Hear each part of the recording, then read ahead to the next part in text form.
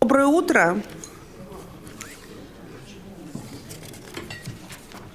С трудом. Good morning. We could hardly get here. And definitely the person who watches over Habib failed to come. His name was Zubairu, as I was promised. But I will see when they come, when they both come. I want to tell you about this session. First, I'm very grateful to Svetlana Makovetskaya, who I understand flew especially to attend this session. And when I called her 2 months ago, I don't know if she heard it or not, but I called with one vested interest, so that to hear her confident voice and to personally, and everyone who does this school every day would hear this confident voice of the civil society, civil life, and a citizen that I heard at the forum when I was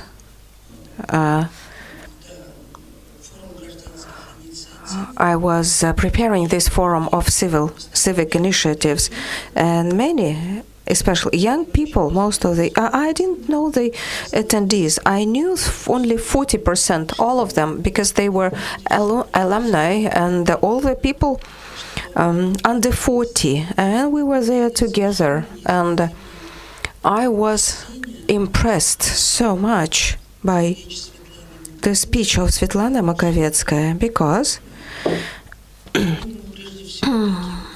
I think that people like me, living their everyday life, and sometimes you lose confidence if you are right or not, because sometimes when the audit commissions come, they would check and double check, and then ask a very fundamental question.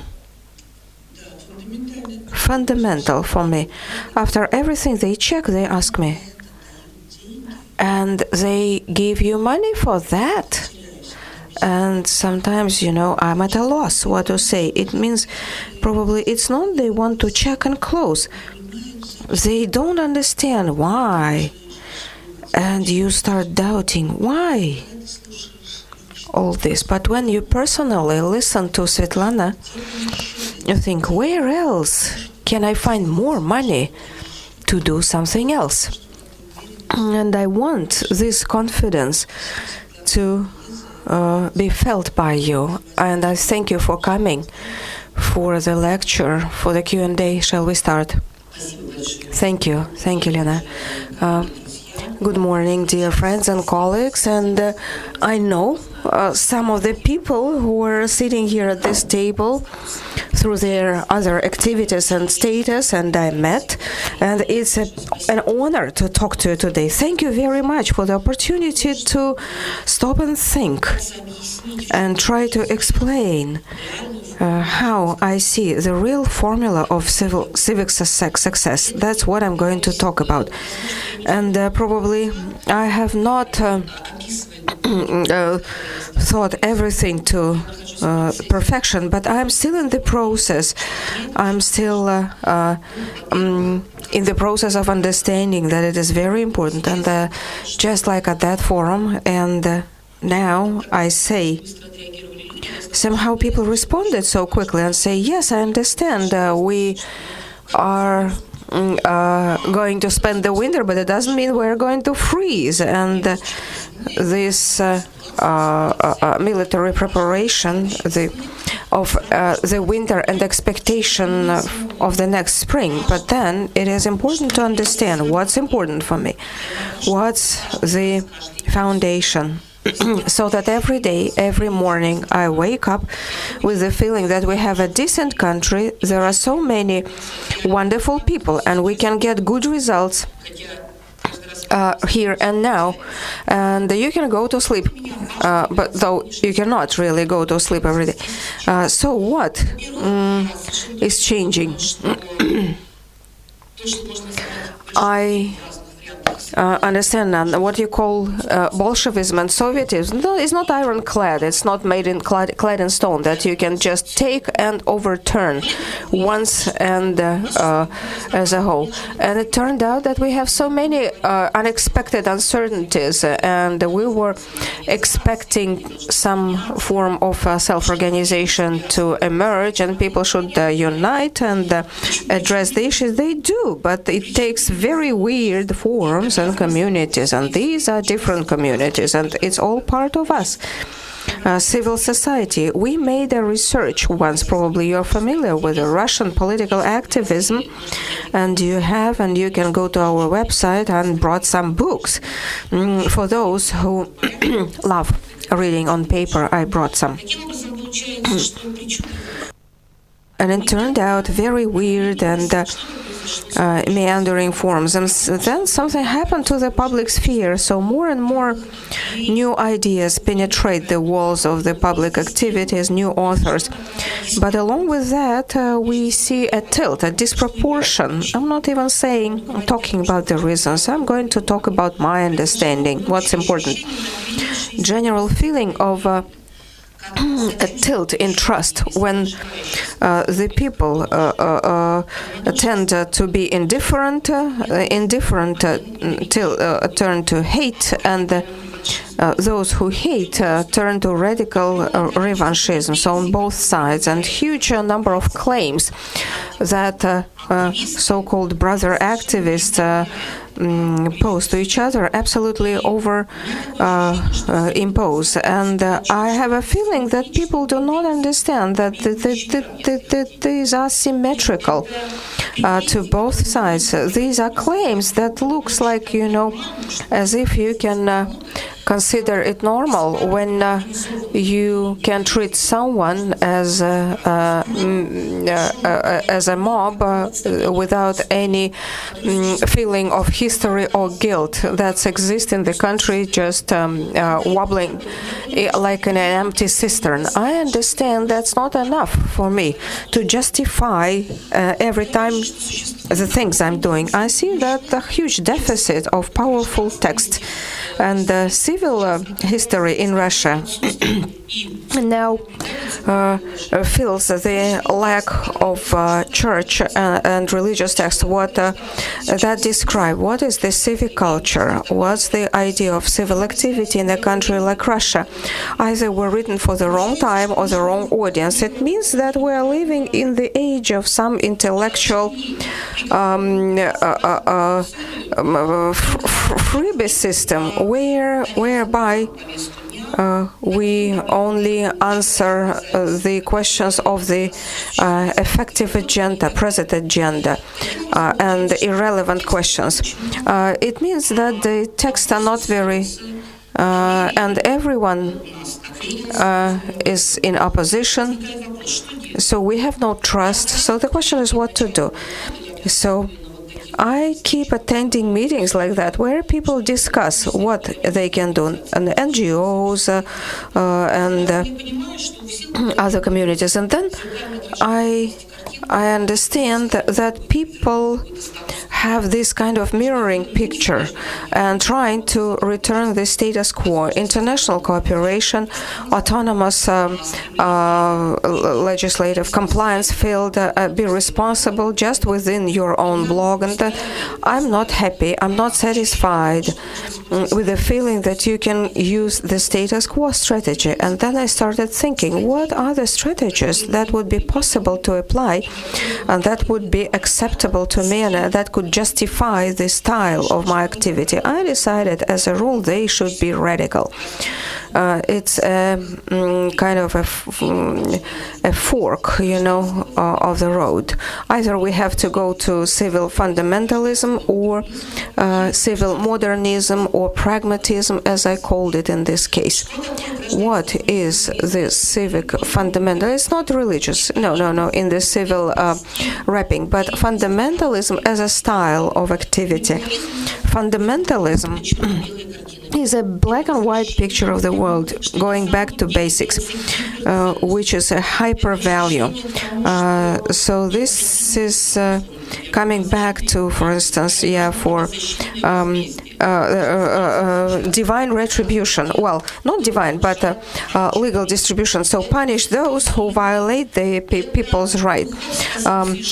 This is stopping victimization and going to the right, because it is wrong to make a fuss when you are one of the resources and your fate is being decided. So I will not talk about fundamentalism, though I have many ideas, but fundamentalism is a basic style for those who protect the public interest and fed up with reports, monitorings, and claims and statements. This is this style of streets, meetings, and consolidation around the values that are the last defense line for the people who believe it important. What is modernism? What is... So we are now talking about something else, going away from reality by immersing yourself into this reality. So an attempt to produce results all the time.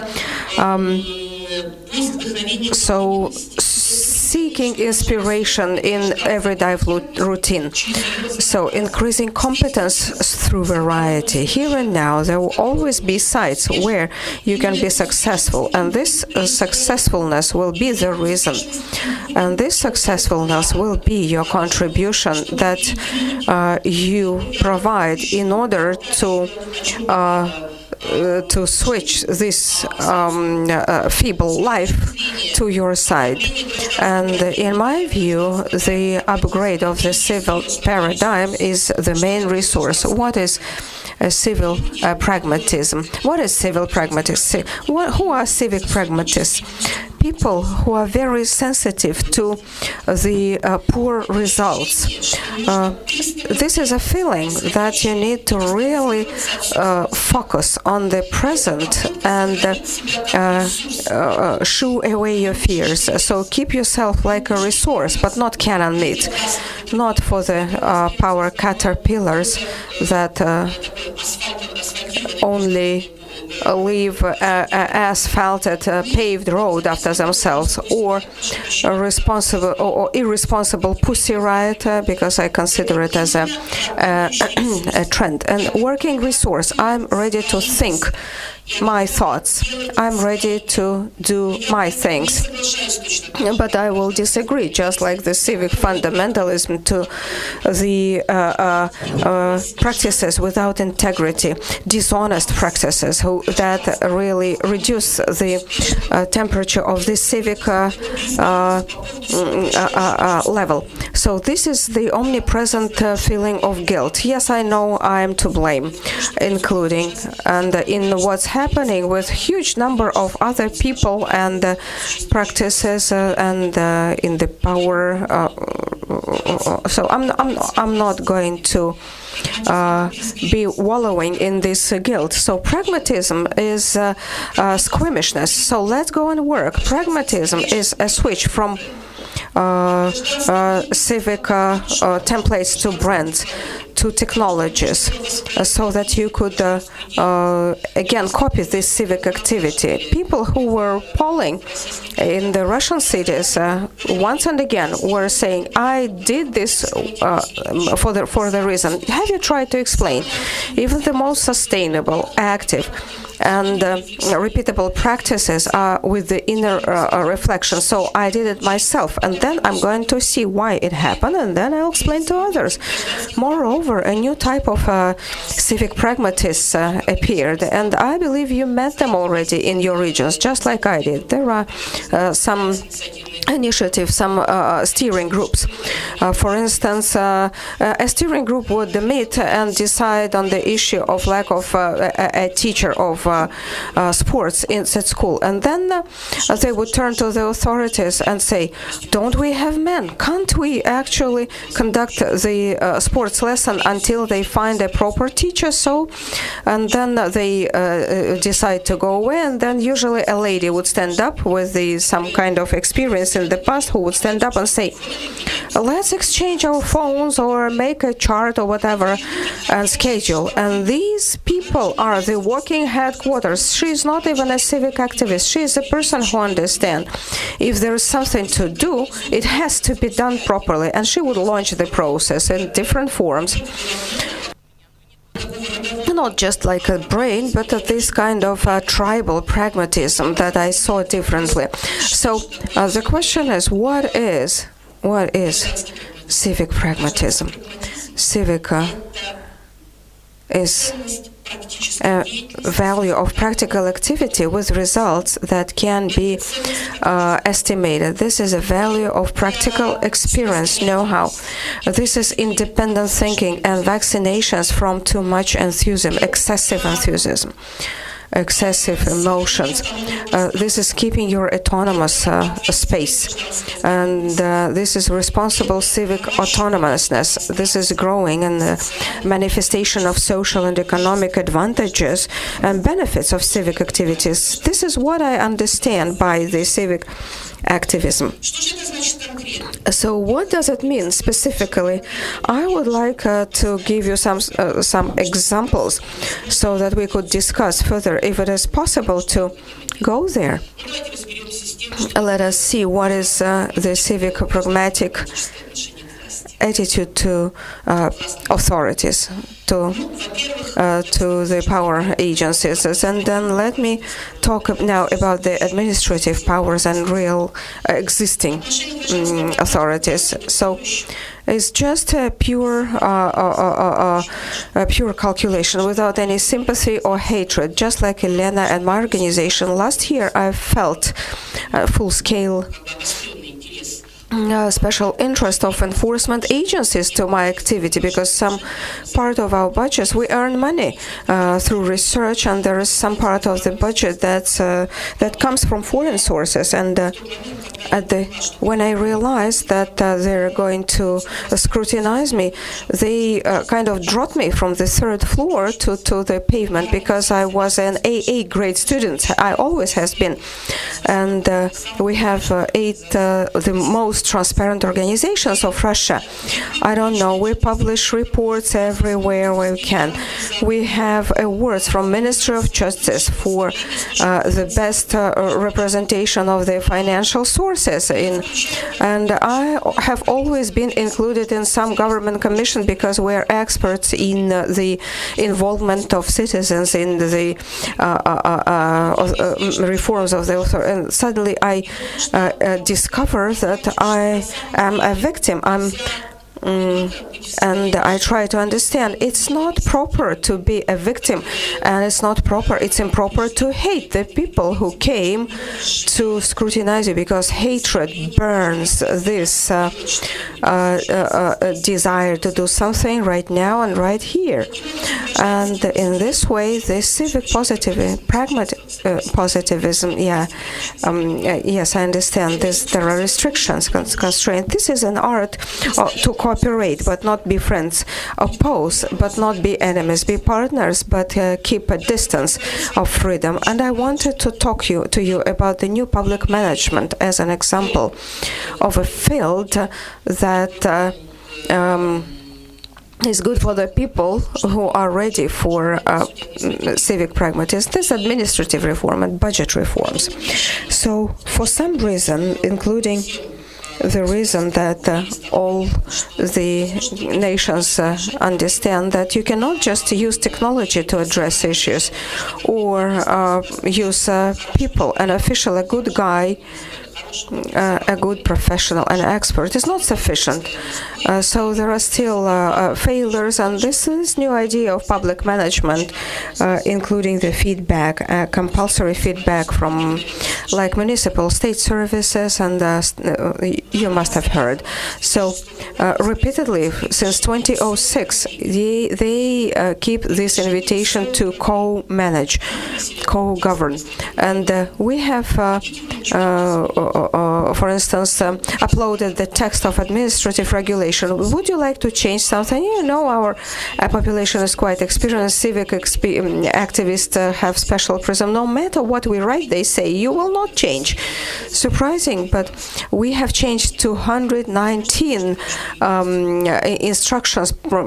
Probably we were the only one to do so. What does it mean? So it's possible to change. We could change. So once and again, over and over again, repeatedly, no matter if you cancel this registration institute, like the serfdom, why we have those original authority offices, and we needed to make a research and prove and translate and go to those government commission and prove that it's wrong. And now the regulation has the following rule. So you can live where you live, where you registered, or where you lost the passport. But people don't use it. And I believe this is our treasure trove. This is an opportunity right here and right now, partially cancel the Institute of Permanent Registration. I would like to tell you what's preventing us from getting involved. Very specialized language. Civil practitioner, a person who is responsible, a pragmatist, will increase the competences to be successful. And we had to master this language. And we do. And at the very necessary moment, we fit into the system. But we are still angry. We still use the human rights as a construct that allows you to harmonize this environment and make it match the people. 2 years ago, a very important for Russia episode happened, like the law 210, that is very little known to most of you, about state and municipal services. So this is about the interaction of citizens and authorities, whereby the authority would kind of cut the services into little like of noodles, and some services would be provided according to rules, and the rules would be improved, not because the people want, but they get improved because they get more transparent and improve the procedure. In July 2011, approximately 73 rules have been cancelled. Not rules, but the necessary papers that people have to submit, because the agencies actually exchange between each other. Russia didn't notice. This is one of the things that makes me so angry and speak up at any proper site. So we are not an avalanche. We are not trying to. We are trying to be specific. We are a tool. It's not that just the negative stimulus that we can use, but positive as well. We can use for further advancement. We understand that is not true that there is some black square of this authority and some multicolored monolith of civic society that is opposing. It's wrong. So local convergence of interests may occur when public interest and interest of the authorities coincide, and then enforcement has the technology of the Helsinki group. You decide that you set the rule, and just for fun, and we decide that we shall check you according under those rules. That the check, that the audit, and forcing you to work under those humanitarian rule is a tool. So this is a raid to the enemy, and with taking hostages and things like that. So for me, as a pragmatist, it's so important to use and learn again a new formal and existing tool of participation of citizens in decisions and public governance. I believe it's very important. Sometimes it will be critically important if we have partners in those moments when the partners come to side with each other by the amount of their being carnivorous. So indeed, it is about It is about the ability to differentiate between the good practice and indeed the practice of nurturing the base instincts. It is about differentiating between what I call European practice and what I call vulgar practice. Lately, we have conducted several competitions, one of which was about the elucidation of 6 most difficult laws in the sphere of healthcare. And we had this competition. You know who won in this competition in trying to elucidate? The first place was taken by an elementary school teacher. It turned out that the elementary and generally school teachers need to be perceived as an expert resource in the local communities, and this is true. So when we can indeed interpret, when we can lead, when the elementary school teachers come to talk to us as partners, then indeed we can say that we have met the challenges of in front of the civil society. Yet another award winner was a librarian in a village library. What did we do? We indeed had a very open style competition. We conducted, together with the local government, we tried to elucidate the environment and to combine those resources so that we and the government may have together. Together, we are creating the public good. Indeed, the quarrels is not good. It is bad. But quarrels on an everyday matter is counterproductive. So indeed, preservation of this space of common sense is also about the preparedness of the society. And the attempts to keep within the domain of the possible this strange construct. So we're talking about very difficult, an arduous task, and you should not expect it to be loved for what you're doing. But there is a degree of pragmatism and a degree of pragmatic approach in that. Every pragmatic person knows that if there's something beyond. I think that we shall be praised for what we've done in life, even though I'm not a particular religious person. Another side of our activities is an attempt to try and silence the beastly instinct of modernization from above. The government says that we know what is better, we know what is better. The human rights activists say we know what is better, we are economists.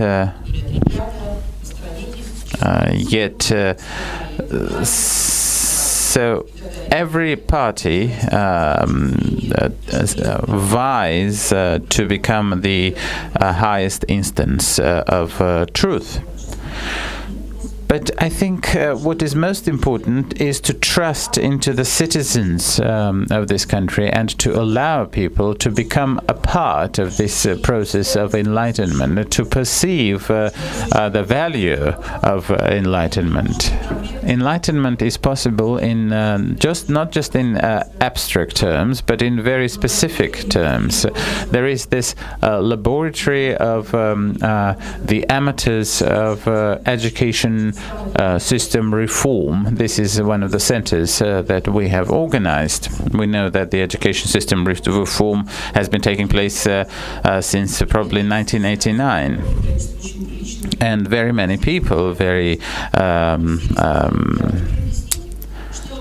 merited and dignified people have indeed broken their lances about this reform. So we have been doing this, and we have been trying and showing that a pragmatical person is trying to champion the interests of a common citizen. A pragmatic person is trying to explain.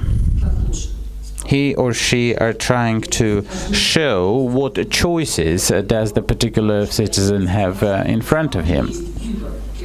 And only when such a citizen perceives this choice, he or she can make it.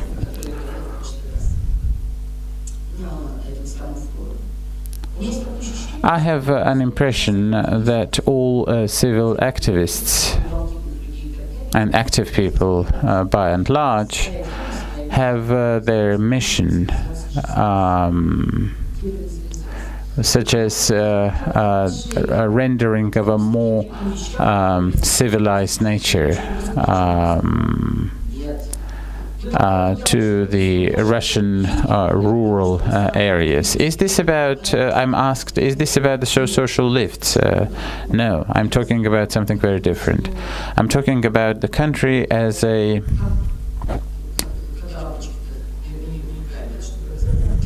I'm talking about a country where you can have the growth points as the little lights on a Christmas tree, when you can have these little surges of interest and points of growth in different parts of this country. This imperial colonial dichotomy between the capital and province is a great hurdle in the development of Russia. It seems that Moscow is in many ways oversaturated by resource. Moscow is always creating hyper density. And at the same time, the province is very important, and the quality of life in provinces is specifically important in terms of the human potential. And how are we trying to solve it? What do the clubs do?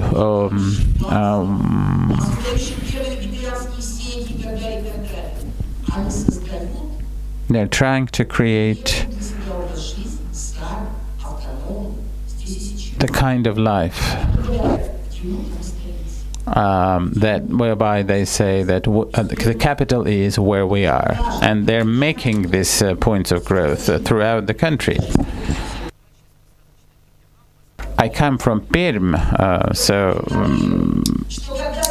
when the problems are of this civilized development are being solved from the government, then it either degenerates into the Fata Morgana or the castles of sand,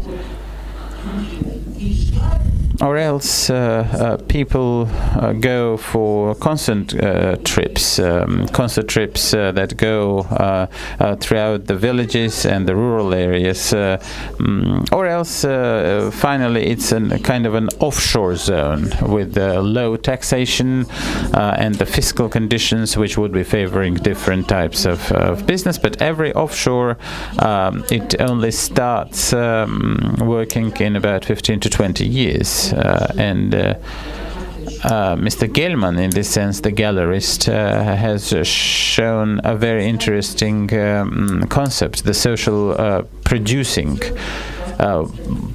We now have a producing center for the civic initiatives in Perm. So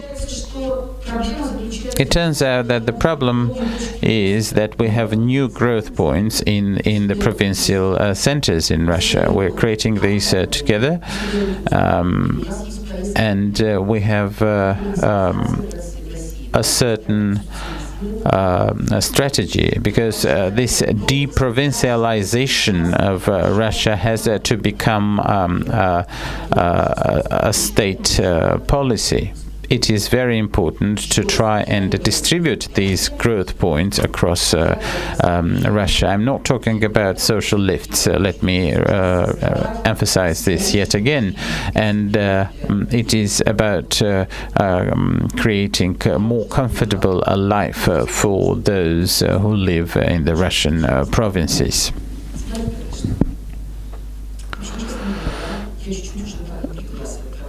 Frankly, I am a little tense that everybody, starting from the president throughout to the governor, first pay their dues to the elderly and the veterans. And I think that it would be more pragmatic to consider a possibility, whereas we should understand what exactly are we doing. Because the situation when the government simply distributes the resources and is nothing but a distribution center of pension benefits and so forth is far to be desired. And I think that children, let us think about that, that the children should be earning enough to be able to save for their own elderly old age and to support their elderly and to care for their elderly. So the pragmatic approach is about this solidarity, about this common responsibility. I think that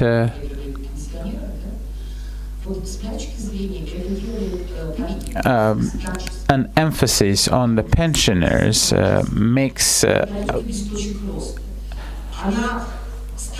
introduces the kind of pension age policies. So I think that the politicians should be paying just as much attention to the adults, to the younger adults, to those who create wealth, to those who are to lay the foundation for the future prosperity of Russia. I think that in this sense, the government should become more attentive to the problems of the younger generations. I regard myself as a European person, and I may not be sharing more Oriental or Southern views of the family. But with that said, I understand the importance of communities, professional communities, and I think that we should have a different formats available. What is to be done about the youth policies? What is a pragmatic approach with respect to the young people, the younger generations of Russians? We were considering within the Council for Human Rights and many prominent public figures were critical of the quality of these initiatives. But what is about this pragmatic approach? First of all, the young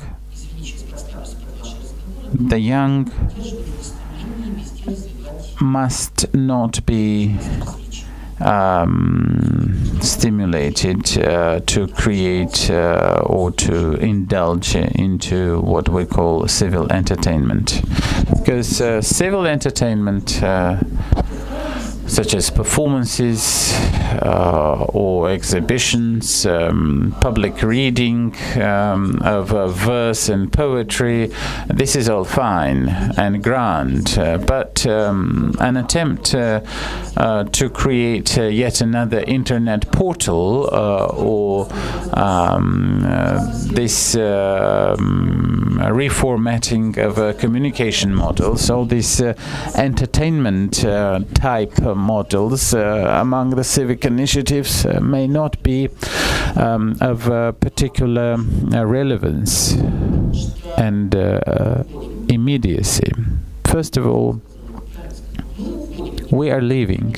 I'm 51, and yes, indeed, I'm 51, and I have 18 people working for my organization. I am the eldest, and my next colleague is 41, and the rest are between 25 and 35. And one day I asked myself, what are we to expect? What are they to expect? And I thought that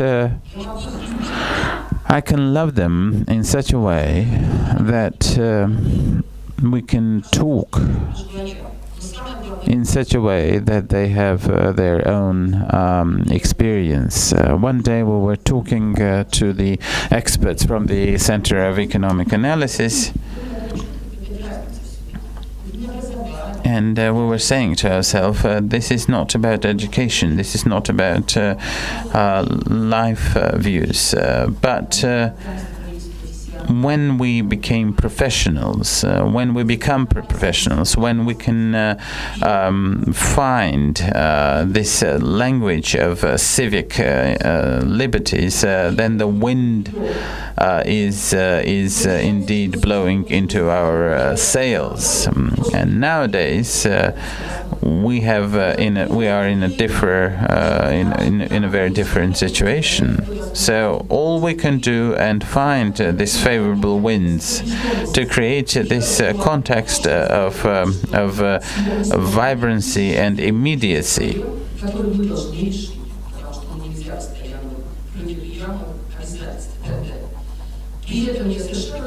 With that said, one has to understand that a pragmatic person helps the young to advance their careers, making it possible to multiply the brands of such organizations, because for a state to be an open access state, the organizations must survive their founders. Well, let us take some of the well-known initiatives. Let us take the youth parliament. There are youth parliaments everywhere, and I never quite understood how do they function, and I always tried to keep myself somewhat removed from the youth parliaments, because that reminded me of more of a children's playground. But some of my colleagues have proposed very interesting alternatives, and it turns out that there was this sudden rainbow of meaning. We have a small village with about 1,800 inhabitants. First, we were thinking of what should a youth parliament do. And of course, the first question was about the youth entertainment, such as dance clubs, and indeed, eventually, they arrived at considering the questions of municipal budget. So these young people have helped the municipal authorities to institute a system of street lighting. What I would like to say that this is indeed a true participation in municipal politics. This is what I would like to call pragmatic approach, an attempt to use what is available to create and to produce the results which would be important to produce, and to make as many people as it is possible as carriers of such results of civic initiatives. Now, yet another point, the national question. What is pragmatic approach to the interethnic or international relations, interethnic relations within a country? A pragmatic person would not be satisfied with either nationalism or cosmopolitanism, or else not even the political correctness.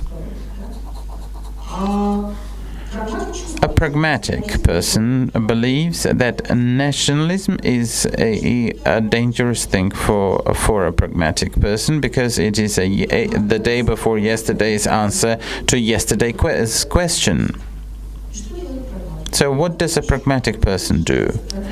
He or she tries to find the kinds and formats of experience,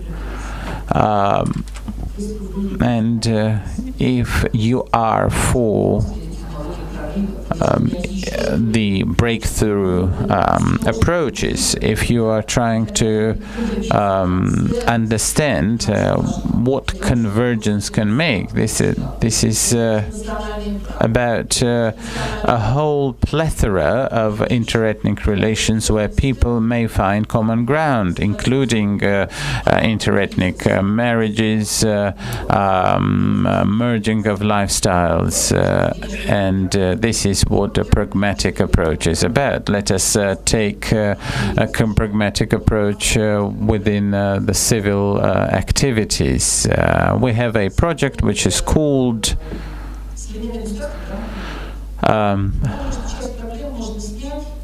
which is devoted to the literacy of migrants, of educating or teaching the basics of language to the migrants coming into Russia, and thus easing down the communication between such migrants and the bodies of government.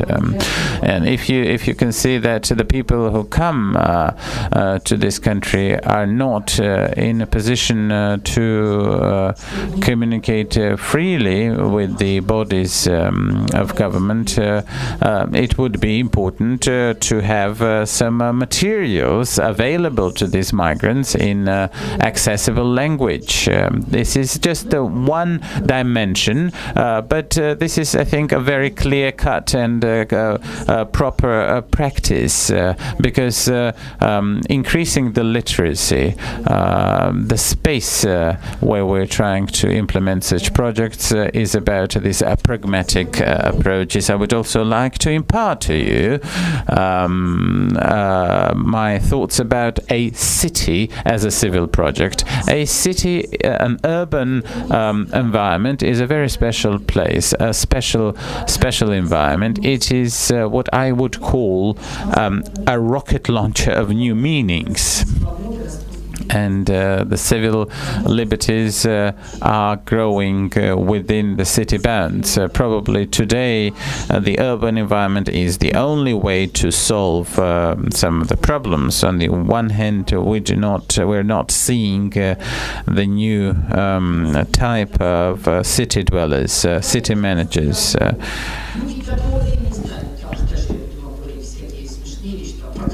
The people who can be true champions of civil initiatives and the work, the people who exchange addresses the people who come together in their interest-based clubs.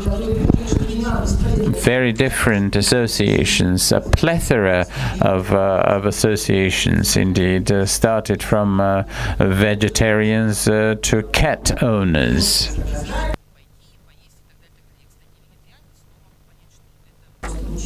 A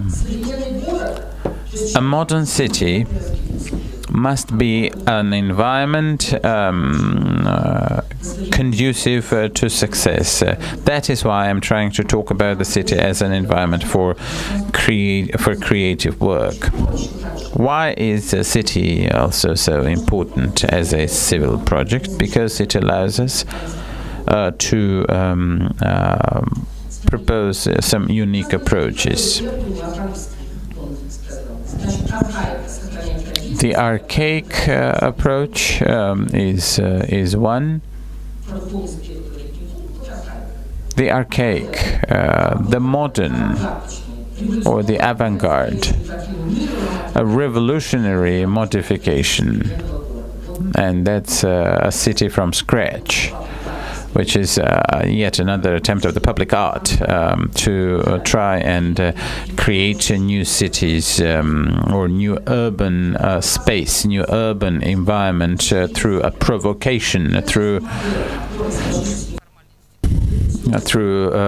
some revolutionary approaches. And finally, the modernity. So in the city, I think that the modern technologies are best to be used. The new citizens, do you know what is living library? It is when people, city dwellers, come together and read to each other. No, not read to each other. No, people act as books, and those who come to these living libraries are the readers. So a person who has chosen himself to be a book has to be talking to others who are the readers. This allows to have a very fresh look at some of the social problems, and such civil practices in cities allow us to overcome cynicism and to become more humane in our treatment of the civil problems and the social ills. I remember about 37 practices of civil initiatives in the cities. I would like to propose that such a civil potential is of paramount importance in the cities, because when we work with municipal authorities and the city authorities, they say, well, that's all fine and nice, but usually people are not interested in anything beyond their yards, their yards and the courts of their buildings, of their houses. But I think that this is not true, because the people who have who have a child today would start thinking about that child for the next 18 years until the child reaches the age of majority. So I think that in this sense we have to have the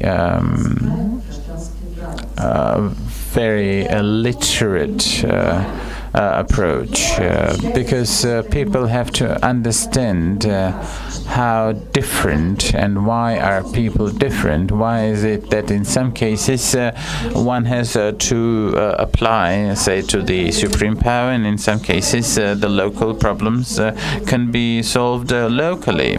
What is the city budget? What is civil participation in a city? In what sense is a city, an urban community, different from the rural communities? a whole set, a plethora of meanings, initiatives make people intelligent city dwellers.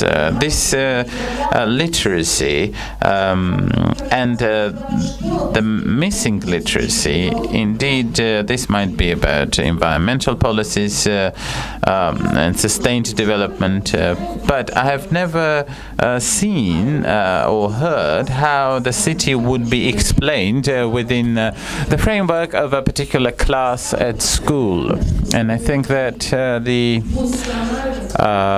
self-government in its institutionalized form is an important part of city life, because we have to understand that cities are our place of peace, and we have to be giving a lot of energy and making every effort to preclude conflicts on the local level in the cities and the urban environments. Я думаю, что многие поняли, неважно, как мы относимся к... And it's not important how we treat the tragedy of Maidan, but we understand that we need to have a public resource, so we create ourselves. So self-governance helps. So we need this capacity, this resource that can make us hope that even a certain portion of the conflict can be addressed in different ways. And so we need responsibility, and so then we need support for municipalities, and we need a new image reputation of the utilities and the public life, and the city success. So this is quite difficult just to put it all together, because we need to have this balance.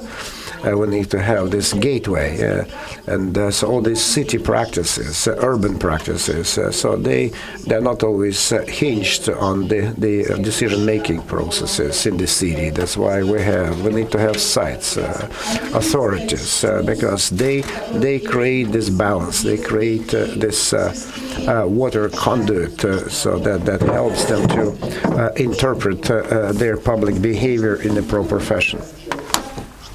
And so how to organize it, just to make sure that the city becomes our common place where we can all nicely live. And certainly if we have no elections of mayor elections, then the city will disintegrate into a number of fragments. And it will be an unmanageable big amalgamation that will be very difficult to manage. So we need a lot of things. But when we work in the city,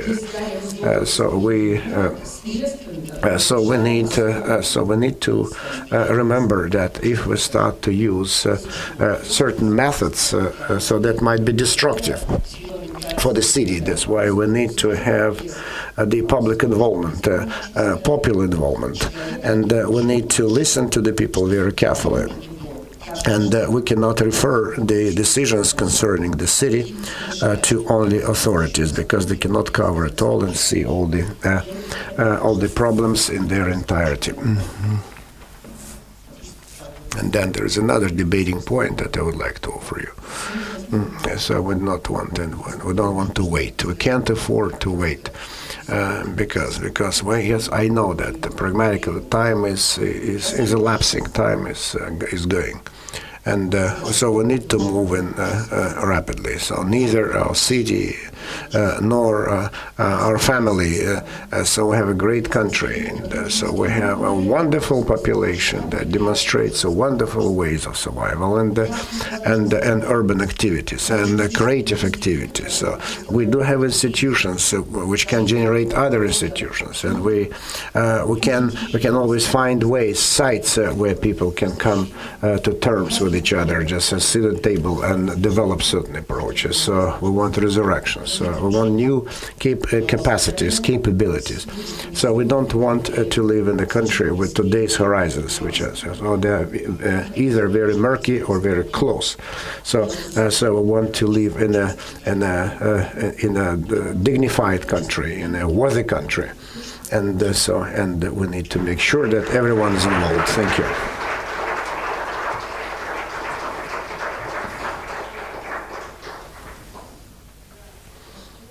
And so a couple of words, so then Andrei will take over. I think it concerns me, and I am very much moved, and I am very much involved, and so I cannot speak with the same forceful fashion, and I cannot speak so. But what Svetlana did, so this vibrant, wonderful intervention, assertive intervention, and so it's giving back me my confidence and assurance that there are certain things that I cannot do because besides expectations. So there is a lot of pent-up energy. So there are many things that are inside us that can help us address many issues. And so I would like this on behalf of our council, of our alumni. So I would like to ask her to come and speak at every new class. Because it's very important for our points of view and the way we look at reality.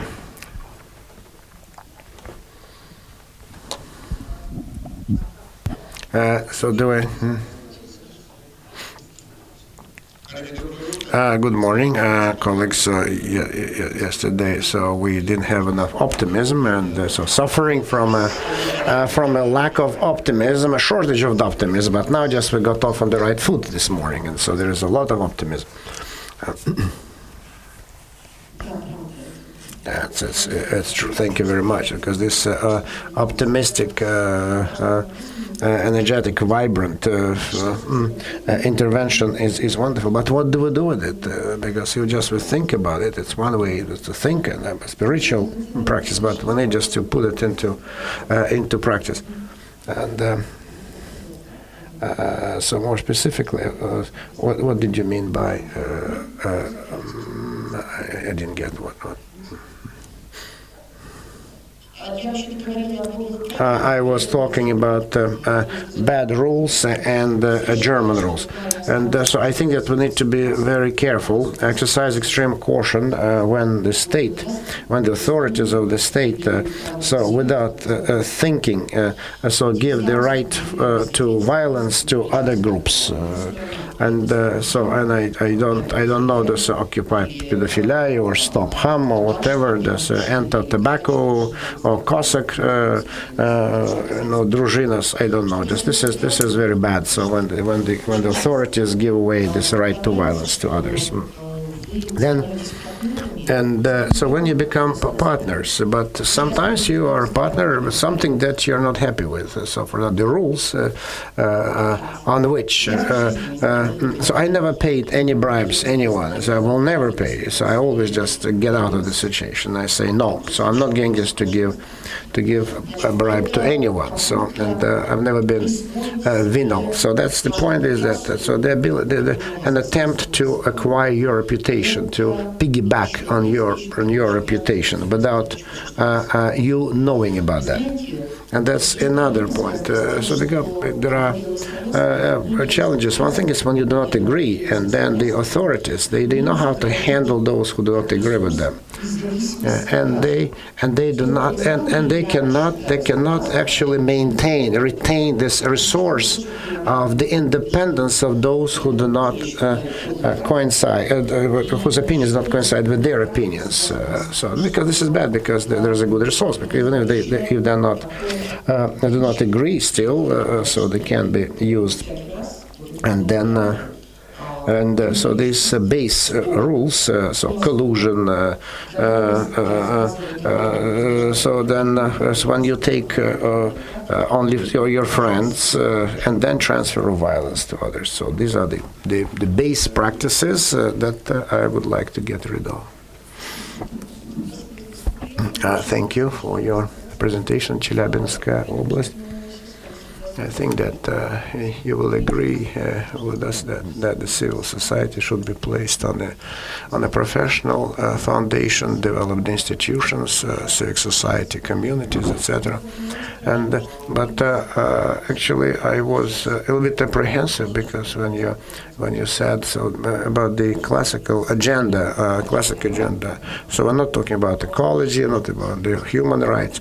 So don't you think that you are creating a technology? So then the institute that will just hang in midair and will lack teeth, because technology is good, but if it's not, it doesn't have anything to do with human rights or just other basic values, then it won't work. And so maybe you need to call it differently. Because if you, my husband is Igor Averkiev, maybe you know him. So he's quite famous human rights activist, and so they are reading his articles now. This Putin is our good Hitler. So that was his article. And so no, we don't work outside values. Because the civil activity is different from business activity because it's centered around values. And so on, human rights values. So should be certainly in demand because by themselves those values need to be packaged into a certain format. So where it's easier to promote them, and so that is why I do not take it outside the context. No, just I want to say that everyone just understanding these values. So they always need to compare the values.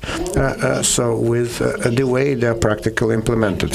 And how they are realized, how they are made to manifest themselves. I'm confident that so they're properly packaged, so that's to increase. So I keep talking to the governor. So we have no civil society, the governor says. And so what? So you think that the civil society is elderly British women? They have lots of non-NGOs, and so they keep telling them what they need, but just speak in different language. So they don't even realize that there are many NGOs around them, but they turn to them at deaf ear. And so that is why, besides the sociological studies, so we need just to understand. So there is right for privacy, honor, dignity, and right to be informed. So to be properly informed. And so that's all. It's there, but the governors do not understand that. So thank you for the wonderful presentation. And that's a very metaphoric presentation as well. So very nice too. Two questions. You were talking about 37 public practices published in your book. So could you give me where can I get this book? And then you were saying that the authorities love to take care of the elderly, but when they just take care of the children and take care of them. So I'm an ombudsman, and that is why so elderly people come to me. So and the children don't want to take care of them, and so they're not looking after them. And so how to motivate the children to take care of their parents, or the elderly parents, and because many come to me with that question. So I have positions. I do not have answers. So concerning 37, it's only urban practices. So we kind of so charity practices, social groups practices, looking for kids, dogs, food for dogs, for children, etc., etc. So there's a set of practices, and then self-governance, territorial self-governance, etc., associations. And so these are different things. Well, the 37 different broken down into several. So there is this our site, granny-org. So you can, I think that you can find a lot of information there. And just later, if you really have some questions, then you can always touch base with me later. And then, for example, some cities, they exchange seeds. So then to sow those seeds along the banks of the rivers, so that later when the trees are fully grown, they will be able to listen to the singing of nightingales. So what comes first, an egg or a hen? So we need to discuss it ourselves, but if they force us to discuss it, how the state is going to take care of the elderly, And so then we need to talk about how to work with the families. And what's the responsibility of the states toward the families, so that later, so when becomes when parents become old, so the family could take care of them. And so when the elderly become hostages of the system, so when they are. So if we don't change, don't make changes in the system of social protection, insurance, other social systems, then we'll just replicate the old practices. So when the state will take care of the elderly people, and so with their free services, and so then certainly no one will take care of the elderly. So I'm against it, because it is the involvement of the society, of the people, who need to take care of the old, and not the state. The state can do it only partially. No, correct. It's a very important issue. So then, province. So how to remove province from the people's minds and people's hearts. So deprovincialization. And so then there was a forum that participated in one of the small towns. So there is Russia and there is Moscow. Unfortunately, we're in Russia, not in Moscow. And you were saying that how just to remove this provincial air, and so how to bring small cities and other urban areas to Moscow intellectually, professionally, etc. And how to change that. What kind of center we need to have to? Okay, because that's exactly what I was talking about. So this problem has a lot of insights and very difficult to understand. So that there is Russia and then there is Moscow. So then you stop thinking about it. And in every city we have our own capital. And outside each small town, so there is Russia as well. We need to understand it as a general. So we should not distinguish. Why should we debase ourselves? Why should we humiliate ourselves saying that there is Russia in Moscow? So there is a capital everywhere, in every small town, and there is Russia. And so why I am the only expert from province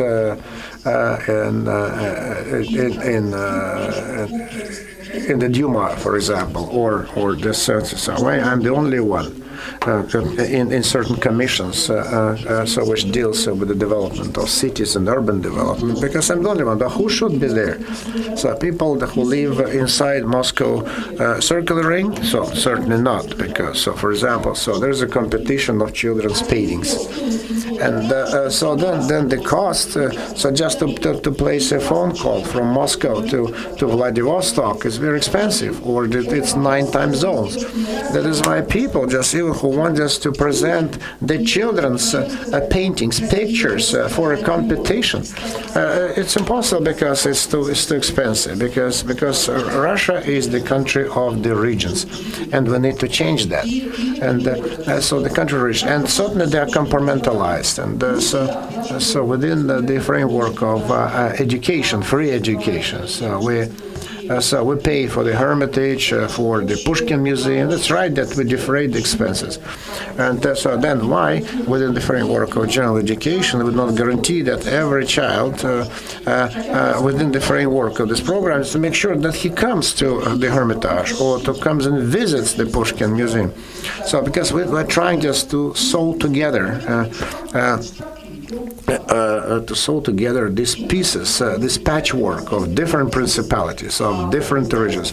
Certainly we can just move the military headquarters from Moscow to Vladivostok. Yes, I don't know whether it will work well or not, but this is our life. Have you ever encountered a situation whereby people speak in Moscow? So they're experts, they know everything, so they use French words and English words, and then they come to the regions, and then immediately, so they grow a fat tummy, and they start talking differently. And so this this ability, this attempt just to put together seamlessly, it's not impossible. So you need just to talk, because I am acting like a person from the capital. So because where I am, that's where the capital is. This is the point. That's how we need to do it. And then people will treat you with respect, because I am the center of the universe. I am in the region, so I am in a small town, but my town is the capital of Russia. And then it will work. And because inside Moscow there is Russia there, because it's represented by many strata.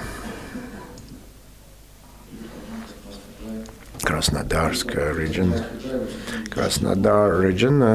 the graduate of 2007. Thank you for this wonderful presentation. And I have a practical question.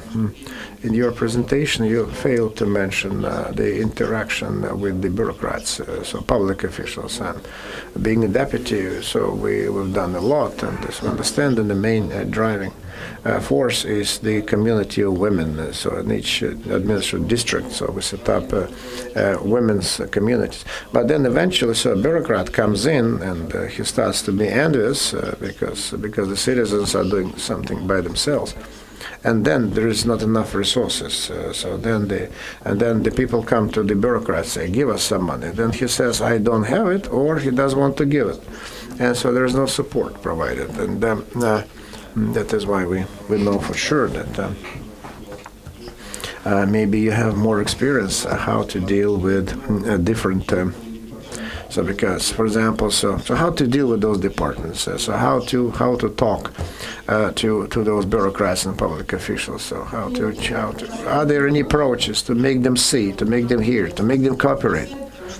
So I need to visit outside, because we do a lot. So we teach our public officials. So we set up a standard of the authorities of local governance. So procedures, principles. Of the unions or institutions that hold those authorities. So I'm being pragmatic right now. So always just how much to give, how much to take, so how much to be involved. And so we just designed so this instructions manual just for the public officials. And so then we need to use all available resources. And then we need sometimes in 80% cases, so very difficult. So very difficult to explain. So, for example, if you're not happy with the regime, right, and for example, if it's bloody and violent, that everyone agrees to that, but so no one is telling us what to do in order to move from one type of governance to another type of governance. So that would be less violent and more people oriented. So this is it. And so, for example, so we need to describe it in specific procedures, principles.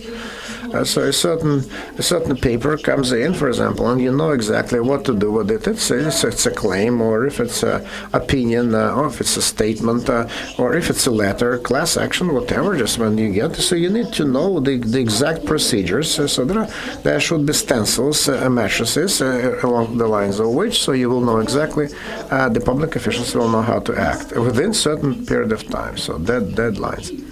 So there are 32 types of activities. Federal Law 131, then the initiative to develop new laws. So Russian initiative.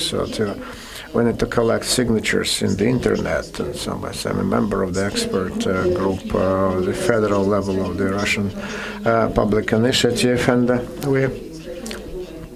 and so my house is my fortress is the first initiative that we got through the Duma.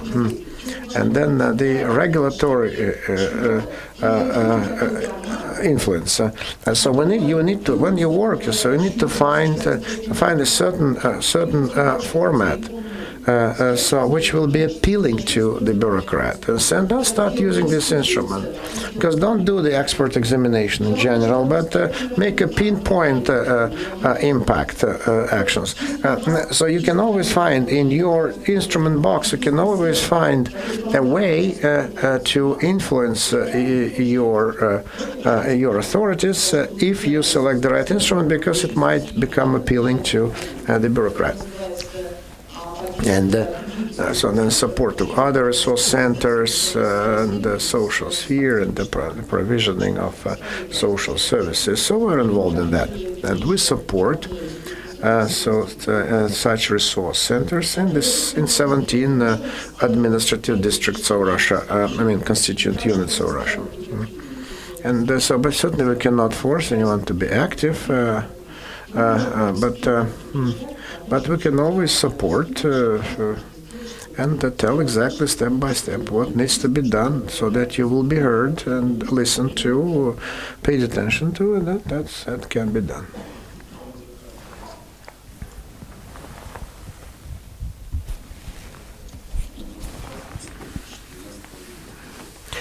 So the graduate, St. Petersburg, 2012. So it's not that you charge us with optimism, but I really want to keep listening to you. It's very great, because so that's a very, very good, vibrant optimism, because we are just depressed all, but you are not depressed. This is wonderful. This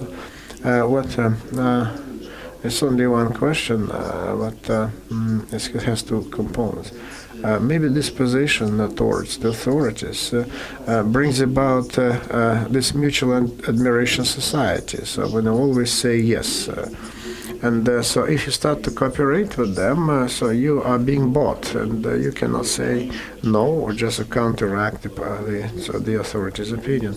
In which way to combat this soft power of the authorities, which is more difficult than application of force on the part of the authorities. And then there is a mutual distrust as well, and as you continue working. So how just to eradicate this mutual distrust, and how not to quarrel, because it happens. So because sooner or later, so these public organizations quarrel. So we quarrel, and then we can't make it up. So how to remove this distrust on the pragmatic? So then distrust is a resource. So from the viewpoint of a pragmatist. So if you quarrel to the extent that then you have to divide your interests. So start doing self-regulatory activity. And then side with those who are working along the same lines as you. So if you quarrel and you cannot make it up, if you quarrel a bit and you can make it up, then and that's probably possible.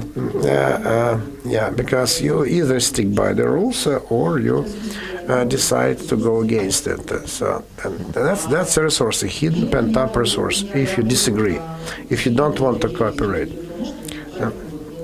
And then, so we are looking for new mechanisms. So, for example, so we do weekends, organize social weekends. So 120 people come with different practices, and they see each other, they interact, they talk each other. So, and then they start trusting each other, not because they all want to be vegetarians, but because they saw each other, they met, and so they know each other now. So that's a trust building measure. So we need to talk, we need to meet, we need to discuss, and that's a good resource. But we call it just how to take the tank out from the stable. Yeah, to take the tank out of the stable. So then this connivance issue, when you always agree. So I realize it. I need just to test myself every time. So that I do not want. So do I decide? Did I decide to do that because I want status? I want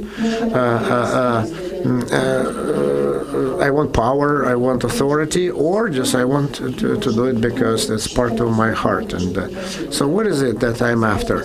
So do you want to prove yourself, or you want just to make better life for other people? And that's a deciding issue that you need always to ask yourself. Okay, there's one more question, and I think that so you can always ask more questions during the. So 2005 graduate, so I have a 9-year experience of being in a deep depression. 9 years non-stop depression. And so then the civil society can be built only by civil society, so civil enlightenment is important. So only then you can form the civil society, and these things are trite.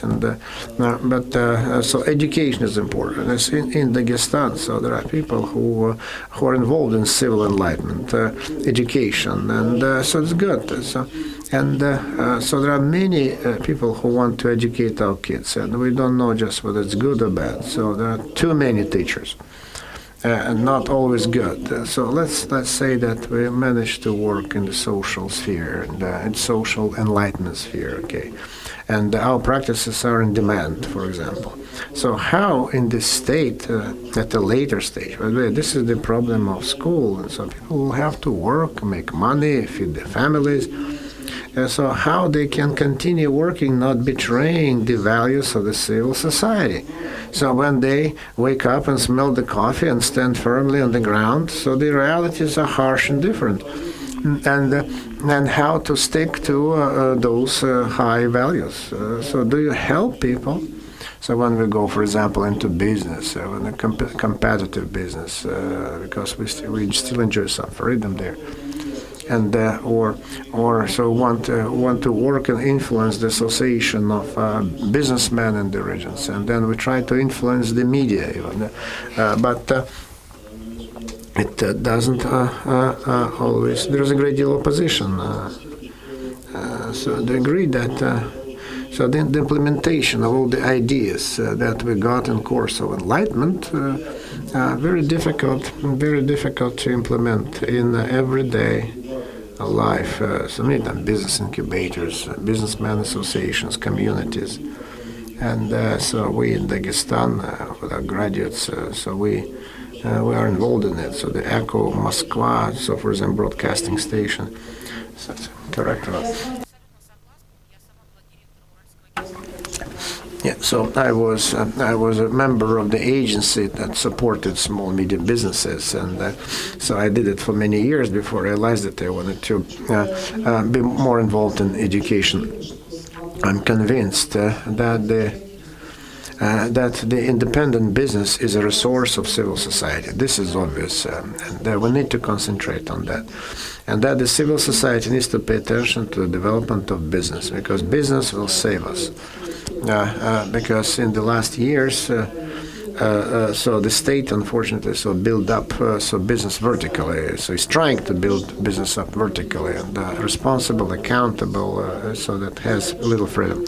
But still, I want it to be horizontal. Yes, I want just to for the businessman to become responsible. So I'm responsible for my family. I'm responsible for my business. I build the businesses. People should understand that they are capable of setting up their own business, feeding their families, feel good about themselves. Because you need to start it at a personal level, a human resource, a brand, etc. So then for the young people, especially the young, so they do not develop free practices, because in every business should be free, and any practices, practical applications of freedom is good. Svetlana Gennadievna, I like to think that I can tell you openly that so we have many people here who are Christians, and they know that despondency is a sin, but we are wallowing in despondency, and this is right, and that you have given this positive charge, this vibrant charge to us. It's a good fresh wave. Thank you.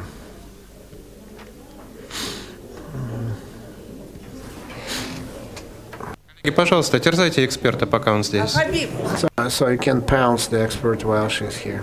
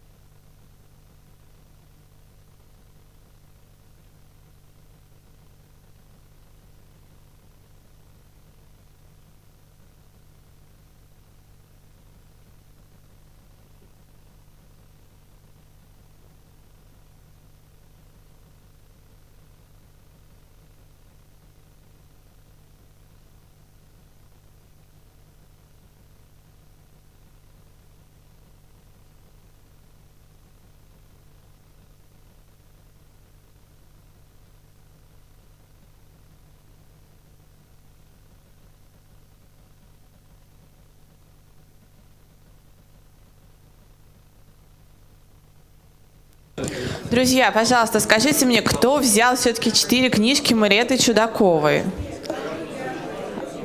Пожалуйста, деньги. Could you please tell me who took 4 books? Because please return me the money. 4 people, or ask your neighbors who did it, who appropriated the books without paying, so that we wouldn't get lost.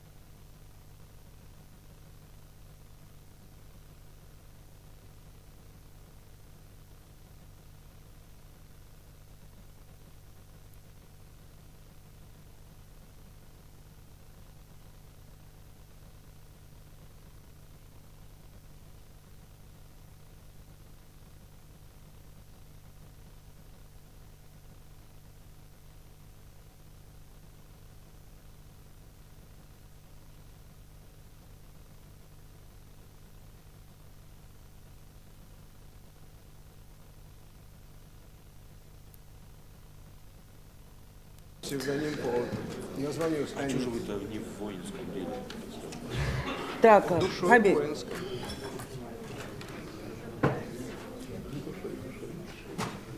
Кто душой? Рядом с тобой душа всколыхнулась. Вы слышите? Что, даже шепоты мои слышны? Я сейчас повторю. Он говорит, рядом с тобой душа всколыхнулась, говорит он.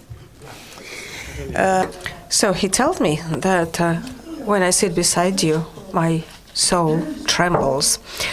My soul is trembling. So we are now going to have a speech of of Lev Anensky, the person who is a classic of our times and known to everyone from childhood. I couldn't call him a critic, literary critic, but he's a wonderful Russian writer. As the way how he wrote, what he wrote, actually helped raise many generations of Russians and Soviet people. So Nadari will not let me lie. He is known in Georgia. He loves Georgia. I cannot say much, only something very personal. in each biography, there is something very, very personal. And when we met with Yuri Senokosov, each of us had the biography and the background. And Lev Anyansky and his wife Alexandra, who is no more with us, actually very much helped this union with Yurin. So Lev is my personal friend and influential person, and to Yuri he was extremely influential, because unlike me, Yura thinks more, and Lev definitely pays more attention. He influences him much. They interact, and I would like everybody to meet a wonderful Russian writer, Lev Anyansky, and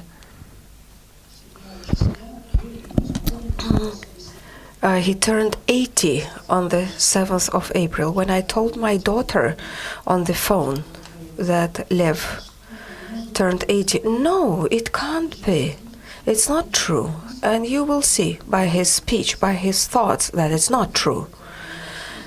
So that's how I open this session.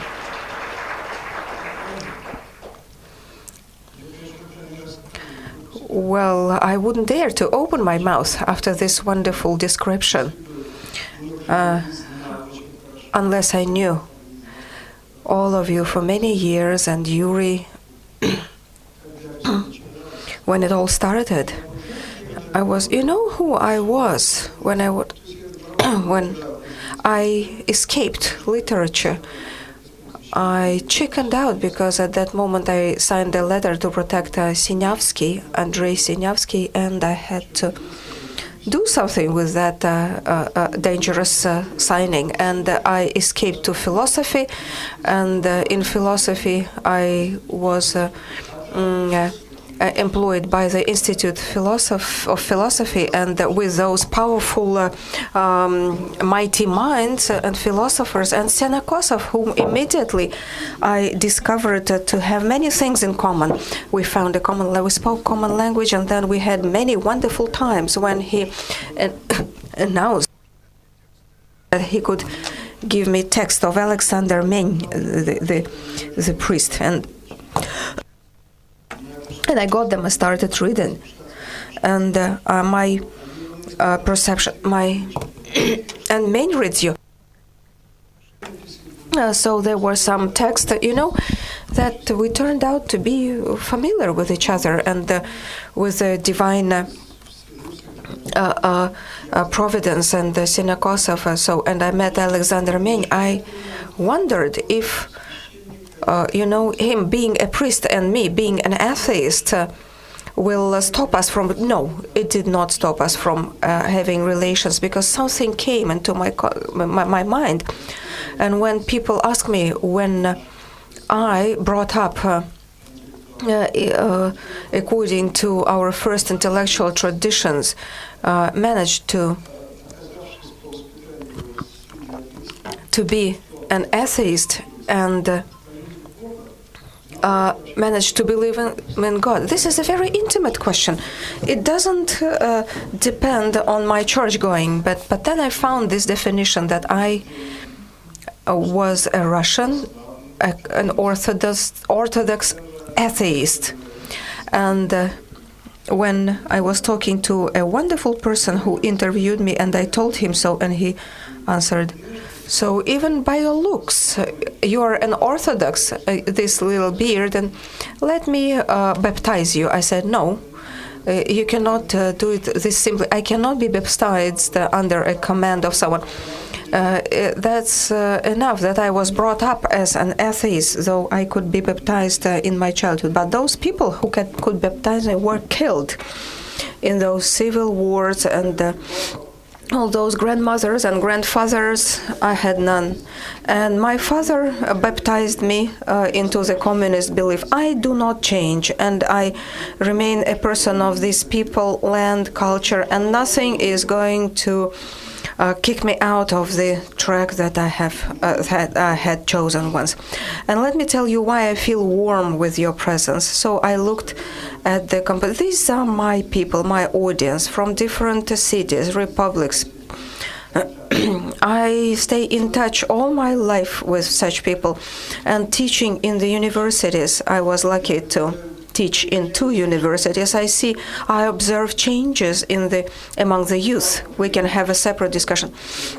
I believe we lost a couple of generations with the Soviet Union and Marxism and all those couple of generations that we lose. But new generation comes and they ask, what the hell was that? And so it happens on TV. There was a series of my shows, but then there was a generation of revolution from Bloc to Yesenin. Then there was a series of TV talk shows, portraits of great Russian poets, Soviet poets, and classics from Bagritsky to Martynov. And when after this series of TV shows of mine, a TV spectator who wrote verses, we saw this series about the Russian poets. It turned out to be so interesting. What do you mean turned out? What do you mean turned out? We were sure that there was nothing interesting, just Stalin's dictatorship. Who told you that there was nothing of interest? Well, we were told. My teachers told me. I say, where have you been taught? In literature, Institute of Literature. Very talented guy. He was proud to. And then I realized that we don't have to be shy of the names, because there will be many upturns in the minds of grandchildren. But then when asked what was there, I lecture about the history of Soviet literature and poetry. And being Soviet, it was not futile, it was not empty. As this poetry of Tsarist Russia did not cease to be interesting. And before this Tsarism, there was something else. And it's an endless process. There has always been something interesting in life is suffering. You need to suffer, but you need to understand why was the reason. And Russians suffered a lot. And then topic setting is the Russian world. What before? Was it Russian or not? So why at all levels we call out this kind of bursting and this topic that is so hot? At any level you take, it keeps refreshing and renewing. And if we take Russia, that inherited everything that had been accumulated in the Soviet Union, and the Soviet Union inherited actually the things, the treasures of the Tsarism and before pre-Peter's time, sometimes painful, bloody, and violent, and full of complementarity. So the process, and this process has been ongoing for centuries, not because someone come to agreement. People, even Stalin and Hitler tried to find a consensus. People always try to coordinate their efforts. And sometimes there is powerful, mysterious, and unpredictable process where peoples and nations in history somehow try the ways to survive together, elbowing each other, helping each other, pushing, and then, hey, we're brothers. Why such hatred? We are one people. I have probably an answer. This is just an attempt to explain why these so-called Westerners, Western Ukrainians, this authority, that authority. Great, good. Mm-hmm. My mom is from Ukraine. But I couldn't comprehend how come those young people with rods, why are they running around shouting? Who brought them up that way? I was brought up at school to hate Americans and failed, I don't hate them. Why? Even the Hungarians, we are not envious or jealous because of the history. And we don't even have this animosity to Germans, and suddenly we see it in Ukraine. So we are brothers, cousins or whatever you call it. But there is some process in history that's beyond us and absolutely absurd, and then it will just explode with the hatred of those young people. You can handle hatred, but handling a historical process cannot be helped. Well, every time you need to address specific tasks, otherwise no one can survive. And we shall be talking to Americans to try to find consensus, Europeans, then we shall turn a little bit to the east. We'll talk to China, to Japan, whoever, because this is the volcanic eruption, horrible by its permanent boiling process. The humanity who manages to survive, and how the planet emerged and the humanity, and we are flying somewhere and we expect what's going to happen, and we are trying to find a consensus on little planet. This is an endless topic, and at all levels the Russian world is not by chance at the level of international relations, geopolicies. Of course, we are going through some changes, a transition period, not us, but the whole mankind. We are at a stage of change of not just periods, but eras, ages. Where this history taking us? Probably someone can predict. I cannot. But this or that way, anyway, we are creating a new system of geopolitical energies, and they need to look for their own space. Each nation, each people will try to understand who they are, where are they going. Speaking about the Russians, are we going to the west? Are we approaching the east? Who are we going to join? And north and south, or east or west? Are they going to influence us? North, hardly, because though Khrushchevsky could not imagine Russia without the northern tribes. When Russians appeared, they called these are Slavic, Finnish, and Turk people. So all together. And why Russian world? Why not Turkish or Turk world? Why not Finnish? Because each nation, each people should decide in this conglomerate, in this mosaic, what's his place and what they have to do with their past. And this is a question of questions. So and how those nations. They're plentiful and unpredictable. How they're going to turn and direct their energy. It's important to remember their language, traditions, name. You cannot just play with it, handle it roughly, because this is the only salvation in this permanent and convoluted flow of history. And we are saying that this Russian world definition becomes a shelter for us, or sometimes risky but unavoidable, because around Russia there is some new conglomerate, some new combination of people who consent to become what? Russians. Russian-speaking, to join, merge into the system of all Russian gravitation, but still remain each in their ethnic uniqueness. So I will be talking about it later. We are Russian indeed, and Russians want to remain Russians. Ask any Prokhanov or any other patriot, they say, no, we need to remember we're Russians. Russians are nations, and I say Russians are a super nation. And as a nation, they remember their roots and with the origin of the word Rus. But we are a super nation because around us there are so many hundreds of ethnic people who have different sources and origins. And in this situation, I suggest three options. I will reply three groups of questions. First, in this new combination of very dissimilar nations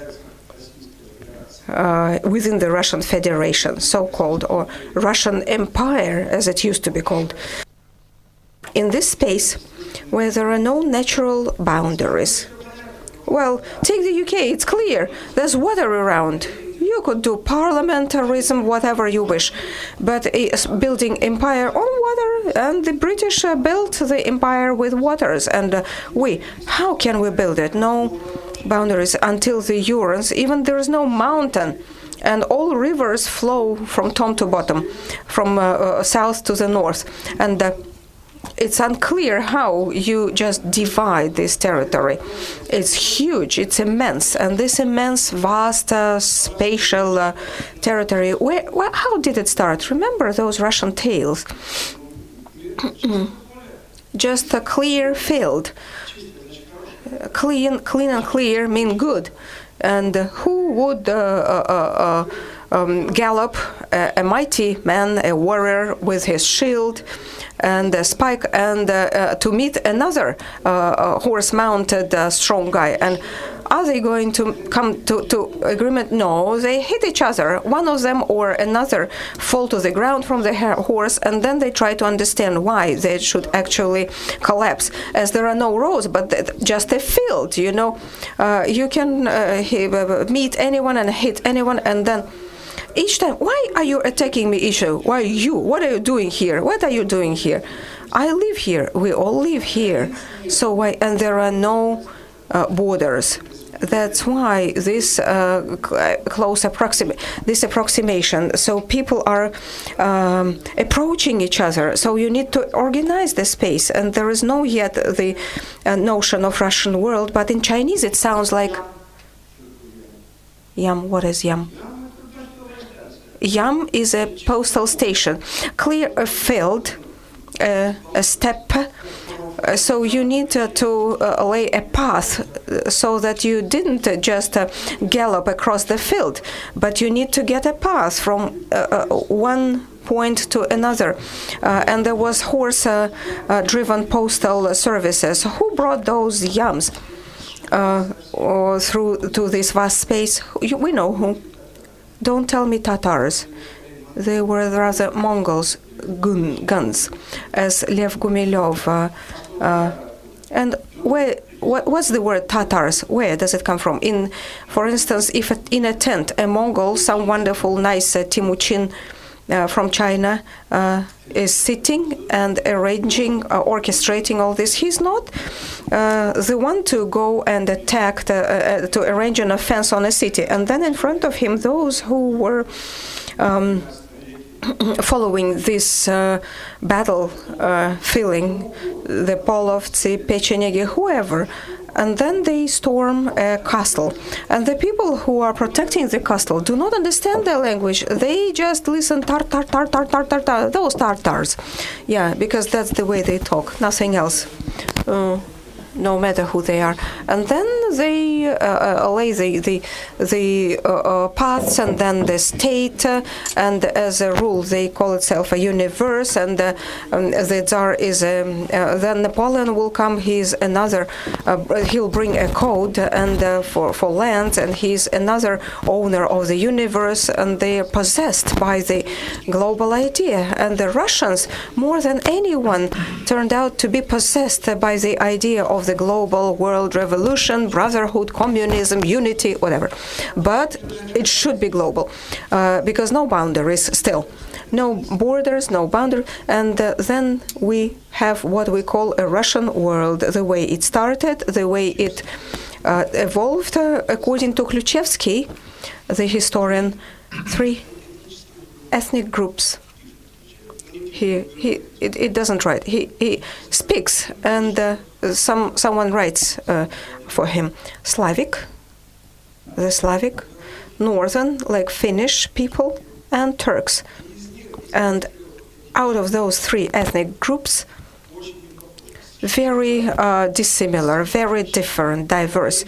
The power of things, historical perspective, impossibility to get away from each other. No matter where you go, you will be caught, you will be chased. So somehow something in common emerges, and this commonality becomes the Russian ethnic community. That's according to Kluchevsky. And now the Slavic scholars say, no, look for solid roots. Slavic were only, when they went to forage around Byzantium, they were using those boats. But in those tents, again, the people from the east were sitting. And those who dwell on the shores of the rivers that carried people to battle Byzantium. So Slavic people, and so from the north, people from Finnish and Turks, let's call them Turks. So the Russian nation, Turkic. And I was asking, what did we get in the Russian character from which people? So the Russian nature, Russian character has been described, the way we tolerate ourselves and the way we are, and the Russian personality. From Turkic people, we have instinct of the state. There was no statehood before the Turkic peoples on that territory. The Turkic peoples introduced the idea of a grand state, and the Russians inherited it after 100 years of combat, up until the standoff on the river Ugra, which marked the end of the Tatar rule, because Tohtamish, the Khan, was indeed the head of this horde, and when of course, when Mamai, the last Khan, came to try and subjugate the Rus, then that ended up with the defeat of the horde at the Kulikov battlefield. So, if we have inherited the idea of statehood from the Tatars, we have Sergei by the name Tohtamishev now. It's all right, isn't it? So, granted that we have inherited, according to this hypothesis, state institutions from the Turkic peoples and the Mongol Tatars, then we have inherited the sense of mysteriousness from the northern peoples, according to that very concept. And if you take Pushkin's heroines, his ladies who harbor within themselves that lyrical, mysterious facet of the Russian character. This is what, according to Kluchevsky, came from the northern peoples. Now, what about the Slavs? What about the Slavic peoples who were following the rivers from the Balkans and were not particularly militant? They did not war against the northern peoples, but they came to coalesce and to settle and inhabit these woody plains and the banks of the rivers. What did the Slavs introduce into this Russian mentality? It is the emotional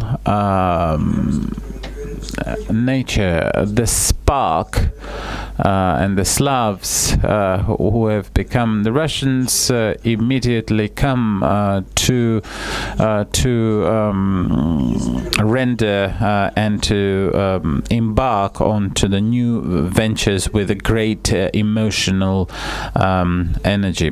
So, according to a great Russian historian, Kluchevsky, these are the three sources. Then, of course, through the mixture with the Caucasian peoples, the people peoples of the North Caucasus, the Jews, the Poles, the Baltic peoples, the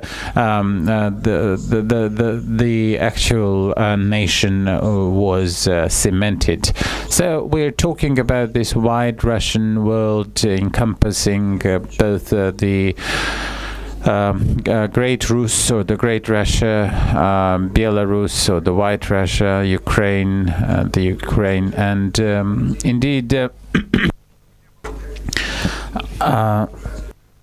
it is in many ways a very hard legacy. This is the world that we have inherited, and that is why the notion and the concept of the Russian world is constantly referred to in the public discourse. I would like to talk about this Russian world, this phenomenon, from three viewpoints. First of all, if there is any truth, if we can, is there any truth or historical truth that might explain the behavior of peoples and groups of peoples, the continents, that could explain the causes of the world wars? Where does this come from? Where does this is there any truth behind that? There is truth, but nobody will know it. It will still be in the umbra of some mystical beginnings. But does every people or every nation seem to have its own truth? And when two great peoples come to combat each other at Stalingrad, the Russians and the Germans, both peoples having introduced the great treasures into the world culture. What do we see? What is this? We have our truth. The Magyars have their truth. The Romanians have their truth. And every nation, every people has his truth or her truth. This is the history. Now, where is the universal truth? Now, the verity and the truth as the two words which are clearly distinguished in Russian language. Verity is still in the quite in the domain of the mystical, and each people obeys this course of events which might lead to the truth, but in fact doesn't. Lev Tolstoy has this system of perceptions in his God-seeking Christological works, of which a good part are totally outdated or obsolete. But there are some pages which have been written by a truly great thinker that he was. He says, intellect, our mind is not in a position to encompass everything. The reason the mind, human mind, may take us up to new stages of civilization. He says that what is this? Is this the meaning of life? No. This is what the mind or the reason may teach us. And we can, and then he goes on to say that yes, we have to engineer water closets better and better. But what is the meaning in our engineering efforts? To the question of meaning, it is not our mind that answers. It is some supreme instance that addresses these matters of meaning and intimate sense of things. But will the supreme force answer these questions? And Tolstoy gives a startling answer to this question. He says, this force, this supreme force, says that there is meaning. This is the most important thing that the supreme authority tells us. There is meaning. What is the meaning, we ask? And to answer the question about what meaning, then you have to go and live your life and take everything that you have been destined to go through on this earth, and then you might understand what meaning might have been in your life. What was the meaning behind World War I or World War II? There were truth, there were competing truth, but there were no meaning.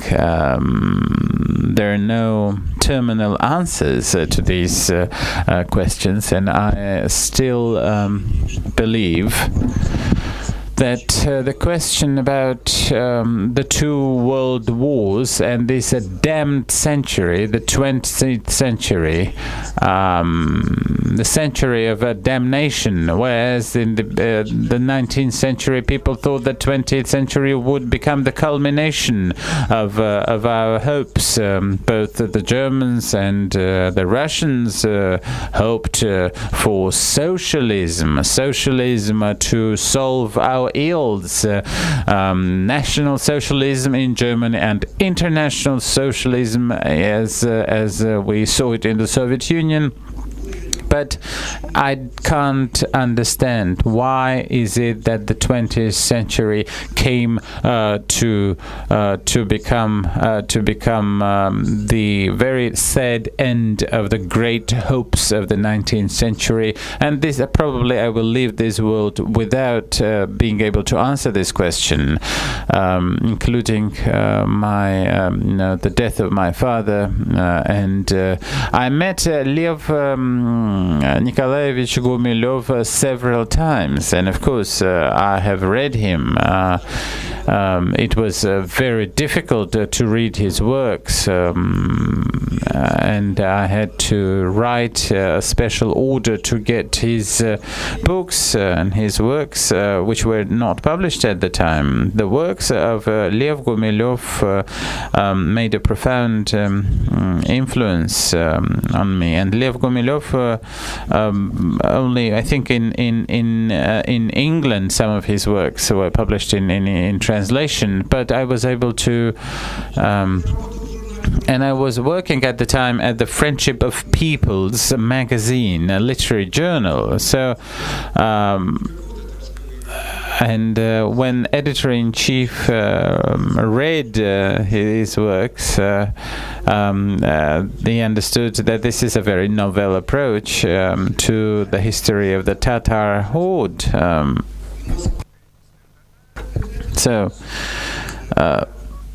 This history of clean waters and how the Rus were indeed interacting with the Turkic peoples was extremely very, very interesting. And I met Lev Gumilev. We spoke.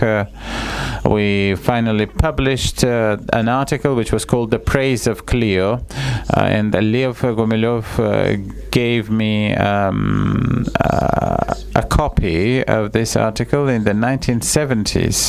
The censorship was still very, very strict, and he was given a copy of this by the physicists who could copy these on their photocopy machines. And Lev Nikolaevich was of course shocked that he was even paid for the article he wrote, and indeed I had the intellectual luxury of talking some of these things over with Lev Gumilyov.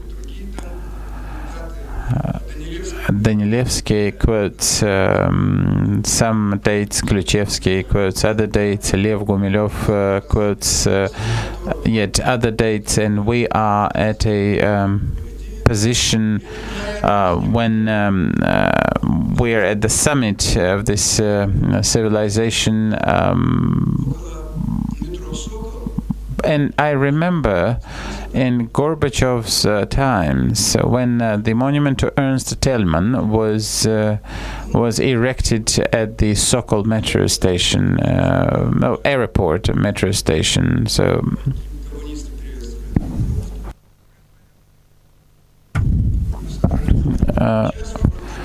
Now there are, of course, different restaurants and supermarkets around that monument, and it was in the Gorbachev years. And I told Lev Gumilyov, think about this. How I still don't know how did I dare to ask these questions. If Thälmann and not Hitler had won the elections, and the war would not have happened, and my father would have been alive.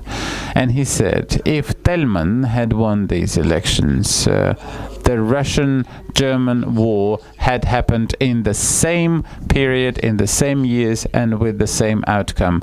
And I was trying to survive his answer, really, and I understood that he was 100% fatalist, and fatalism in many cases helps us.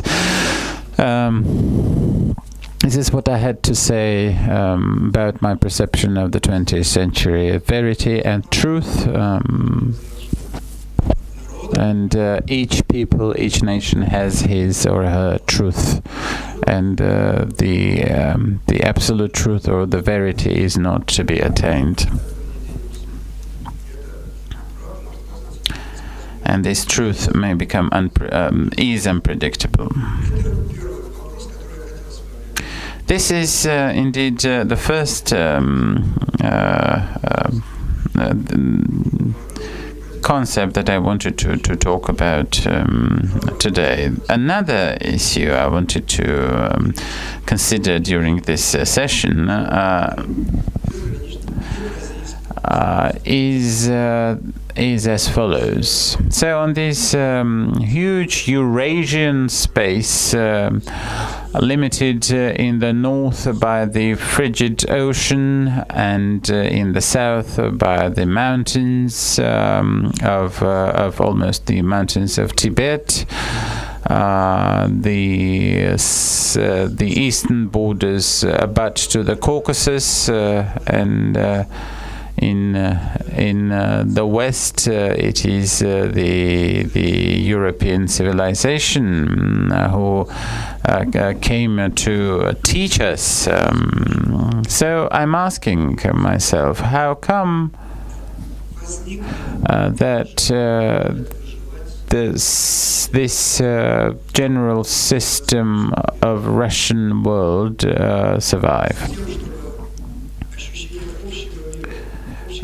For the consciousness of the universal destiny or cultural base to remain.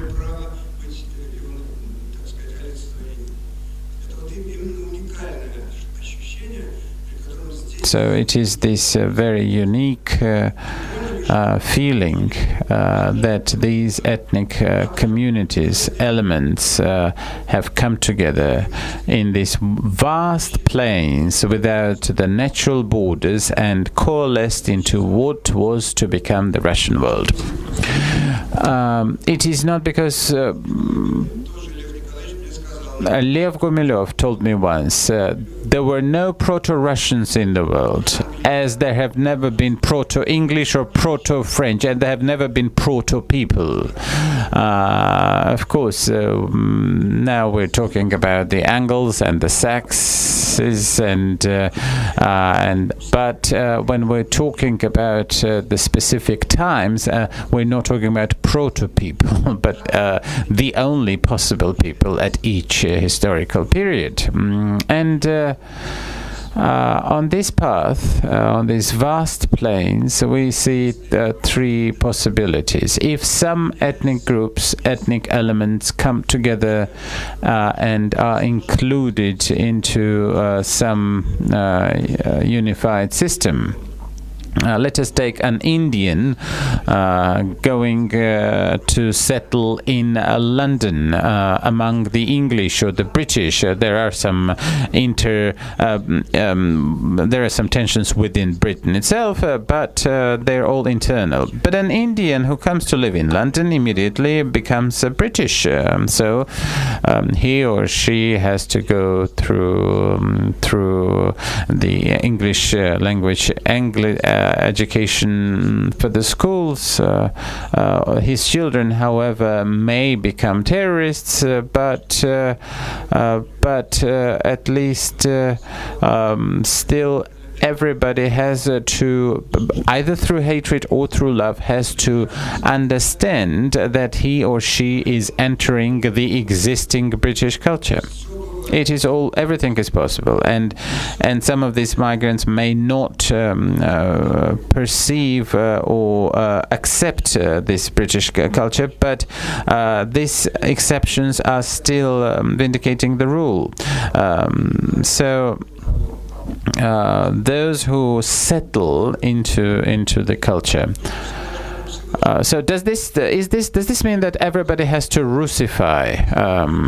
Those who Russify wanted to become Russians. There is another possibility. This was option number one. Option number two is when every immigrant, every person who has come to enter this system does not accept the laws, but is indeed entering this melting pot.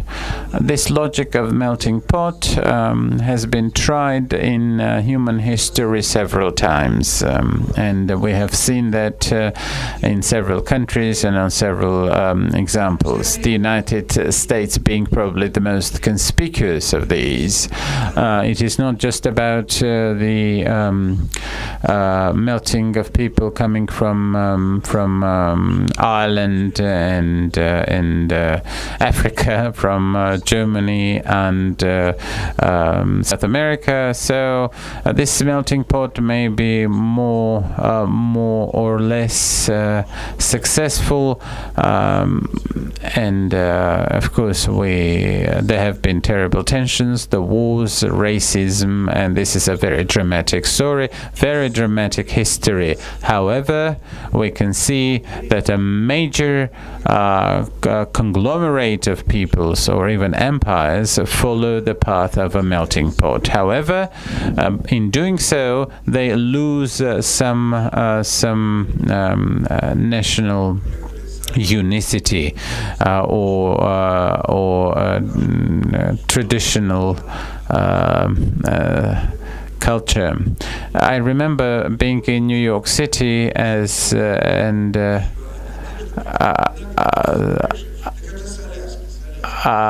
somebody was showing me this coat from Alaska. Well, of course, there are some traditional lifestyles, but still the melting pot is predominant in America.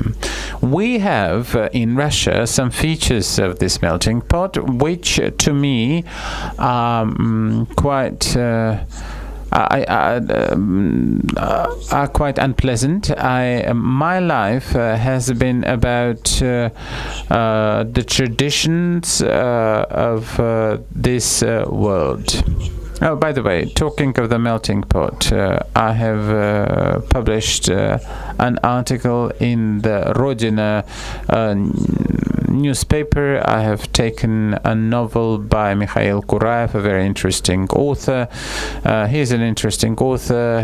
He has written about the mutiny of Kronstadt, who has tried to understand the story of this counter-revolutionary rebellion when the sailors could not find a new place, and when they were taken by the lorries into Kronstadt, and they were suppressed, and they're taken to be shot, to be executed.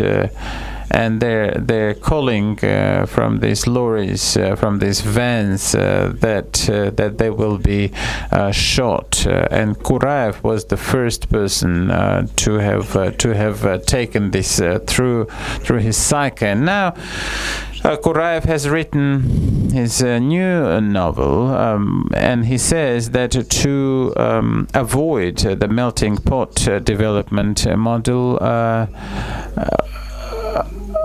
we have to contain and preserve the traditional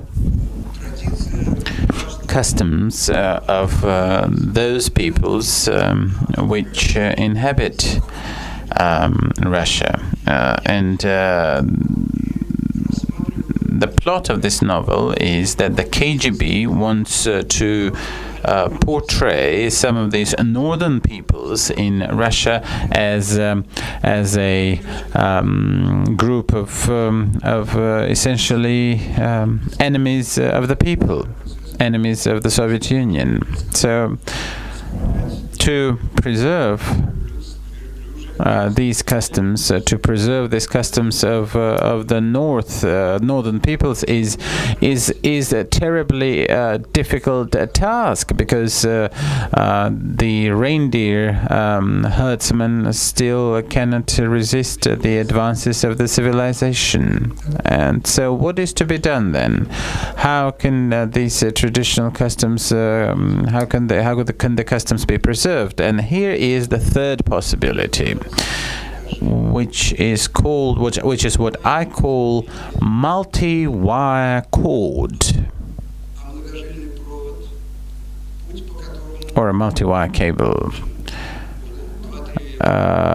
which is what I think has been the development venue of Russia over the past 2 or 3 centuries. This multi-wire cord has preserved each of the wires while being united in one cable. Does this to say that we are solving problems in this way? We don't know, because a multi-wire cord or cable may end up with a short circuit. Let us think about the Soviet Union.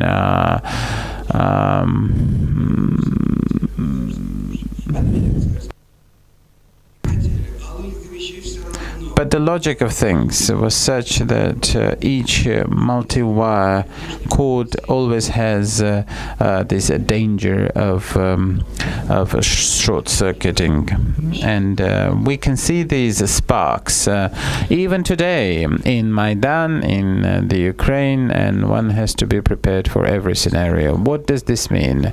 History may take any course, but we have to be prepared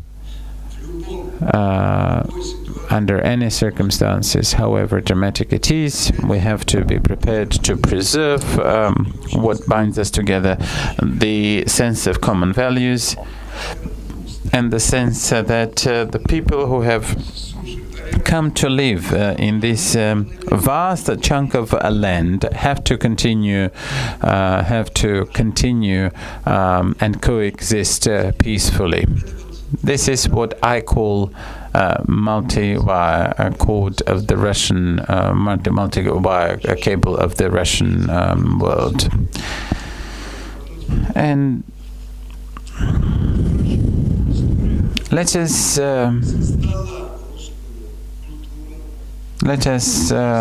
assume that this Russian culture has been created as the only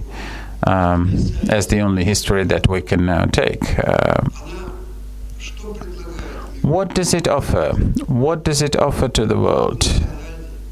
Is it just the national values, international values? What kind of values does this world suggest or offer to the world? I have tried to find a literary basis for it, and I came to a conclusion, to an understanding about the literary basis. I will quote from my work about Svetlana Alexievich, and I think that her father is Belarusian and her mother is Ukrainian. She writes in Russian. Now, let me quote a little bit from my work, from this work of mine, from this collection of essays.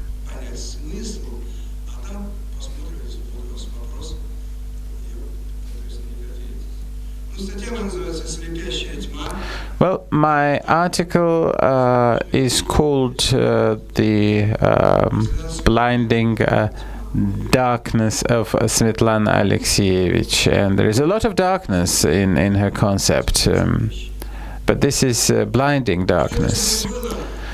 Something happened to us. Svetlana Alexievich was, by the way,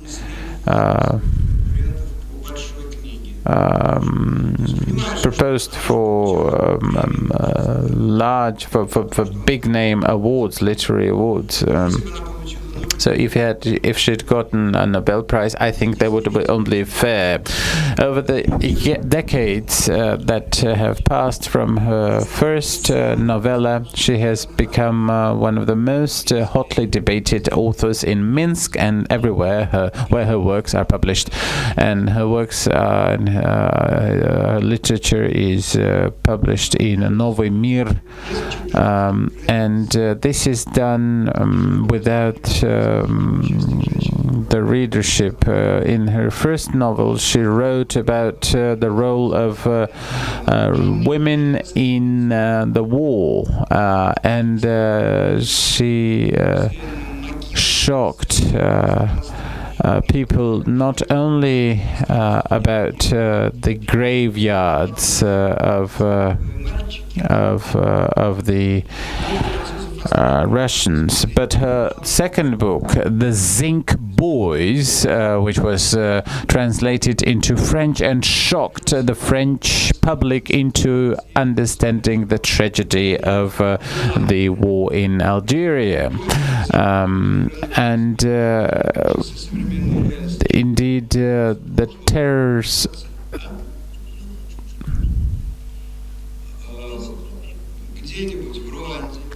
somewhere in Rwanda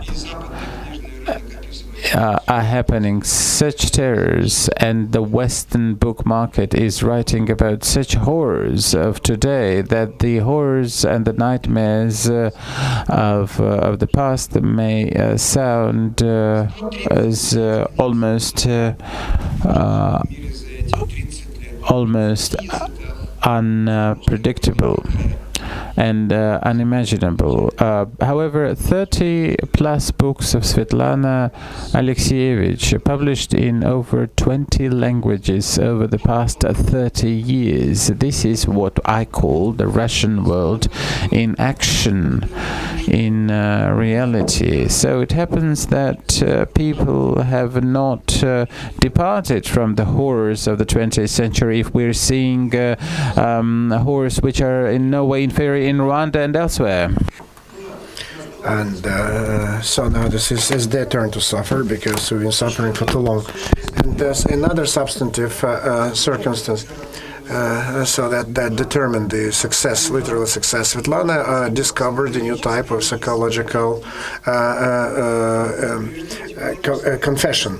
It's not a concentration of the character, so which speaks from himself, but this is a direct speech, so which actually exists in the unpredictable speech without any intermediaries. So there is a tape recorder, and so in one corner, and so another smaller tape recorders at that time. So the corner, big bulky tape recorder, and people are saying what they feel and what they think. So without any interference, any intermediaries. So sometimes breaking the line of talk, and sometimes losing the course of conversation, but unveiling such details and going into the closest and the deepest parts of one's soul that were always covered and were never in the limelight. And so sometimes people realize that they can't possibly accept what they say.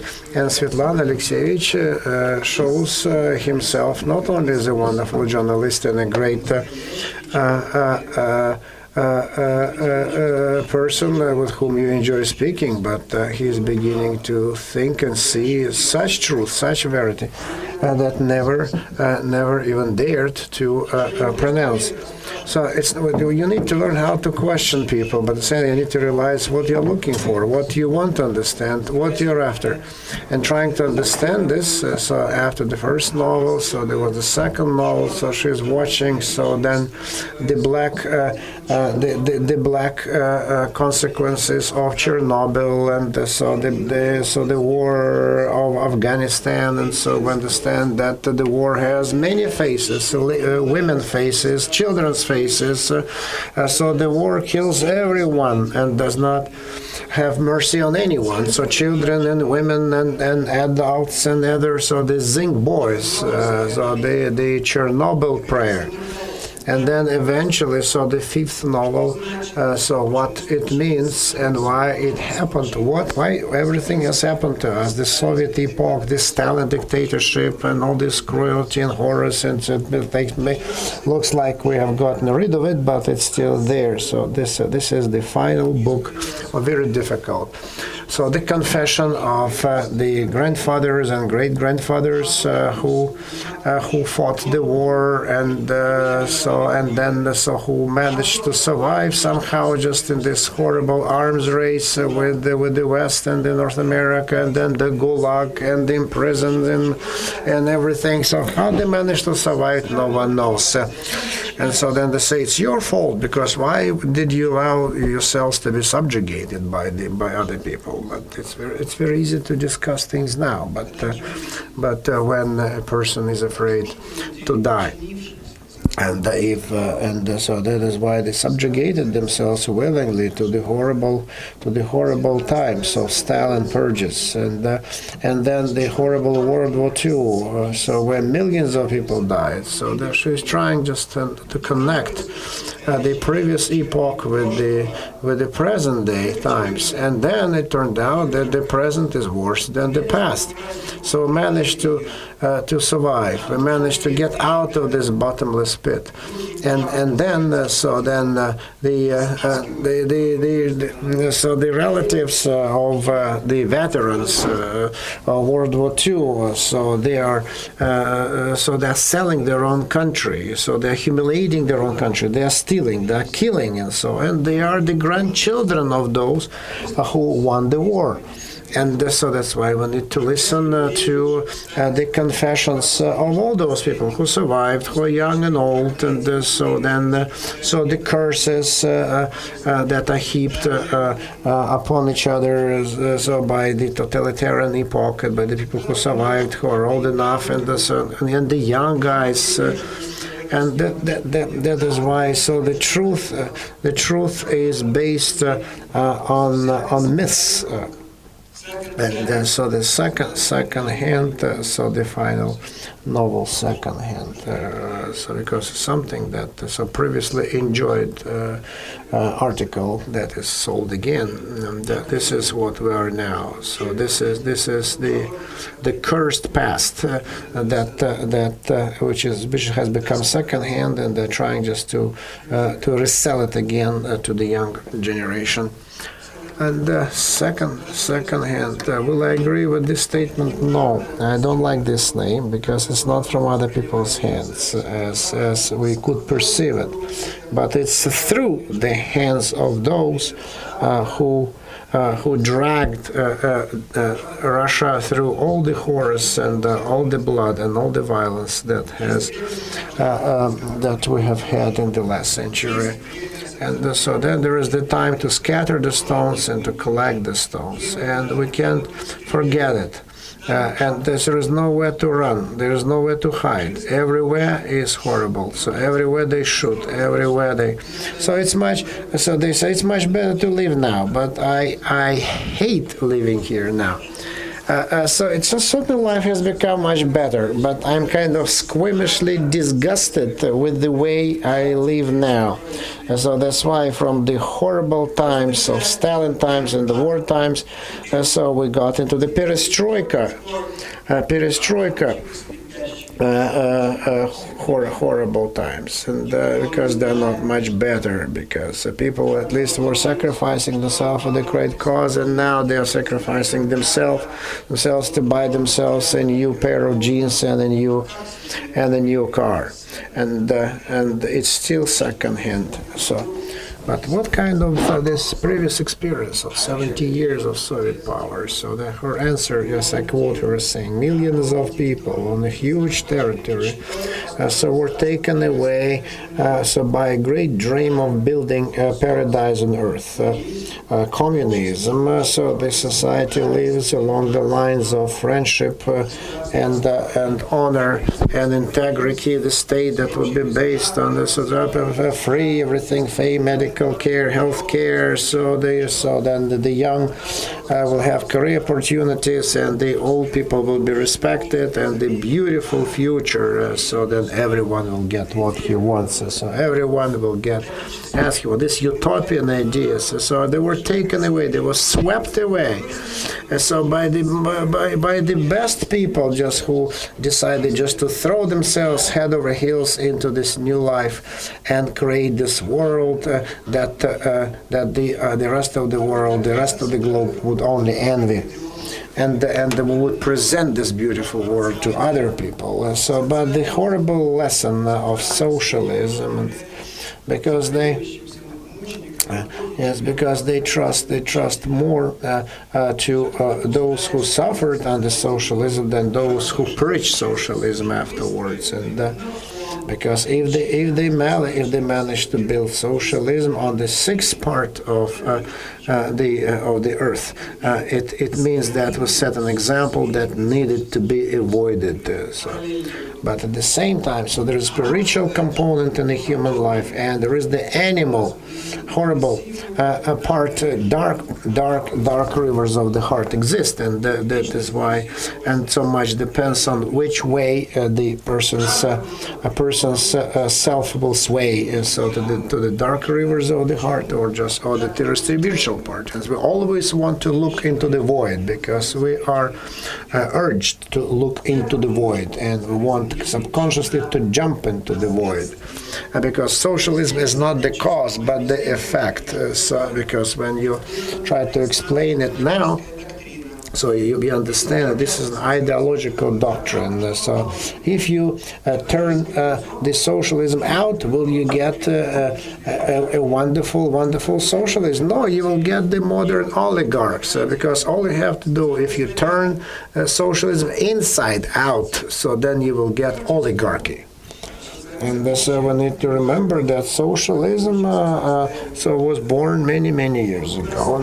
Then it's much older, and it was not referred to socialism, but it was always present in the minds and hearts of the West. So Plato, Aristophanes. So then the ideal state. So when in the dreams, then we have Thomas Campanella. So when they thought that, so there will come the time when everyone will have everything all equal, no money, and so these utopias, socialism, so they date back to the to BC times, and then Marxism, Leninism, and so they eventually evolved into the present-day Leninism. And chronologically, when in the Tsarist Russia in Simbirsk, so then the future leader of proletariat so was born, so actually captured the crumbling empire. At the same time in Germany, so the German teacher was born, and they did not started to consolidate Germany, and Germany started to get stronger and stronger. So the same word for German, socialism, crowned. And so, although just it goes in different directions. In Europe, so that the cult of this white man's supremacy in Eurasia, in Russia, it's internationalism. So both Germans and the Russians decided to educate people to live in a modern society. So that was very important. And so both Russians and Germans wanted to do that. So then another thing that I was touched, I lived in Europe for a long period of time, and nowhere, so the art people and the people intellectuals, they never held discussions. So what's happening in the society, what needs to be done, especially in Germany, and so that the German society looks like ours. So they understood the nature of human beings. So you need to remember our sinful nature, because the monster, the huge monster, has been killed, but the little monsters that were begotten, they are everywhere now. Those little monsters from socialism, from Nazism, so the greatest monster is that, but the small ones are everywhere, and then the Germans understand that. So we have been trying to improve a human being. So we thought that we could improve. Yes, so we wanted to add more good things to a human being, and the Germans wanted to remove all bad things from this. So, and now we understand that a human being cannot be changed, and so we need to be always apprehensive of the dark rivers of the hearts of human beings, and we need to realize that it's there. And so this foundation, Hitler, Goebbels, and Stalin and Lenin, so this dark foundation, so that gives forth the horrible monsters of the 20th century, and we need to realize that they're always there, and we need to be aware of them. So this substance is oldest times. Because the mankind does not know why they have grown and became a nation on this plot of land. So they developed the land, so they use the water, they cut the woods, they just learn how to survive and live, and so they break out into a number of nations and peoples, and they're moving around looking for new space to live, so always waiting for a calamity, always waiting for death, always waiting for horrors, and that is why there is always this deep in the heart existing trouble, a concern of all nations that something bad might happen. So in all options of socialism, including our Marxist-Leninist socialism, where the peoples of Eurasian era, so that they were getting ready to fight, and so at the beginning, so they started to understand the something horrible coming in, and so now they started to blame so Americans, Germans, Russians, French, so nobility, the emperors, everyone was to blame. Yes, and so then the whites then the whites were in the way of the reds, and the reds were in the way of the whites, and so it was just all going non-stop like a horrible will, and killing people by the millions. So Russia, that was completely annihilated, trampled upon by the debacle of the World War One, and so the people did not know who to fight, and so they were trying just to find the enemy and kill him. That's why they started killing themselves. Maybe so we should have given our Russia to the Germans because they were not yet Nazis, and maybe we should have given ourselves to them, or we should have tried to save the country that shot his own emperor and his family. And so how could you possibly have saved a country that was in such dire strait? So Richard Pipes, a famous anti-Soviet. I'm quoting him, Richard Pipes. He is a wonderful anti-Soviet guy. So I read him. I was afraid I would be in prison for reading Richard Pipes, and that's now I quote him openly. It's wonderful. Richard Pipes was Pipes. So he is Polish. He's not Pipes. He is Pipish. He is not Pipes. Anyway. So he is our guy, and he has very interesting juxtaposition of the then Russian forces that claim to head Russia, so then the nation was ready to follow. So cadets, constitutional Democrats, no, they did not want to follow. They did not want to follow cadets, constitutional Democrats. So only two forces could lead the masses of the Russians. So with their leaders, either the black sotnias, the black hundreds with their orthodoxy, nationality, and their pogroms, with their socialism, and the Bolsheviks turned out to be cooler than black. And so the top guy said, yes, there is such a party, so said Lenin, and the socialism started to gain ground. So we are ready to fight to the death for this. But what is this? For the happy future? No, it's a myth. What are we going to die for? Because in reality there is war, death, or victory. But the myth is kind of anesthesia. It's a painkiller. That's a saving from. So for this, they were supposed to die, and the state wanted them to die. So then the idea of socialism. So when the war broke out, 1941, so national socialism against socialism in Russia, national socialism in Germany, and they fought to the bitter end, and so much blood was spilled, and that is why. So the task was to take Russia out of the blinding darkness of socialism. And so then the next component is the soup made of an axe. Again, totalitarian dictatorship. So we always speak the word.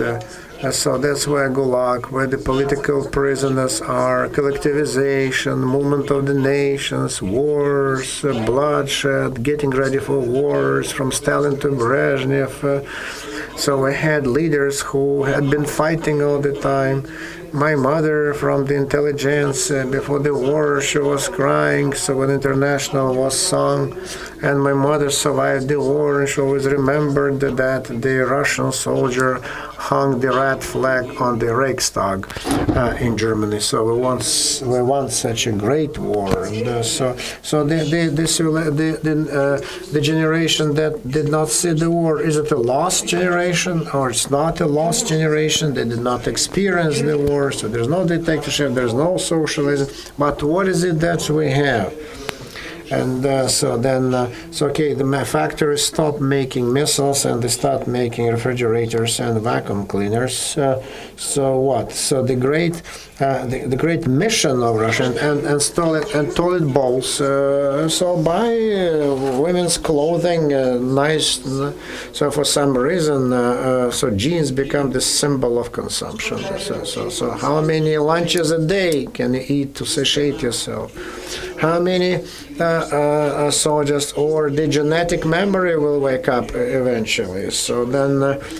So why do we have just two? So for example, if people are starving, if people are dying of starvation, so which is on the fringes of your knowledge, it's on the fringes of your intellect, because you genetically remembered on the one hand, so we're afraid of losing all food, because remember the times when people were just dying of hunger.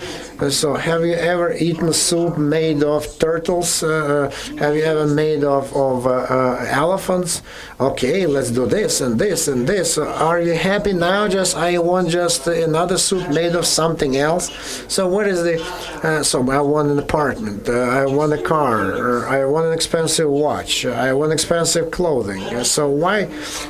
So then everyone needs a Mercedes and a trip to Miami. So then to go hunting to Africa. What else? Where is the limit to your dreams of consumption? So this is the flip side of the coin. And then for many generations, something that was just a dream, but now it's all here, it's material. There were no tangerines, now there are tangerines. So there were no jeans, now there are jeans. So you can pay and get 200 pairs of jeans. So now our shops look like museums. And what about theaters and movies? So they look like modern shops as well. So this is the complete breakdown of art and beauty. And so money is freedom. Freedom is money. Where do you get the money? Okay, you can get as much money as possible, but you're still not satiated. You want more and more. So even if you have millions of dollars, you are still hungry. And so then what else? So you start looking for the Kalashnikov assault rifle. And so I was drafted at 18, so what kinds of arms and services would you like to serve? So be ready to protect your motherland. And so why? Who should they protect it on? So it means war that is always behind every person, so that is looming over every person, which is a dangerous beast. So readiness for violence, readiness to be violated, readiness to inflict violence. It's everywhere. It's hanging around. It's a horrible mist that is around us, and so that makes us not sleep at night. So then. I was selling toys when I was during the perestroika. So then once they were taken away all the toys, and then they gave me lots of still water. Then still water I exchanged for TV sets for casseroles. Do we need casseroles? Yeah, well, good, because I will need casseroles, because if I start hunting for elephants, then I will get meat, and the meat should be fried on casseroles. That's why we need casseroles. So this, if we'd known what you are.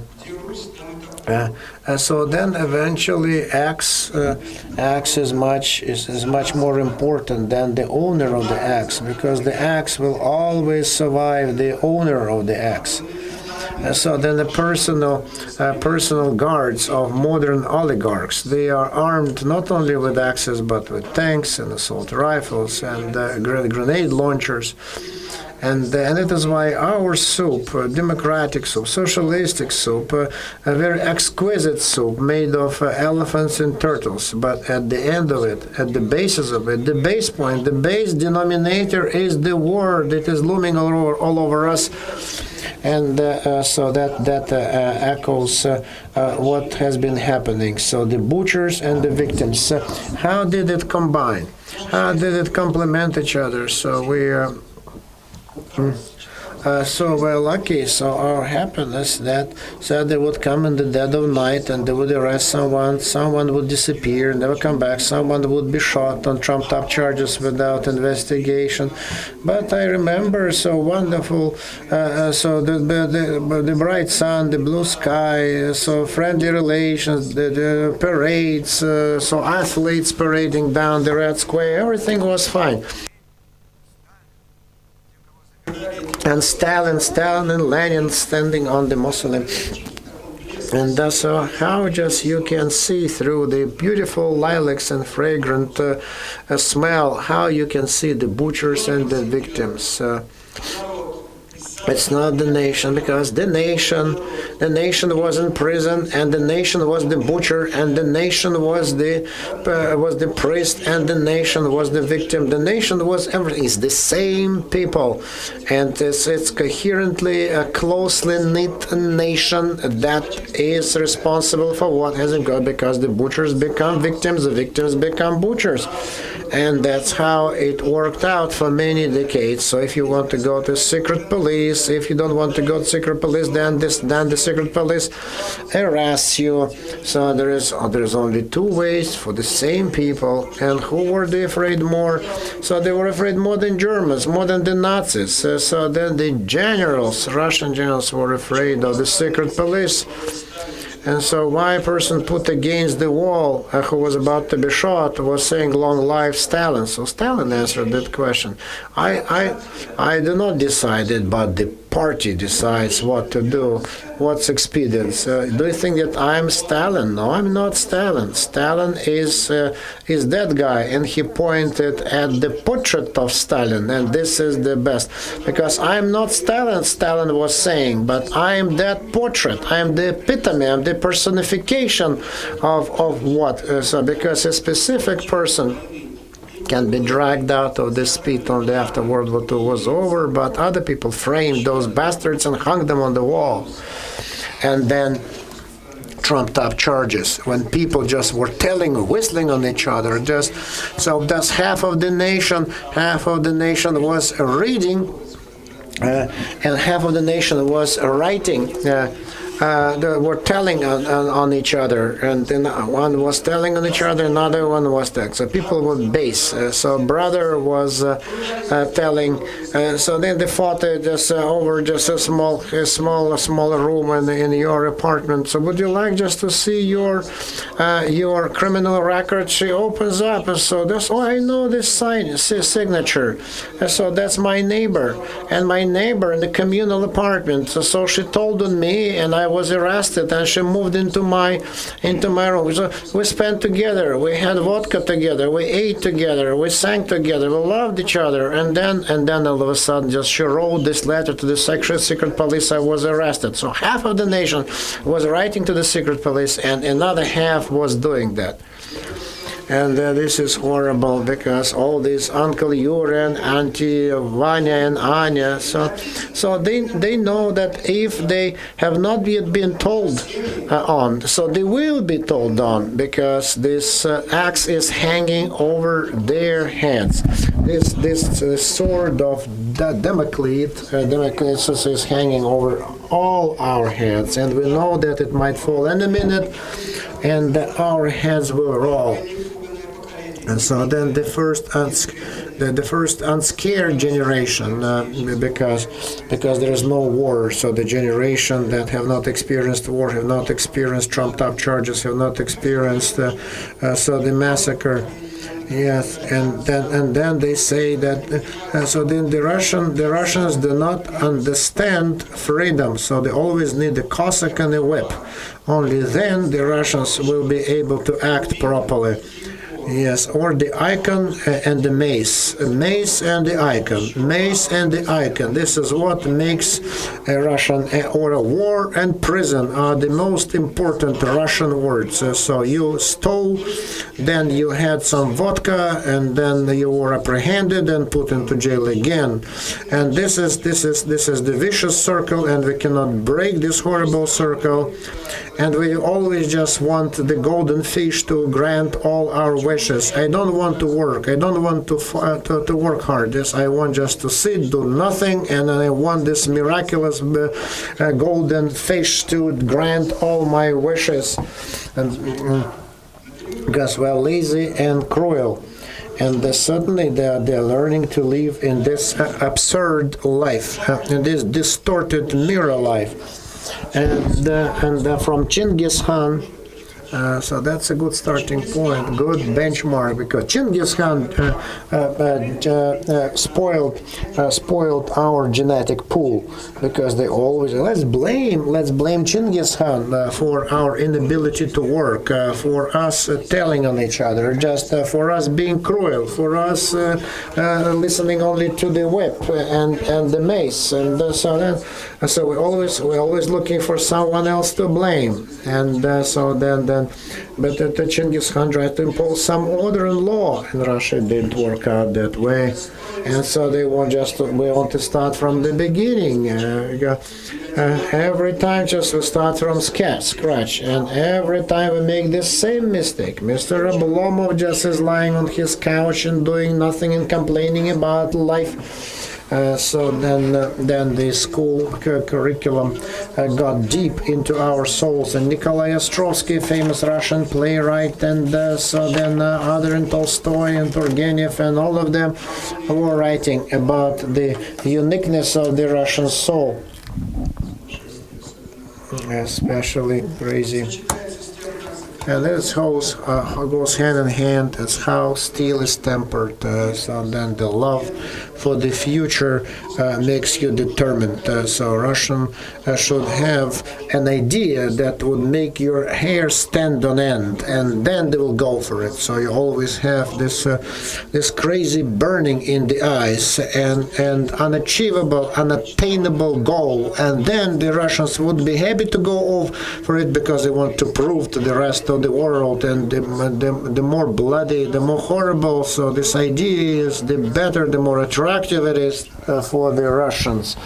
So so this either it's the prison R&D or mass shootings. So in the West, the old capitalism, and now we have young capitalism, so Byzantine type of capitalism, wild Byzantine type of capitalism, Wild West capitalism, so that but it's not only so what we sowed and how we watered, but what the earth is, because the earth is something that is it fertile ground or not fertile ground, but for the seeds and for the water. So the Russian earth is always fertile for cruelty and for slavery, because we do not change. So okay, we can have another uprising, stupid, and then it will be squashed, and then there will be another uprising. It will be put down with great degree of cruelty as well, and there will be nothing. We'll never learn. We always go back to square one, and nothing changes. It's stable and it doesn't change. An unpredictable world. You always risk that you will lose your beloved ones, that you will risk losing your apartment, you lose the roof over your head, you lose your ability to feed your family, and you never know what might happen tomorrow. That is why. But if you know that you will be deceived, but if you are ready to be deceived, you will deceive them as well.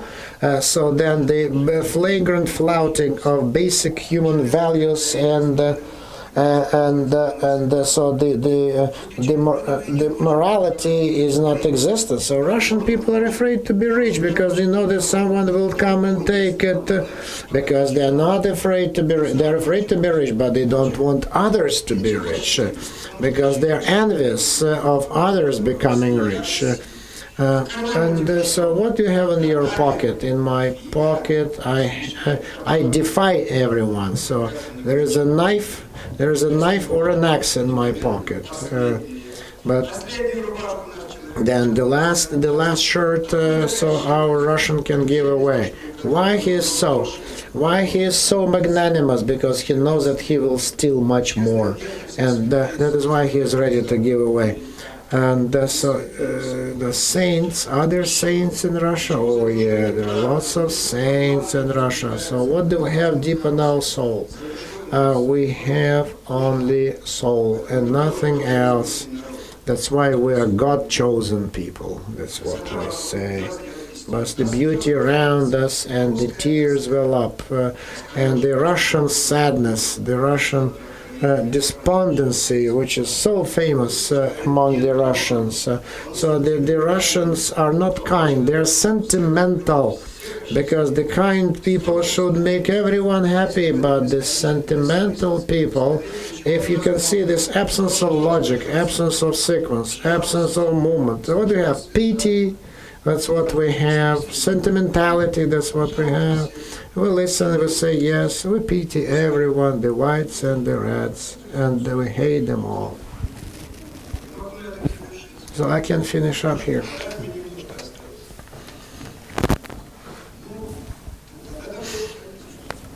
Okay, let's start the discussion right now then. Okay, let's discuss it. Let's discuss it.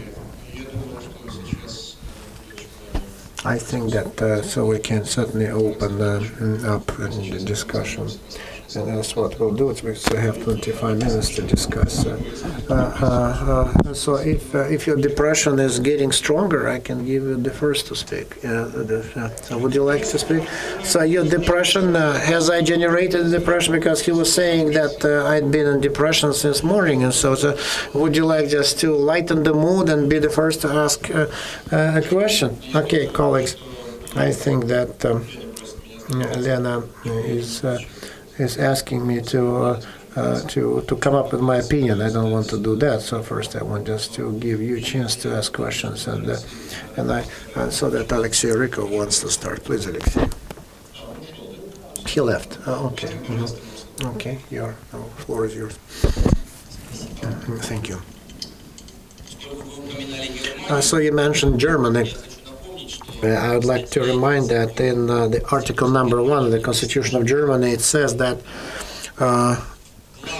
that the main is the inviolability and honor of a human being. That's the Article 1 of the Constitution.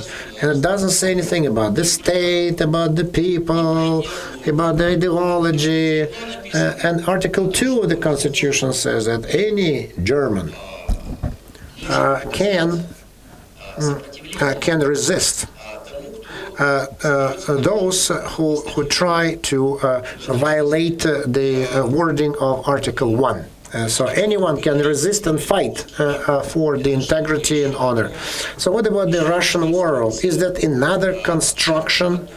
And so that can gobble up human being, integrity, human rights, aspirations, and everything. So why do we need to discuss it? This Russian world, so which you described as like black paint, because we've been talking about this Russian world, tenet and dogma over the last 15 years. What is it at the end of the day? Is it just an attempt to fill in the void?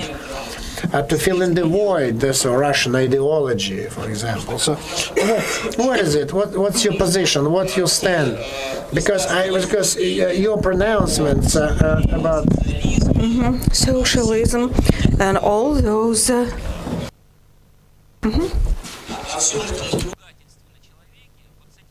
All this humiliation of a person. I agree. So what do you think the Russian world, what role should it play? Yes, it's not the ideology that matters. The history works in mysterious and horrendous ways. Sometimes we can mitigate something, guess something. So at the level of conscientiousness and reason, but we cannot understand. We are going with the flow, and we don't know where the flow is going. the dignity is protected every time in new conditions, and you can never say what's better.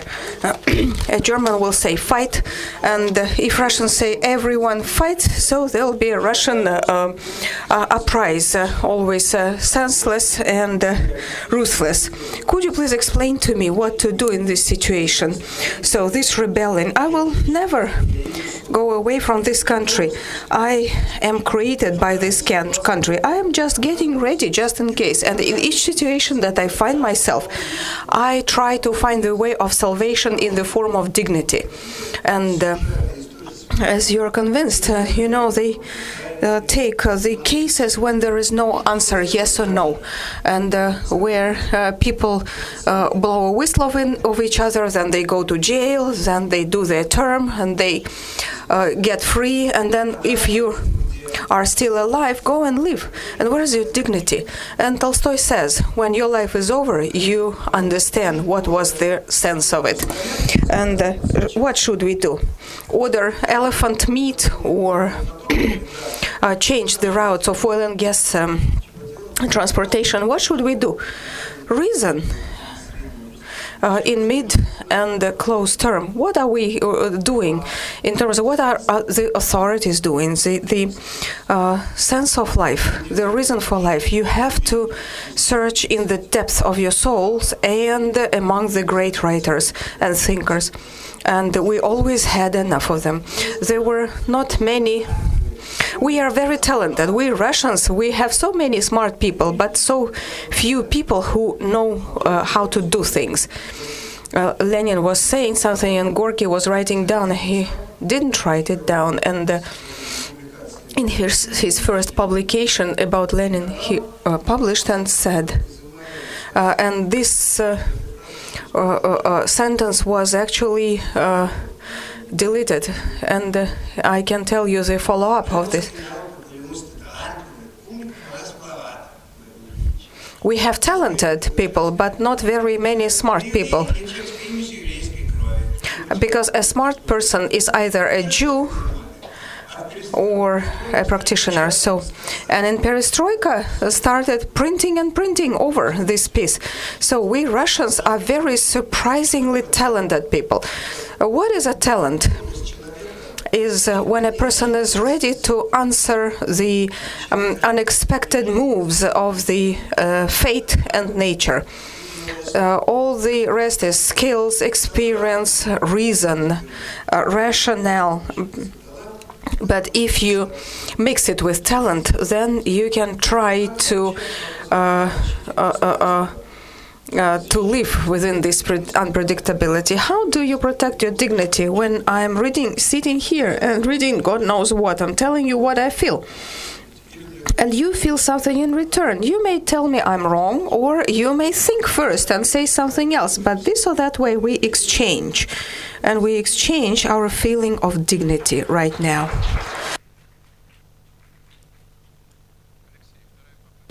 Second try. Alexei, St. Petersburg, 2010. Honestly, please don't get offended. I heard this detailed version of cultural. This is not his number. This is the alumni year. So please speak clearly. I had a feeling when I was listening to you that I was listening to the detailed concept of a cultural policy signed by the Ministry of Culture. We are not Europe, we are not Asia, Russian world. I do not believe in this Russian world. I do not believe in those people who have souls, kill, imprison, but then they think about something high and divine and read Goncharov and Tolstoy and then go and kill. If they read, we would probably live in a different country. Yes. I have a question. The Russian world, if it exists for you, what is the attractiveness? Where's the catch and sustainability in modern conditions that keep changing? Because Chekhov, Tolstoy, Dostoevsky, I am sorry, that doesn't,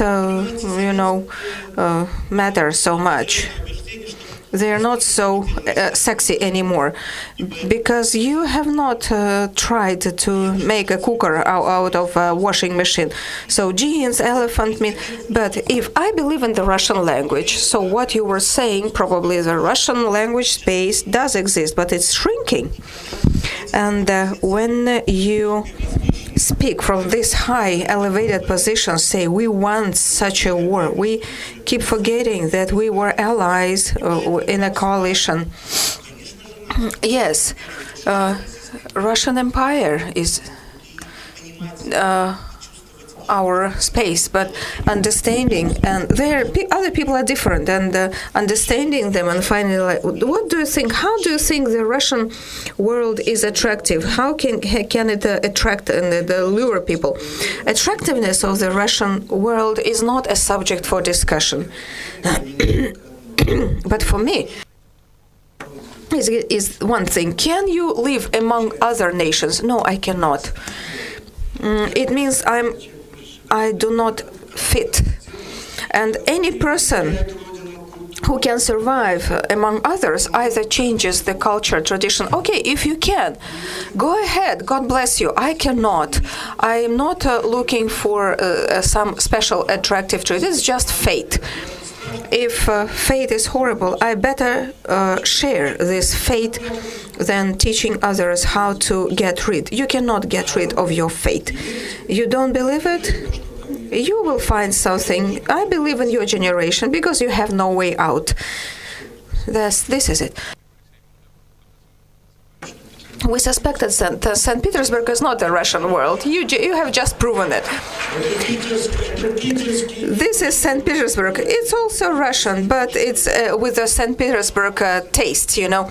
When I first visited St. P in 1954, I was shocked after Moscow roughness and impoliteness. I was a student, 1954, and I saw that you could queue without being rude to each other. This is a special St. Petersburg. Don't touch it. I don't know. I'm afraid it has changed. It's wrong. I have just been there. No more St. Petersburg. Yaroslavl, please. Enough of St. P. New.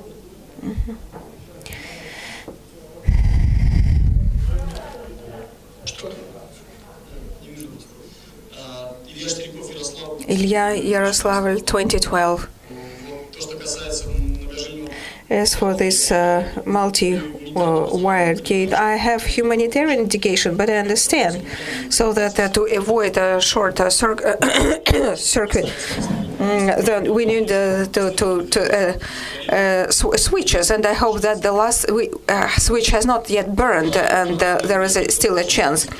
And I wanted to ask your opinion once we consider the Russian world, Christianity, Orthodoxy, and penitence is the main thing. Why is it so difficult to ask for forgiveness from Poland, from Chechen people, and repent? Now we are talking about the Crimean Tatars, that they are going to be rehabilitated. Why Russian people who were also subject to atrocities, genocide, you cannot even call it otherwise, and it doesn't happen? You know, I didn't hear that. You need to repent. To Russians, all people should be ready to ask for forgiveness for something they did and never did, because you never know if you have done something horrible without even knowledge, because life is unpredictable. So the penitence should be in every mind, every person. Doesn't matter Catholic, Protestant, Orthodox, Christianity you're in Islam or in the West, in the East, in Judaism. People also somehow probably this word is purely Christian, but without it you cannot do it. If you did something wrong to others, they will do it. Kind of divine retribution. So repent is what, not a question, it was a suggestion.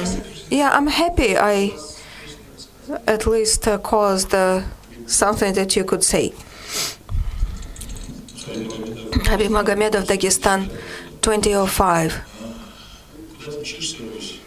Where were you? Russia, 19th century. We don't know where we are heading. Oblomov, Goncharov. What is higher, reason or emotion? In 2014, we are trying to understand with a person who is definitely prominent, very clever, educated. Well, the Russian language is more emotional, I would say. Existential, yeah. Could we try the word civilization, Russian civilization, not the world? Because world, it's nice when you die, accompanied by the whole world, so a feast and the world. So is there an actual topic of Russian civilization? As one of the people in the Caucasus, what can I get from the Russian civilization? I'm a product of a Soviet civilization, and I'm living in the age of changes, just like all the people here. What will the Russian civilization offer now? What's the menu for people like us, who were brought up with Russian literature and some principles and values of the Russian civilization? What is the Russian cuisine for me? Yeah. As for the civilization, I explained, in detail, saying that we need to make toilets properly. If Germans make toilet the bowls better, learn from them. And sitting on that bowl, then you think, what's the sense of it? Culture is sense, culture is the heart of the matter. I don't understand even, I don't try to understand what Russian culture has to give to me. I think what I have to give to the Russian culture. This is what my feeling, this is what my sentiment. If the Russian culture suffers, I suffer. What can I get from it? Toilet bowls. But then if you act, then you understand the reason, the divine whatever behind it.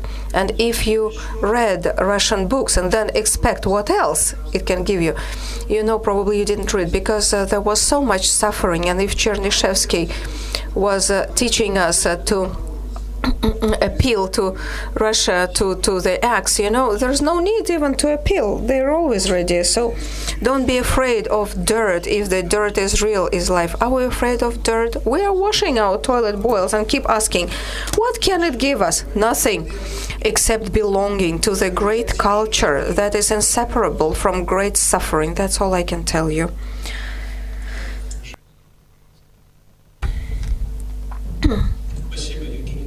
Thank you, Evgeny from Kirov, 2010. You have already answered one of my questions regarding the fate of Russian person that's inseparable from the motherland. You said you will never leave. You said you would never leave. And I wanted to ask you to elucidate, this metaphor. Everybody understands this melting pot, that you get the components and then get something whole, but the metaphor of multi-wired cables. We understand we have different wires, red, what's going through those wires? What's the connection? Where are the mains in the wall? Where does it lead? What is going to power? So good insulators are required. Well, if we consider this is a metaphor, this is an idiom, not an exact scientific definition. Definitely you need insulation. How am I going to insulate when we all live together? If you don't insulate, St. Petersburg from Voronezh cannot insulate, no Chaldon from the west. No insulation, and there is no need to. You need to learn to be different and to have common destiny, This is the mystery of the Russian history. We all go together, each of us, but we are different. Not just stick or carrots, but you will have bruises and wounds, but we understand. What? Tell me, are the French the same? You take the one from the northern France and the south, or Italians who want to separate into autonomy. because they wear different boots, high boots or low boots, they are different, Italians, you know. But Russians, they all have it. But Russians made it into a national disaster or national salvation. At this very moment, we are still saving ourselves. But behind our backs, we have a century of evil, you know, to death, death toll, horrible. To what are you going to tell me?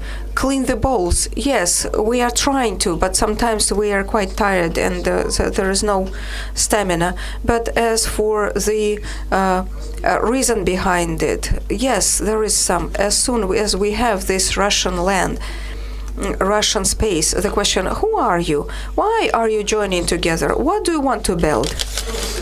What do you want to build? The kingdom of God, and then global kingdom of fairness, of justice. And then what did you want to build? Oh, we want to eat some elephant meat. We want consumption. We are still hungry. We haven't been saturated over the 1,000 years. But when we are not hungry anymore, then we shall ask ourselves the question: why do you exist? What's the reason? As a Russian, you know, I know that there is no happiness, no nations that just has a happy destiny, just a destiny, and the destiny is your sense. Maybe the last question, briefly. St. Petersburg again. So, God save me from trying to argue with you. Probably I misunderstood something. I dare not. I hear the main takeaway: we have no way, we have destiny. And I believe this is mutually exceptional things, mutually excluding. Probably if we have no way, probably we should learn seek one or borrow one. That's great. So my last question, last answer, and it's going to be a good one. In my university, I had to do Soviet literature and write my papers on Gorky, and I was going to. But Hungarians rebelled in 1956, and we were all suddenly found ourselves unemployed. And I started thinking, what should I do next? And the Russian person always has something to do. I was a linguistic guy, so I had to choose between Tolstoy and Dostoevsky. That's the way. And I couldn't really decide between Tolstoy and Dostoevsky. Both are necessary. Both were kind of asking questions without answers. And I thought, no, I will switch to the word way. Tolstoy. What is Tolstoy? He explained, this is something above us, the orifice that when we need to understand, this is abyss, this is, and where is Dostoevsky? Another abyss, but under us.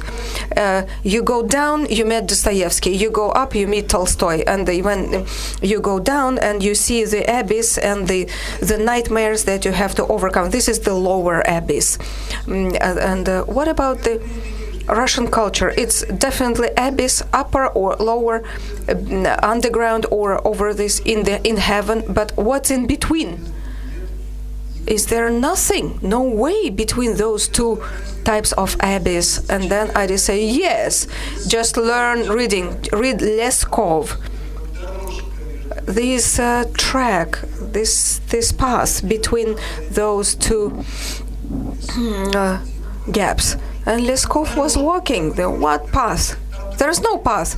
There is just a little track, little path between the trees. And then Kluchevsky, this wonderful Kluchevsky, who saved me several times, told us, a Russian person, if goes a wide road, then he will not go his path. American civilization, British, whatever, to the eastern, but a paved road will bring him somewhere.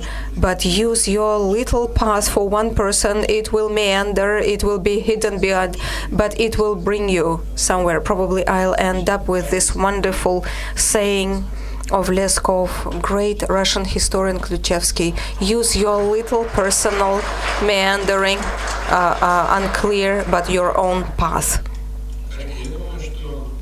I believe so. In our daily life, it's not so often that we see people who making sense all their life, professionally creating and brewing culture. And Lev is one of such rare people. And the fact that he came here to share.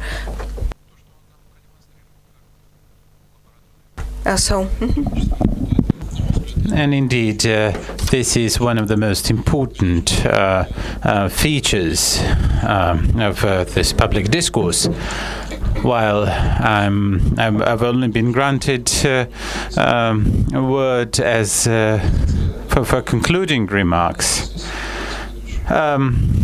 the position of a chair, unfortunately, has not allowed me to ask questions or to participate in the discussion. But one of the questions, if I had asked a question during this session, if I'm prepared to live in any country where the conditions are better than here in terms of reading or writing, for instance, the freedom of speech and freedom of writing, do I cease to be a Russian? And when we say that the Russians seek for the sense of their being, do you believe that it is in any way different with respect to the English or any other nation? Mr. Anyansky, I still have questions which I have not been able to ask, and I do hope that you will come back. And one day I will not be a chairperson, but will be able to conduct a discussion. Well, of course, we won't be able to make these questions clear. Well, an American says, stand up and go forward. An Englishman would say, my house is my castle. That's an old, age-old English answer. So I think that every people, every nation would answer the question differently. Colleagues, thank you for this discussion, and I'm really in a position to be supportive of the cosmopolitans. And unfortunately, I disagree with your harsh critique of the Russian literature. Thank you so very much. Thank you. Before we thank the expert, let me give the floor to Lena for a concluding remark. Well, I'm very glad that this session materialized, because I belong to a generation.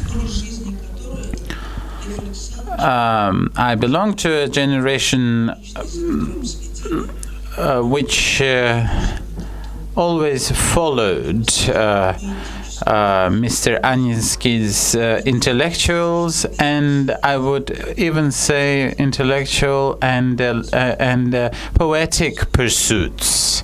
I think that he conceives Russia as this Gogol's three-horse carriage that is speeding across the snow-covered plain with the sparks of snow shining in the sun. Lev Anyansky is one of the most prominent literary figures or literary critics of the Soviet times, a person who has preserved his dignity throughout the beastly years of the Soviet rules, who indeed always stood for his dignity and was able to preserve this and to preserve his right for independent thinking. I remember how the contemporary Russian Slavophiles and Westerners have been vying for his opinion and for his support. but he has always been in his own realm, in his own domain, where dignity is the word, where dignity is the banner. And I thank him. I thank him for this life of a friendship, and this is indeed the energy of a person who has lived in this country for over 80 years and has gone through the life of this country in this very uneasy century. He personally has always been so active and always Mercury, vibrant as Mercury. He has always been a camp by himself. He has never belonged to any camps in the Russian literary affairs. Lev Anninsky is a person who has introduced, while I disagree with many of his views, but I certainly agree with him in one most important thing. Through art and through such figures of literature as Lev Anninsky, we preserve something that I agree to call the Russian language, which is as great as the English or the French literary tradition or any other literary tradition. A world of literature which comes to exist through language. And Lev Anninsky has made us a part of this heritage. And it is through language that we perceive the Russian history, but not as destiny, but as Alyosha said from St. Petersburg, we all have the right to master this language and to create this history as we understand it. I think that the past is a symbol, but we have to move on and to create the modernity.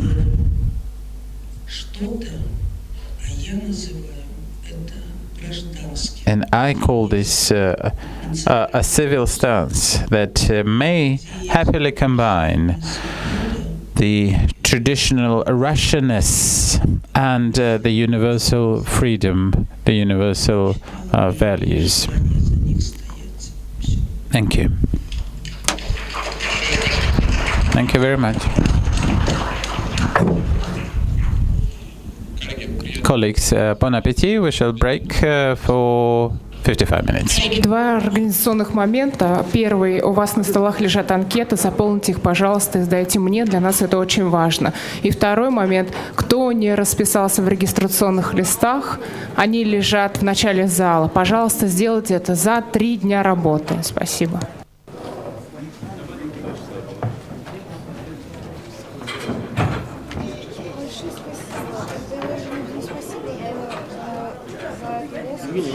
Флешку можно?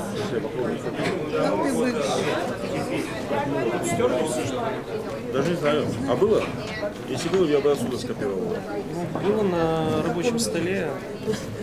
Так не надо за ним идти сейчас. Понятно. С собой нет. Презентации какие-то нет? Ну, 24-го. Вот по Коммунистской области. Вот, здорово. Спасибо. Он и есть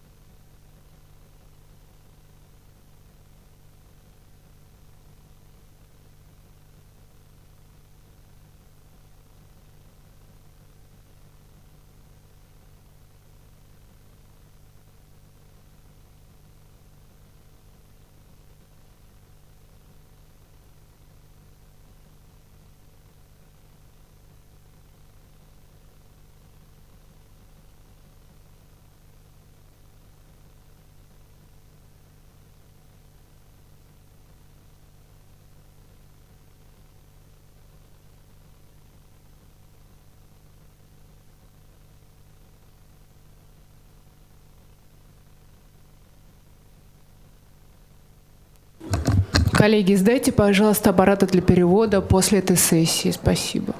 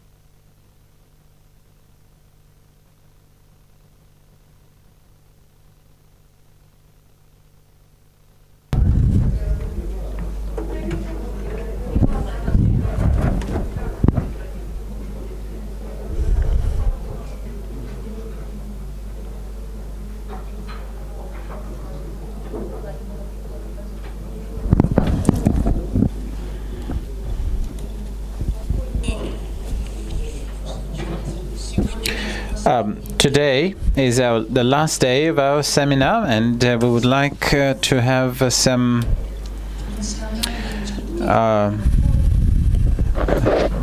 we have these important sessions today.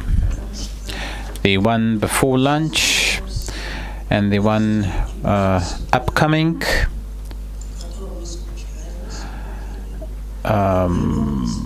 Are central to us. We deal with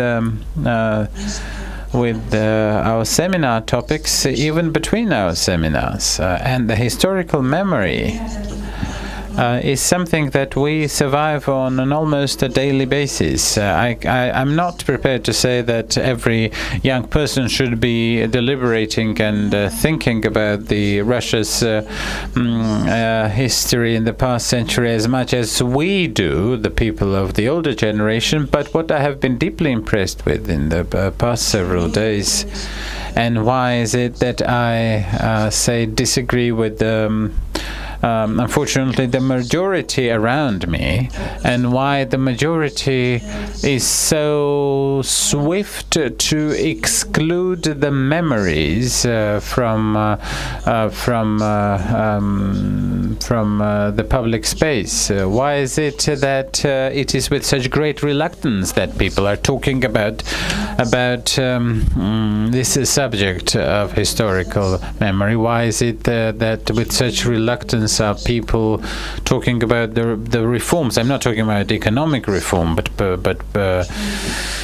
why is it that people want to stay in this strange imbroglio and this feeling of unity in aggression is something that disheartens me a lot. What we have seen, what we have lived through, and that we will now live in somewhat different times, where the information may well be abandoned or even banned, and propaganda may take its place. Now, I cannot agree with all statements of Lev Anensky about the Russian world, but what he has described is what we are seeing. Why do I disagree with him about his concept of the Russian world is that it does not seem to be developing. It does not seem to be moving forward. It exists, and so we are fatalists, and we are indeed bound by this myth or by this continuum of the Russian world. I consider myself to be a person of a somewhat different principle. I believe that every person can change something, can introduce a change and contribute to the change while we are alive. And thus the historical memory is of principal importance to me. It is an indispensable component of my life. And the organization, the esteemed organization called Memorial, which is this year marking the 25th anniversary, and Mr. Roginsky, the founder, co-founder, and the head of the Memorial Foundation, is, I think, a great event to happen on this last day of the seminar. And I would like to thank Arseniy Roginsky for coming here. He never denies my request to come, and he always, if he's in Russia, he always comes to Golitsyn and presents before the Moscow School.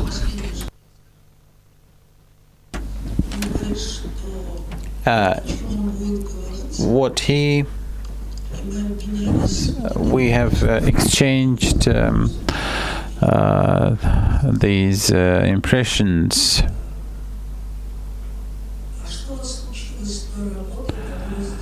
What happened to the work that Memorial has done over the past 25 years? He believes that a breakthrough did not happen. That they. It seems to him that enlightenment in small groups is insufficient, because there has to be a more global approach to the history of the Soviet times. And what Memorial does is an organization of absolute paramount importance, not just for Russia and the near countries, but it is important for the mankind.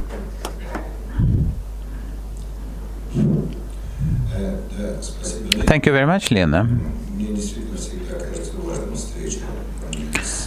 I'm always I always regard as a very important my visits to the Moscow school, and I would like to apologize before you because in part what I will say today might seem a repetition of what I said earlier before this audience and other audiences of the Moscow school. But what I'm specifically interested in, and what will again be the subject of my presentation, is why we have failed a lot more than we have succeeded in. I shall try to render somewhat systematic character to the history of the Memorial. Memorial started as a small group of people, then as a big movement of 1987 and 1988, and then as an NGO which was established in January of 1989. This conference took place in January of 1999, and Memorial Foundation started from that. And now Memorial is a loose association of several dozens of groups and organizations, both in Russia and abroad. There are two main topics or subjects that Memorial champions. Number one is the human rights today, and that says it's a human rights activism. And secondly is the historical memory and the establishment of historical facts. Many people believe do not understand what is the relation between the two subjects. But we think that the combination or conjunction of our understanding of history with the protection of human rights did not certainly had a basis. This idea was conceived in 1965 for the first time, probably almost 50 years ago, half a century ago. I will remind you of an episode when on December the 5th of 1965 on Pushkin's Square in Moscow there was a rally of young people who went. It was not a political demonstration, but rather a rally devoted to the idea of law or the rule of law. This was in the aftermath of the arrest of writers Sinyavsky and Daniel, and this propaganda campaign, of course, cannot be compared to what we are seeing in Russia today, but it was still quite powerful. A propaganda campaign against these two writers and the possible and the crimes that they had seemingly perpetrated, which consisted in the fact that they had published their literary texts abroad. young people, mostly students, went to this rally on the 5th of December of 1965, which is believed to be the birthday of human rights activism in the Soviet Union. The main slogan or the main demand of this rally was not to overthrow the government, but the demand was for the openness of the court proceedings. And the organizer, one of the organizers of this rally and one of the authors of the leaflet, was a remarkable person who is still alive, Alexander Alexandrovich Yesenin Volpin, the son of the poet, mathematician, and a prominent logician. He wrote very perceptive words of great insight. The lawlessness of the government cost the lives of millions of Soviet citizens. The bloody past calls to vigilance in the present. This is the 5th of December of 1965 in Moscow, in the downtown of Moscow. And this idea of combining the past and the present, the bloody past that calls to vigilance in the present, is indeed the origin of the memorial movement. When the two things, consciousness of the historical past, comes and spills into the present. Now, this is what Memorial Society deals with. I shall not go deep into how we perceive the history and such is our view. But I think that this ideological concept has allowed us to exist, to survive for quite a long time. So it is a loose association of people in many places in Russia and elsewhere outside of Russia. So we are claiming that it is not possible to deal with today's politics without understanding the historical past, and that the law cannot rule without understanding what the lawlessness was about. So turning to the topic of the terror, which is indeed what our past is about. I'm talking about the 20th century. Let me take 2 minutes to remind you of its scale. They are quite. This scale is quite substantial, horrendously large. So after the first 3 years of the Soviet rule, which are indeed very hard to analyze statistically, but if we start these calculations from 1921, then we shall have the number of arrested persons for political motives. I'm talking about for political prisoners, for individual. This is about 5 million people. 5 million people in starting from 1921, of which about 1 million to 1,100,000 were sentenced to capital punishment, to death penalty, and this 5 million number needs to be remembered. Those deported for political motives and banished with confiscation of all property into Siberia, into Central Asia, into Kazakhstan, yet other 6 million people.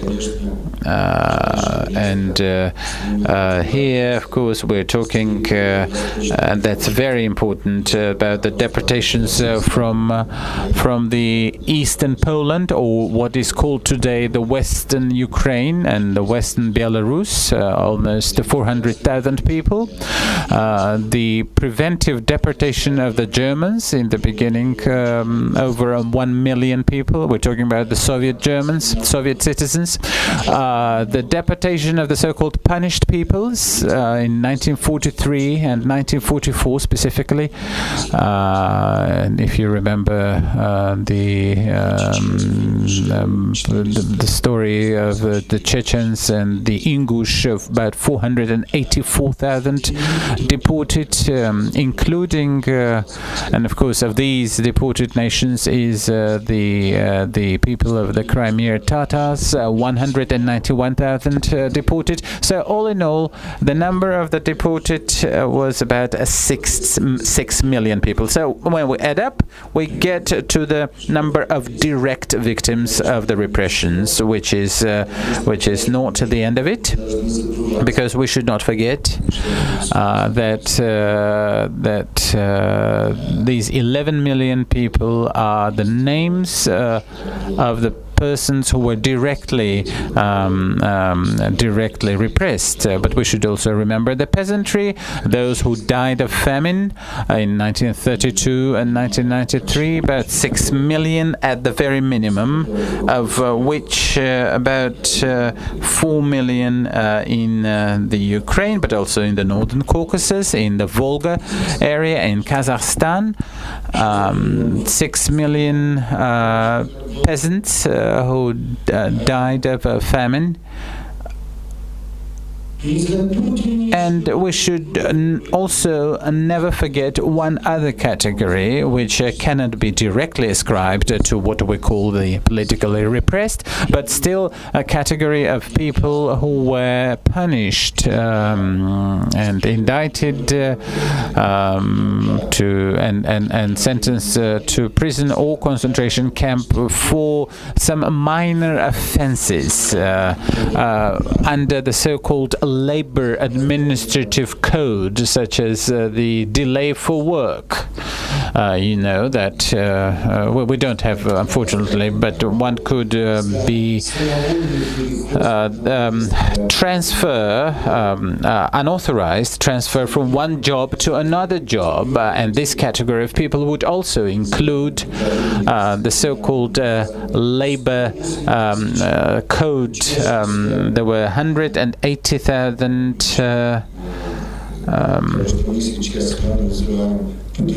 persons from the vocational schools who were and these were the people who were sentenced to jail. So through the courts, there were 17 million people who were sentenced to different punishments, including some of them the prison and camp terms, and you have to realize. So these enormous figures, mind-boggling numbers of the Soviet terror,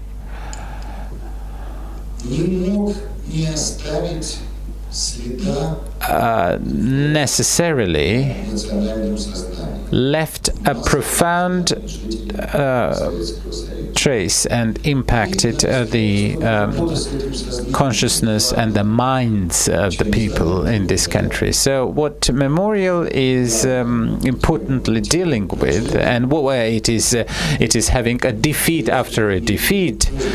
And I should also say a couple of words about these traces of terror in the public consciousness. I will indeed enumerate them, only the major factors. First of all, it is the fear, the all-permeating fear, and the permanent fear, which is indeed enrooted in the consciousness of a little person before the state machine.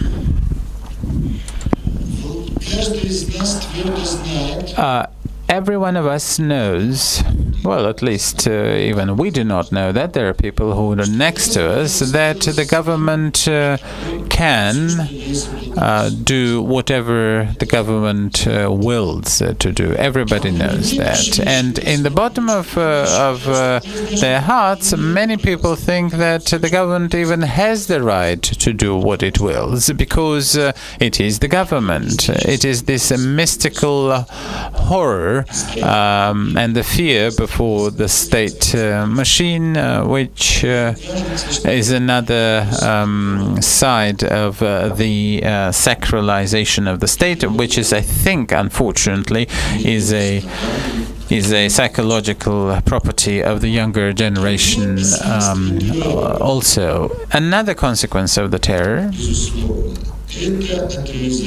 is the atomization of the Russian society and the great disjunction, the great distrust, the eradication of solidarity and social cohesion. And what do we have in exchange? In exchange, it is the expansion of the state into the personal relations and the build-up of a rigid hierarchy of relations. Indeed, this etatization of the society was one of the principal objectives of the terror. A social engineering and experiment which was perpetrated committed indeed by Stalin and his henchmen. Clearly, this this objective could not have been reached, but the Soviet Union went further on that way than any other totalitarian state of the 20th century. This disjunction, this atomization of the society, this distrust is something that you can still see in Russia every day. Xenophobia is yet another consequence. Of course, not only ethnic xenophobia, probably not the most important here, but the xenophobia in a slightly different terms. Xenophobia to everything alien, to everything out of the norm. Xenophobia as a continuation of conformism, and aggressive nationalism as an extension of xenophobia. It is well known that one should not pop up. You should not get stand from the line. It is dangerous. Every person who stands off the line will be ostracized by the society. Yet another feature and a consequence of the Great Terror is cynicism and relativity of moral standards and values. These are the very sad lessons of the school of the terror. Wonderful pedagogical event, so very efficient and very successful. Very good attempt. It worked, and so we have to work somehow. We have to do something with this kind of understanding. So how to overcome it? How to? We fully realize that the main means of overcoming it is the sustainable development of the country towards democracy and rule of law. So the development of legislation, application of the law proper. So this is something that we were only dreaming of in the 80s. So we hope that one day that would come to pass. And simultaneously, we somehow it can be confirmed, supported somehow by the relevant historic policy that the state has to be involved in comprehending, understanding. So this kind of mindset of people's mindset. When we talk about the memory of the terror, the proper understanding of what terror is, because just to know that terror existed, that's not sufficient. And to know facts and to know the historic events as they were is not sufficient. And people, all people, and I keep repeating it all the time, so they certainly remember the innocent victims of the terror. They'll say, yes, we venerate that, we remember that, and sometimes even ready to erect certain monuments in memory of the victims of terror. But the memory stops short when they start asking, so who is to blame? Whose fault it was? So who is to blame for the terror? So who is to blame that it has always been that way for many decades? That it was that way for many decades. Who is to blame? Whose fault is that? Do we know the answer to this question? So all these people are the victims of the state terror. So that's the answer. Because it's the terror of three persons, also a gang, a band, so small gang vis-a-vis a big group. This is the terror of the state. So the crime has been perpetrated by the state, was perpetrated by the state, was committed by the state. And so then when you ask, who is to blame? Whose fault is that? So they start calling anyone. So they start calling neighbor's name, just who was writing, who informed on his neighbor, or the butcher, who pressed the trigger. So that's his fault. That's his. The blame goes to him. But no one just thinks that it's possible. It's unthinkable that the state could be to blame for all that, because this is our state, and so this is our state. How can it be to blame? Because the state is us somehow. So is it possible that we are to blame? But who else? Is it people are ready, even under certain circumstances, if we talk, all of a sudden they say Stalin is to blame. Sometimes so they can just heap the blame on Stalin. That's quite possible too, as a course of long deliberations. But understanding terror as a state crime, and so fully comprehending that it's the state who is to blame. So it helps to understand what terror was all about. So what's on that balance? How people talk about 1937, how they write their reminiscences, memoirs, because it's a symbol of the apex of terror. So the spike of the top. So when 80,000 people were arrested and 700,000 were shot.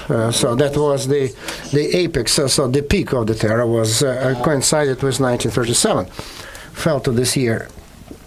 And then they're not saying, so they're saying, so we lived through those lives and everything was fine. So Papa would go to work, Papa would come back home, then he would take me out for a walk, and then all of a sudden he was arrested. Everything was a normal course of events. So this feeling that people perceive terror, the way they perceived plague in medieval ages. So that's a kind of national calamity, natural calamity that all of a sudden befalls us unexpectedly. So that sweeps away, like in the North America, those twisters, hurricanes that lay waste of the ground. Everything was fine, and then all of a sudden, a hurricane came upon us. So that's the only answer, the only response that the mass conscience gives us. But this is the wrong answer. And but to call the criminal, to call the state a criminal, so the mass conscience cannot bring itself up to calling the state the criminal, because it takes time. So when the justice is a long of open discussion, public discussion, civil society discussion, where the state, society, teachers, doctors, everyone participates, movies, all thrown together, so it should be big open discussion. Only then we could come to this conclusion, which is not there. And so then the historic policy. What is the state policy? Well, the state historic policy, what is this? So this is a concerted effort effort that the state is making in order to create a certain image of the past, which the state will be happy with. So it creates a certain image of the past. But how does the state policy historic policy of the state manifests itself? Monuments, because they erect monuments to someone, so that whose names they give to the streets. So that's another manifestation of the state historic policy. And so what veterans they support more, what laws they pass, and so what they write about. This is very telling, what they write about in history books, in the school curriculum. So this is the manifestation of the state historic policy. And as I'm not going just to take this point, all these points point by point, but at the end, so all our state policy is aimed not at maintaining the memory of terror and not understanding of terror. So they don't want that, because they have not yet admitted openly where the terror would be admitted as a crime. So there hasn't been such a public document approved by the state that would have done so. It's not there, and I think that there is no sense even to wait for it. So just the other way around. So there appear new laws, bylaws. So then let's say brained law recently adopted about encroachment on history or something like that. So absolutely crazy about the memory of World War II. Some kind of absolutely inarticulate law, and so some dates of questionable nature. So completely harebrained law. So if you read it, if you go over it, so then recently it was approved, it was adopted. And I'm thinking, why do we need it? As I keep asking myself, what's that? So what purpose does it serve? Why it's there? So this law denies us the right to freely discuss on you know what kind of subject. So whether the Soviet Union was part and parcel of the beginning and the instigator of World War II, so whether we can be held responsible as certain for what happened between the signing the Ribbentrop-Molotov Pact in August 1939 and June the 22nd, 41, because after June 22nd, 41, so there seems to be no problem. What happened between the Ribbentrop-Molotov Act, the signature, and the beginning of World War II for us. So this is something a void, and it's a sacred cow. We can't touch it. And I don't know how can I interpret this 17th of September 1939. How can I possibly interpret it? The fact that we actually moved into the Polish territory. And so we were making progress. So we acquired some territory, and then we put under protection the brother nation of Belarus and Ukraine. And so was it in a freedom act? So when we moved there and saved our brother nations from the Nazis. Or should we really think that the Baltic states voluntarily acceded to Russia? Was it a voluntary act of accession to Russia? And so they were tripping over themselves, just to get to Russia, so the Soviet Union, so that we decided just to respond to their desire to accede to Russia, and we moved there. Is that the way out? So that is why it's quite different approach now, just not the approach that helps to form adequate, proper, relevantly shaped memory. And so because all this historic policy is aimed at that. So which is around what I above mentioned points. It's all aimed only at one point, to strengthen the idea of the righteousness and the power of the state, and the idea that the state is always right everywhere on all accounts, or just it's right as long as it vanquishes its enemies. And so all this historic policy is based only on one basic idea. The idea that Russia is the country of great victories. We always win. So in old times, in medieval ages, we won, and in the 18th, 19th centuries, we won. The 20th century, so this is the period of sustainable, non-stop victories. So the great construction sites of communism, space, everything is ours, and certainly, and in the middle, so there is also there's the not only, so then there's certainly the victory. The pivotal part is the victory in World War II, which is true because this is certainly indubitable. This is right, and this is one of the exceptions that you have to admit, because the victory in World War II, this is right that it belongs to us. But if the state is victorious, so then we never start asking, so what was the price of freedom? So how much we paid for those victories? So we never. But when you start talking about victories, and when you remove the component of price, of cost, then it becomes absolutely.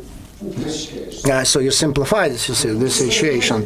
You conscientiously introduce only black and white consciousness. And so because we have to love our motherland. So because we have to love our motherland. So how political terror can be inserted into this political component? How can you insert those mass violations of human rights into that construct?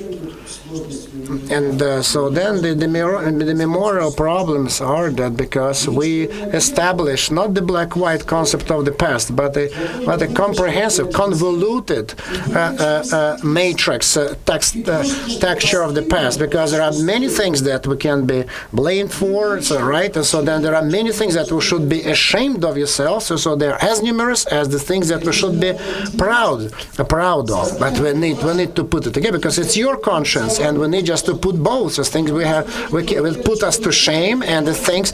So is it just a white and black? So when you walk to the drum, or it should be complicated, convoluted with nuances, tints, and hues. And we want the identity of a modern person should be complicated, and it should be tortured, stressed. A person should suffer to get to the truth, because it's in traditional literature, Russian literature. You need to be suffering for your nation, for your motherland. You not to be jingo patriot, but to suffer, to think about it, and to be part of it. Your soul should be hurting for your country. And so you all know this. So we should not suffer. We need only to applaud. That's the conclusion. And so we are the country of great victories. Let's go ahead. And this is just an amazing thing, because you can't imagine. That's for 1,000 years of that. And so then they've been instilling by the power this making the power sacred, and the idea that the power, the authorities has always been right, in the right.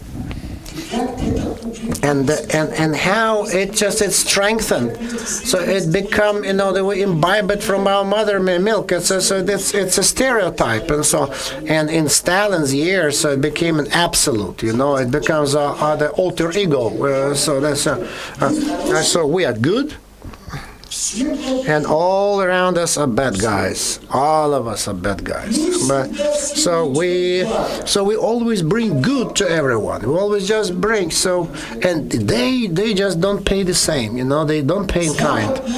So the West is our enemy. So the West has always tried to conquer us, or to put us on our knees, and we're just such nice, wonderful people out of the goodness of our hearts, doing only good, and we're not appreciated. And so this is the black and white stereotype of Soviet epoch. That's after a very short period of time, at the end of the 80s and 90s, so started to surface, to float. Even in the middle of the 90s, it started to come back as well.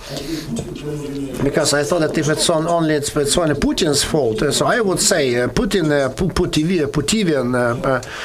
approach. But it's not Putin's fault. It's not only. Even in the middle of the 90s, we started to go back to what 5-7 years ago. We kind of didn't have it. So only a short period of time we didn't have it, and then it's all coming back. 1987 to 1994, 1995. So starting from the first Chechen war, it started to come back. And so these mass stereotypes, when there was so then the terror in the mass conscience, the stereotypes, so that replete the person, and everyone wants to march, to the sound of drum, to the wonderful, beautiful future following the state, thinking that we're such great guys. And the terror was kind of it's an exception from the rule. Terror is an exception from the rule. Oh, there was an exception from the rule. So the black spot in our history, terror. So, but it's not characteristic. It has nothing to do with the general avenue.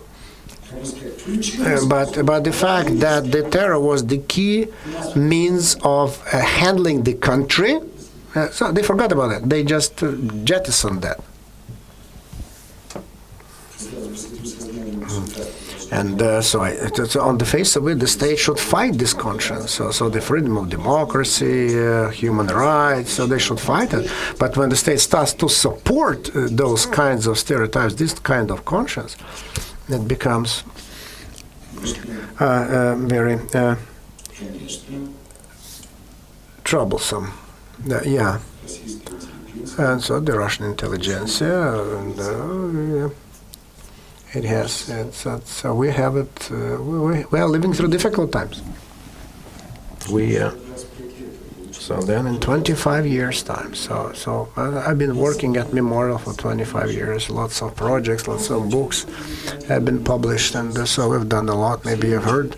So always just thinking up something new. And so now just I asked to distribute the map.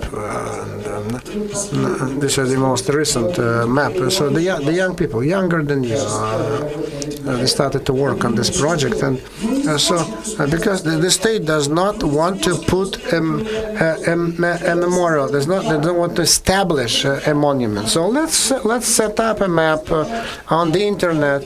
Let's just put together a map. So a little guide in every city of the Soviet Union. So let's create this guide. If they do not want us, so these are the spots where the mass executions took place. So that any teacher just could take her kids and then just take her around. And so this is the place where people lived and were slaughtered. And so this is something that people were slaughtered. This is the village that was burned down.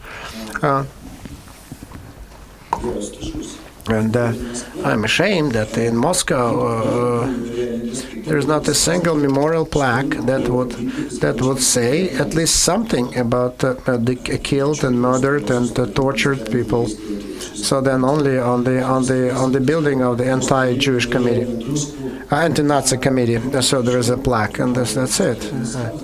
And then, another very important famous writer lived, Shalamov, lived in that house. So the author of Kalimsky stories. And so we have just to sign, to approve. We made this plaque, but they did not allow us to put it on the wall. But it's all we need to do is just so this is where Shalamov lived. So then Marshal Tukhachevsky. So no problem. So they just put this plaque immediately, just hammer it to the wall, and it's there. But no one just is remembering that Marshal Tukhachevsky was gassing the peasants in 1923. But Shalamov. So no, not a single word. So a great artist, Mikhails, lived, so they don't write that, and they refuse to do that, because this is the person who was killed by the state, murdered by the state. or Shalamov was killed by the state. So then we had to. So one of the vice mayors of the city was very very courageous guy, and he said, "So under my own responsibility." So they allowed to put this plaque on the wall with the wording so it was lettered. So Shalamov lived there between the two arrests. So before the first and after the second. And so 25 years have passed. What happened? Nothing. So do we have the independent judiciary? No, that's an open question, so a rhetorical question. I know what kind of answer. I don't even expect an answer. That because we're all clever, we're smart people, we know that there's no such thing as the judiciary. Yeah, because there are cases where the judiciary is independent, and there are reams of cases where the judiciary is not independent.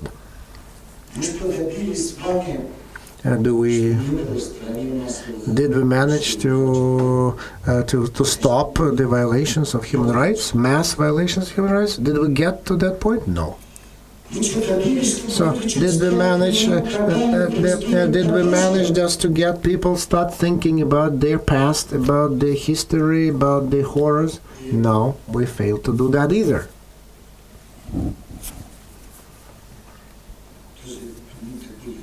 And so that's such a trifle. So just small compensation money compensation to the former victims of the gulags and then Stalin terror. And so we couldn't get it.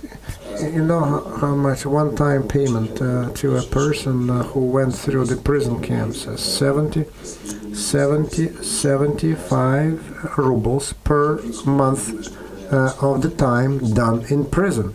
Can you imagine? So I cannot just. So if you did 55 years in Kolyma in labor camp, and then you get 75 rubles times 60 months. So you get 5,000 rubles for doing 5 years in Kolyma, in Gulag.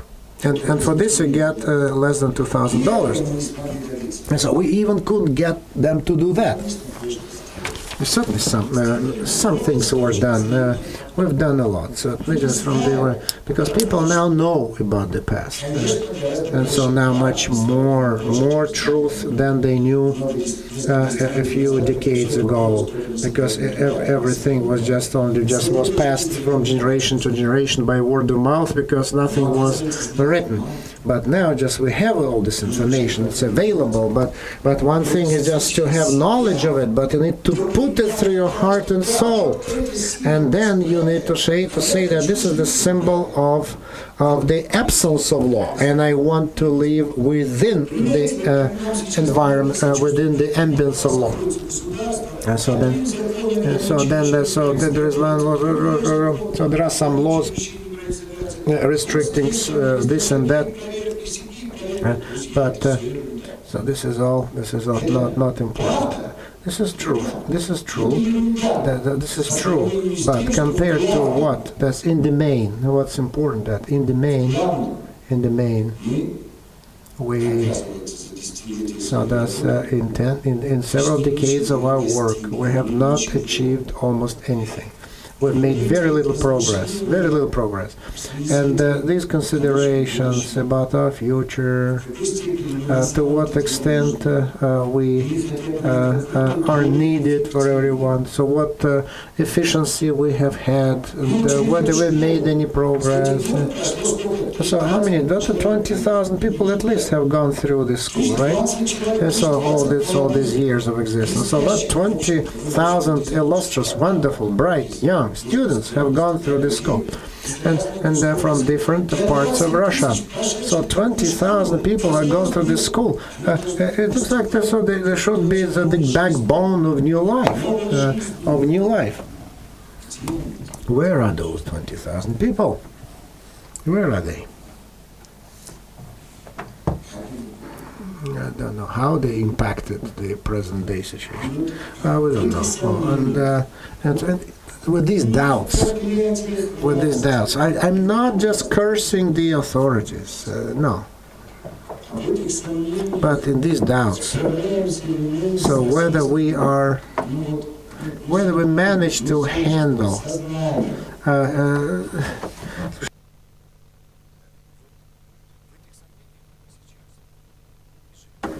so this we live under the circumstances. Now, just I will take your questions.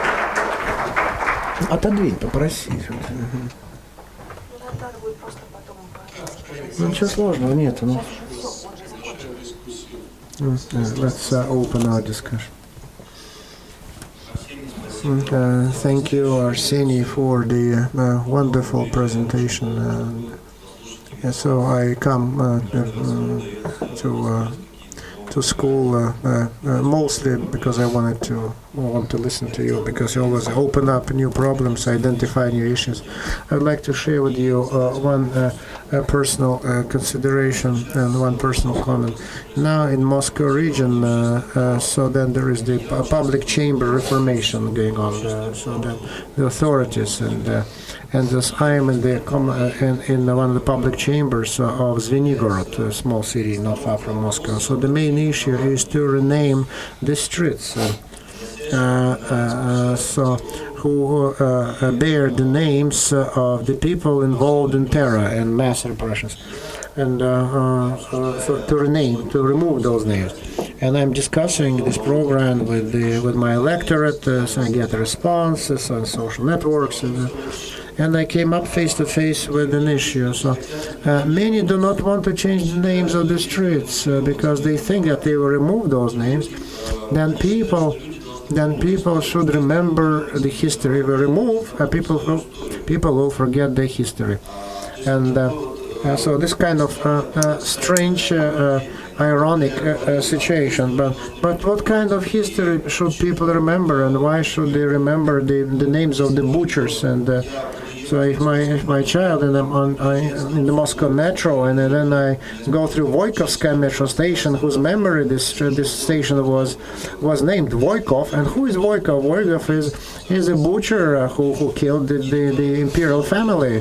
And so what kind of conclusion my child should make? So that it means that if I murder, it means that in my memory a street will be named, right? And So what is the rule of naming streets and metro stations? This is my personal observation, but my question is as follows. In the preamble of our Constitution, it says, among other things, that about the respect and the love to the motherland. And in view of what you were saying about sacralization, sanctity of statehood. So my question, can we respect the fatherland, not love, but respect as an object?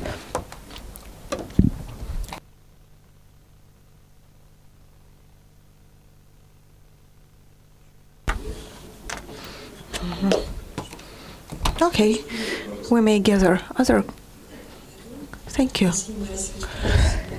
Firstly, I cannot fail to express my gratitude for what you are doing, for standing where you are, in spite of all, and pay attention and draw the attention of people to the things that merit attention, that are worth considering. I don't know if it is question or comment because I think about it. And sometimes it seems to me so simple it would be if Russia, at the moment of collapse of the Soviet Union, just like other countries who got out and Russia stayed, look back that Russia is alone and it could also exit, just like others, claiming that we suffered most from what happened. But unlike others, there was it was a nation with pragmatic things like nuclear weapons that we should have kept, and probably the veto on UN decisions. So I'm not even saying what's important. This question would be wrong to ask, immoral. But I see that, as far as I know, there is no state that without external force or conditions never had such penitence and acknowledgement. I guess state does not have this complicated feeling, and it can be required of a person. And I believe what Memorial is doing and the school is doing is the difference between the state. When I see in other countries of the post-Soviet state, I see when they just say, here we suffered from Germans and here we suffered from the Russians and we had to perform some horrible atrocities. We cannot tell anything of the kind here, and we can just discuss. I see difference between discussions that were ongoing 10 years ago and now. Probably the number of people is not getting higher, but the quality of discussions and the depth of understanding, I'm positive, is growing. What you are doing is not in vain. Will not be lost. Thank you.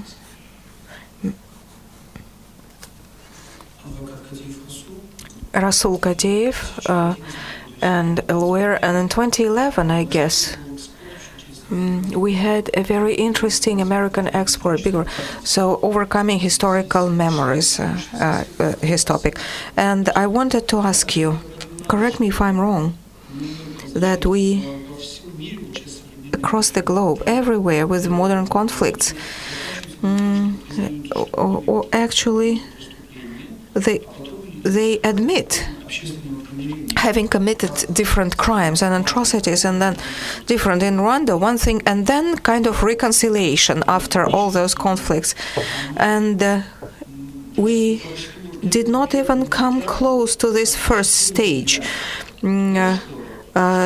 denouncing and kind of begging forgiveness for the past in order to get this reconciliation, admitting the crimes in the past. Kirill Oreshkin, St. Petersburg, 2008. Arseniy Borisovich, at this session, at this seminar, we heard so many pessimistic speeches of economists about the economics, politics, geopolitics. But for me, probably your speech was the most pessimistic, probably because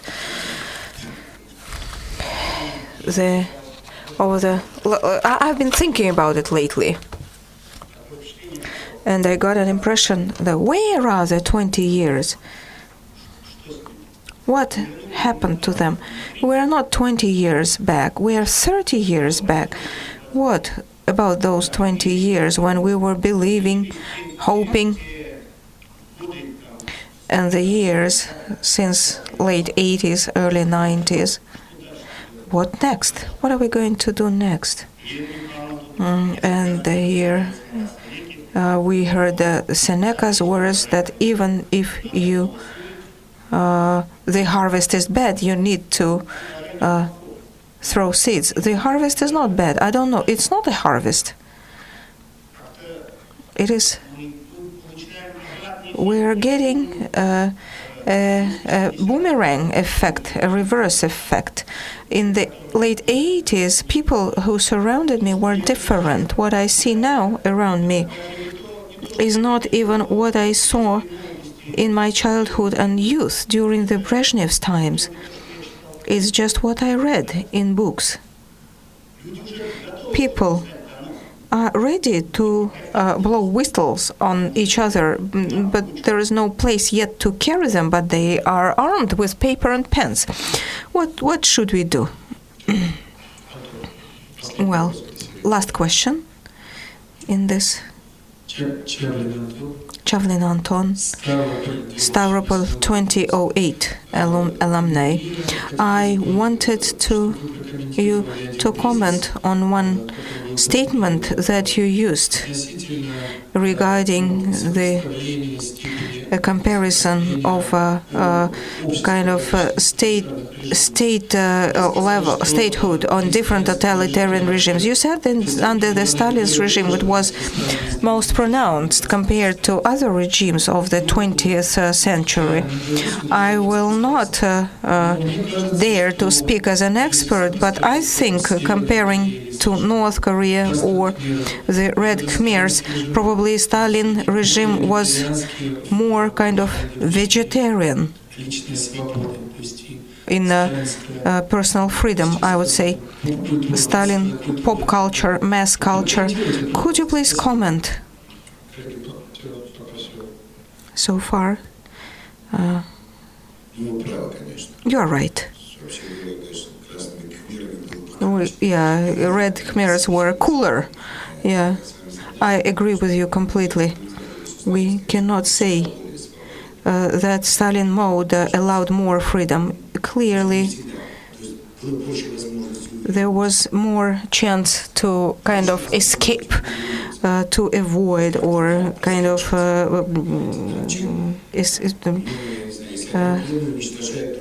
just be. If one tribe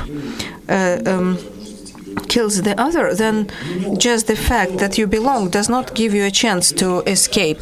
So, yeah, again, if Crimean Tatars, you could not avoid what happened to them in the 18th of May, 1944. Just because it was so much set and surrounded, and there was nowhere to go, and was unavoidable. And speaking about the regime on the whole and life, so at least Anna Akhmatova did not die and wrote the Requiem. Compared to the Red Khmer, yes, you say that this regime was more vegetarian. Speaking about as a system, and the horrendous, the Nazi, then we have more grounds for better, more comparison. And if we talk about the operation, the functioning of law, common law, along with the special law, and in Nazi Germany, and we make sure where the common law worked, it worked properly. Except the emergency laws, and the special emergency laws are one thing. It's a very interesting thing why many judges of the Hitler age continued then functioning, just because they used to judge and they kept judging those 12 years. Though it's difficult to compare because it lasted only 12 years and much longer here, and probably I was not too accurate. I agree with you completely. And the next question, crime and then reconciliation. We have not yet come to that. Yes, that's right. We have not admitted yet the crime as a crime. We have not passed the crime for a crime yet. So speaking about reconciliation, we cannot speak about reconciliation of some groups, like victims of the murderers. At least no one admits himself as a murderer. It was too long ago. But in order to understand and treat the past properly, we really need this understanding of a crime as a crime. And to understand it and name it a crime, you need both huge work of society and the state, and purely legal basis and qualification. We had a chance several years ago. There was some lonely chance, and we were trying to invent the way to do it, because we're not going to open investigations against dead people. It's impossible by law. But we could at least. It was interesting in Ukraine, because it was all again politically instilled.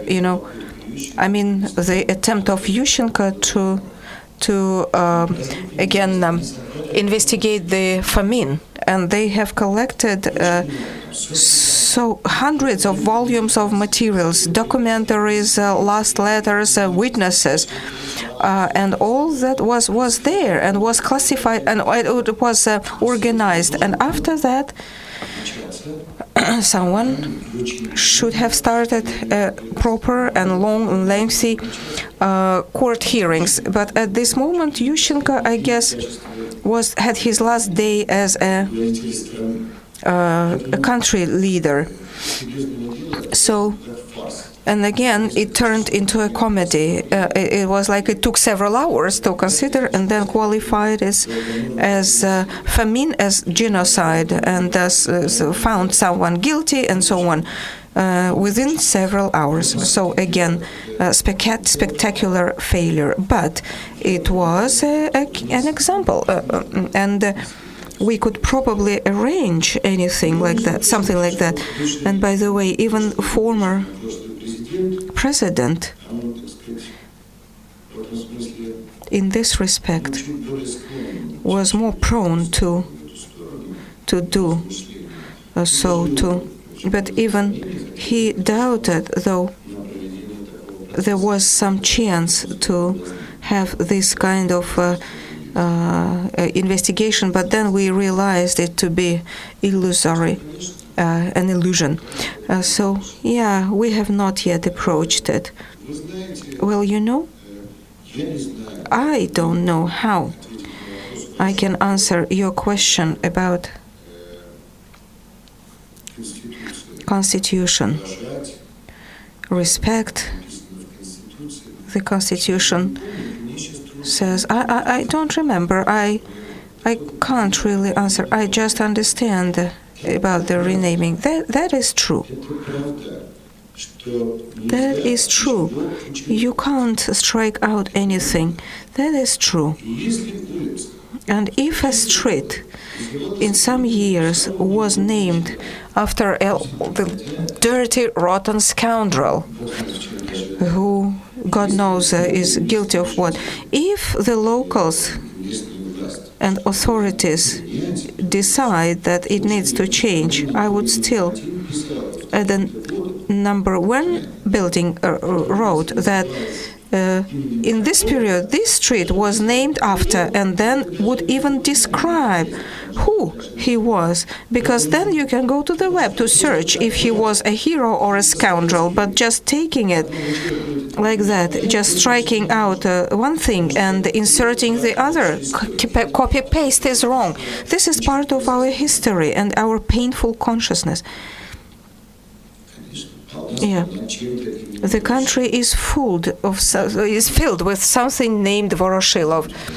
Yeah, but when and I have in my hands, that's what I was doing. I was trying to revise, so-called, to reconsider Stalin's shooting lists. When in 1937 they needed to shoot so many people, kill so many people, the authorities, they invented the following: those who go to the top level of justice, the military collegia, so there would be special list for them, and just name and surname, nothing else, and where he's from, like from Stavropol area or whatever, Stavropol Oblast, or NKVD special forces in Penza or some other origin, name, surname, origin, and Comrade Stalin with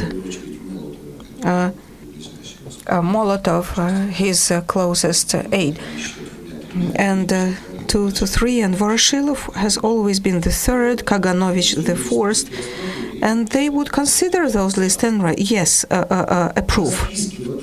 Just on the list with surnames, empty, no crime, nothing. First category, second category, prison or prison, not a camp, prison or shooting, capital punishment, and so many lists he signed. Why? What was the? Where did I come from? Voroshilov. And well, Voroshilov, his signature is everywhere. So these are documents, hard copies, instructions to do what. And then it would go to the Supreme Court, and then with the use of those lists, they would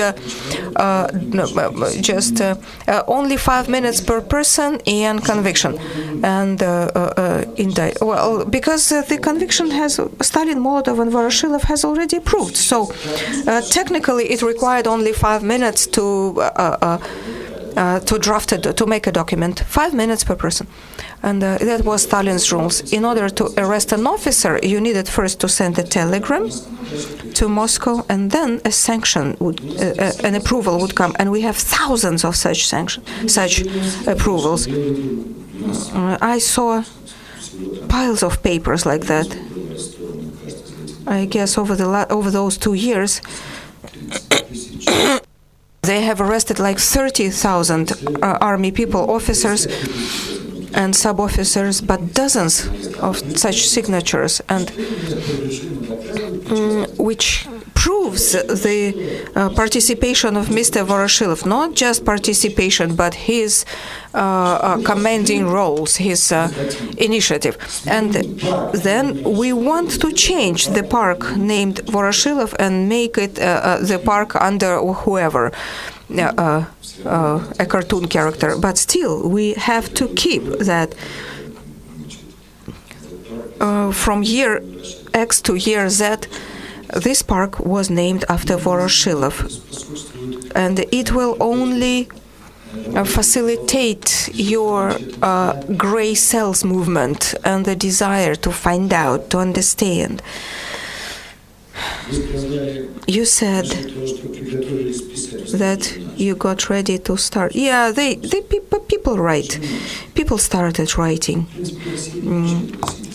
Russia is not a country where blowing a whistle is so much popular. You don't have to exaggerate. In Russian consciousness, such people, are not looked upon kindly. It's not popular. But now, through the internet, that's it's also blowing a whistle, and not a single. People understand that they write about other people in the web, so it is punishable by law or whatever, by some rule, and they require this punishment. Sometimes indirectly, sometimes directly. Demanding. I believe there are many people here who have been mentioned in such papers. So this disgusting aspect of this era, as if it's rising from the dead. I have this feeling. This age of hypocrisy, whatever. What can we do with pessimism? I don't know. I know what each person should do individually. Just live honestly, with integrity. Just be good. How a person keeps his honor? How do we keep something that we never had during the Soviet time? Different institutions, projects, maybe somewhere a newspaper, local newspaper, 500 copies, but 5 people gathered around it, and they do think how they can keep this newspaper. How can we keep this school that we have today, or public organization of Sveta Makoveckaia, or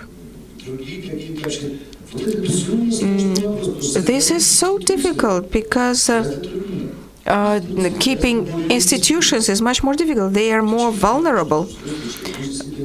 An adult person is responsible for his behavior. He can be honest or slightly dishonest or a little bit unscrupulous, but people are different. And we all have our level of integrity. It's better to be honest, but if we read Solzhenitsyn articles, living without lies, it's not so simple today, and following the preaching of Solzhenitsyn or other thinkers is not so easy. But this is a recipe, individual recipe. There are no recipes for institutions, because there should be some collective consensus, the decision. On behalf of a team, you have to claim something.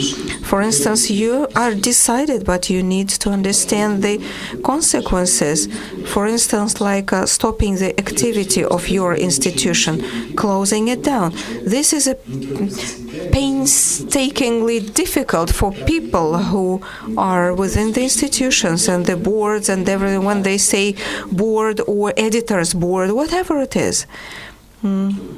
It's not easy. It's not easy.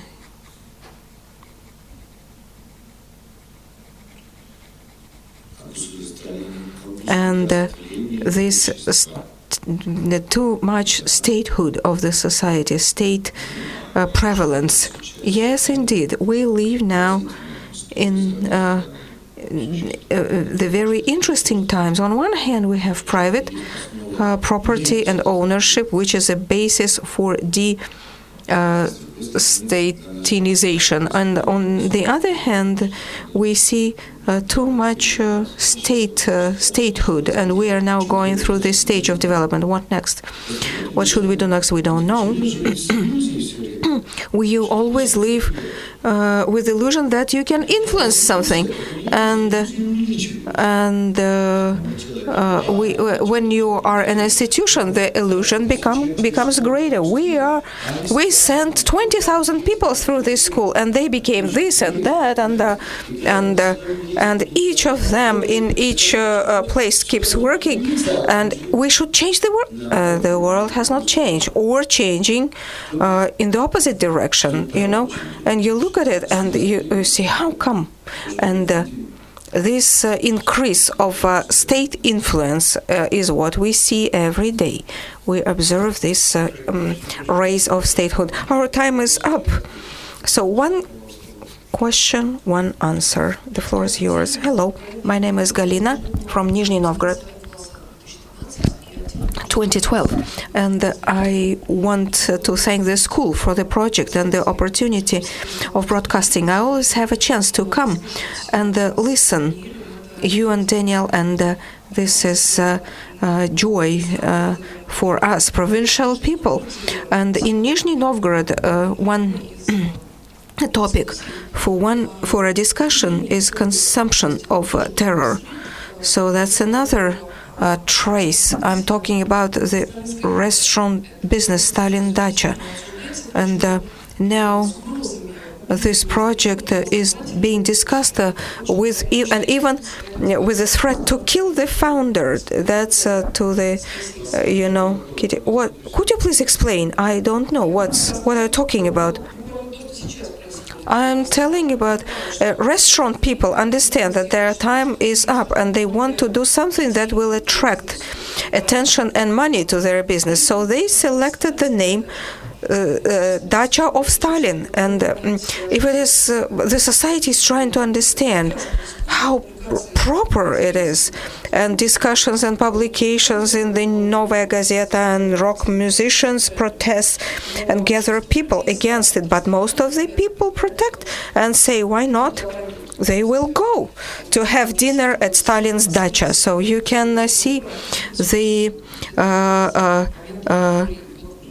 merge of, or rather the collision of consumerism and democracy. And I had experience of working as a journalist in Germany, and I bought a book once by Nikolai Plotnikov, Philosophy of German Life, where he would analyze what was happening in Germany and that I personally didn't understand when I was living there. So, talking about the project that was ordered to Peter under the Holocaust victims' memoir, and he made huge concrete piles, and the society rejected this project because it was not the monument to the victims, but to the abusers, to the criminals. And those piles were cut in half. And now in Berlin, when you go, you can see a labyrinth where people walk and you can see their heads. So it's a very dubious pleasure. So the monument to who? Who is to honor by this monument? So if the state agrees to erect such monuments, and I know that Memorial has launched a project. You invite cultural people, experts, and you try to commemorate. You try to put signs on the houses and make monuments to the victims, and then probably, as a rule, probably you are doing the opposite. Very long answer. So I'm confident that a monument cannot be just devoted to victims. Our crosses, little churches, and prayer houses, and this is all indeed about victims, because our monuments should somehow remind and push you to think whose victims are those. So the victims are there, but who made them victims? The Holocaust didn't have this issue. There are German nationals and global consensus about Holocaust. There are no question about it. Who broke the hell loose, who arranged it? There is global consensus. There is no consensus who facilitated, who was quietly facilitating this uprising of Holocaust, but there is no one to blame, and in Russia, there should be some additional connotation for such a monument. But it is indeed this is indeed a question to an artist with respect to the slurry of restaurants, cafes, and other catering places with the names of "Back to the USSR" and so on and so forth is indeed not sufficient and indeed alarming. Toby Gatti will conclude with a remark.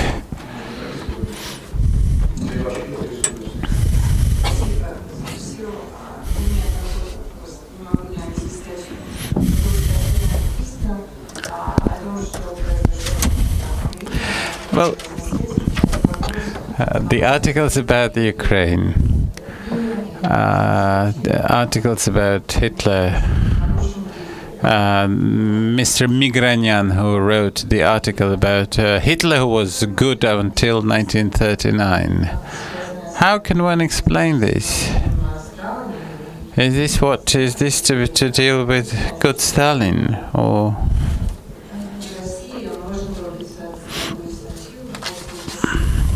How could such an article be published?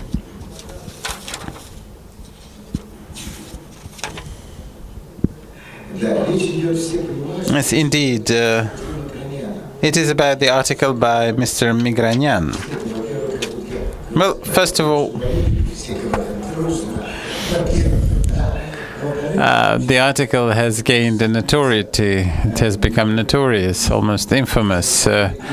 Well, I do not want to become an interpreter of Mr. Migranyan. This is probably the last time I would ever want to be doing. I apologize for that. But let me say something. This is very strange. You have noticed this article because it has this statement about Hitler. And now, if you have some time, do come and let us go into any good big bookstore and write and read, all the names of the beautiful volumes, beautifully published, with eulogies to Iosif Stalin. Hundreds, tens of volumes, not just a little article of Mr. Migranyan, no, whole shelves and libraries of eulogies. Think of all, contrary to the common sense, contrary to the historical facts, and just think, how is this possible in a country that has lost so many people to terror? And how is it possible to talk about these Stalin's dachas, and the restaurants? And this is exactly what I am trying to talk about. I have been trying to talk about this for the past hour and a half. Freedom. The Brezhnev times is in many ways very close to early Putinism. They are very, very close ideologies. State paternalist and patriotic ideology, except that Putinism doesn't have the communist element. That's it. That's the only difference. Just to take out from the word liberation, and you will get the great patriotic,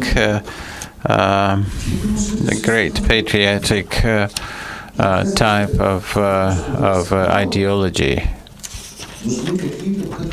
But apparently, some major efforts must have been taken, which were not taken to deal a mortal blow to the ideology of terror. But this was never done. We must have had a different strategy. We must have had a different policy. Where did we make our first mistakes? I do not know.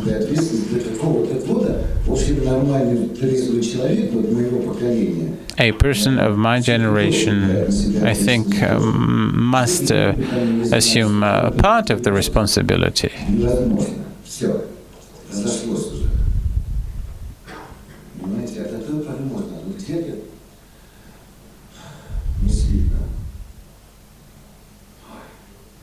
Somewhere we made a mistake. Somewhere we made a terrible mistake. All right.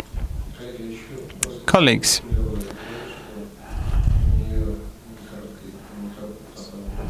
Lana Shmilova. I just wanted to say that it is not in vain. That the point where you are is because where you are. Memorial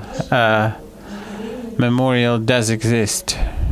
And you have, well, what I would like to say, ladies and gentlemen, pessimism,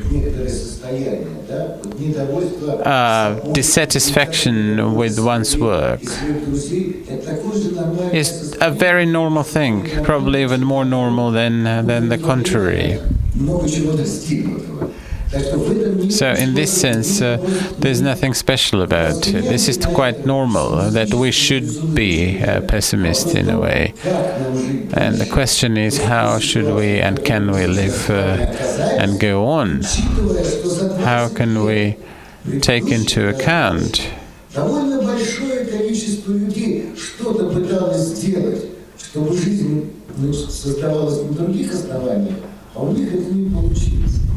what can we do to get out of this historical deadlock?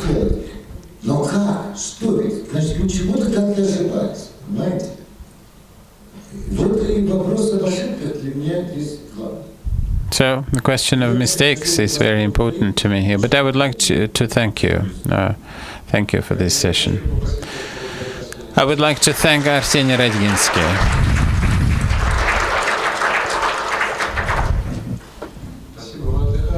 we shall have a 23-minute break.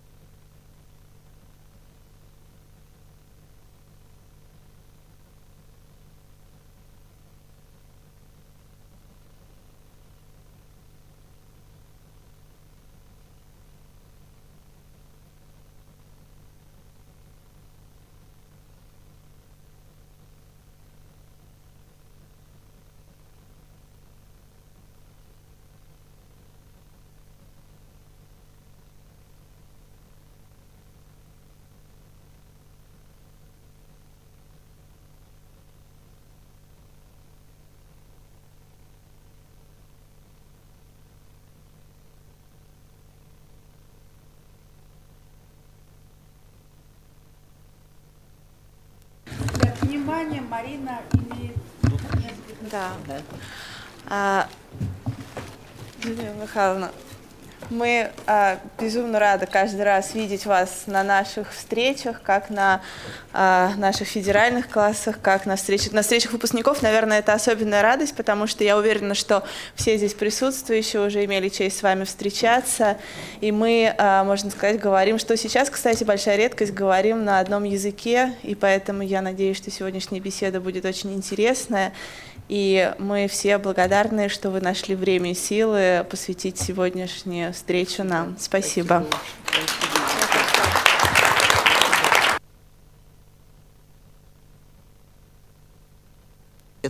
Мужчинам тоже букеты дарят, нет? Вообще, видишь, вообще никому. Ага, понятно. Иногда мне. Вот, Людочка. Но Люда не так относится к розам, как я, поэтому и другой букет. Так это моя, да? Да. И как мы будем? Я думаю, что если, может быть, Люда расскажет нам, как она была сейчас. И чуть-чуть. И сразу перейдем, может быть, к вопросам-ответам на тему... Вообще здесь, на самом деле, Людочка, вот здесь возникла такая тема, которую сейчас только затронул Арсений.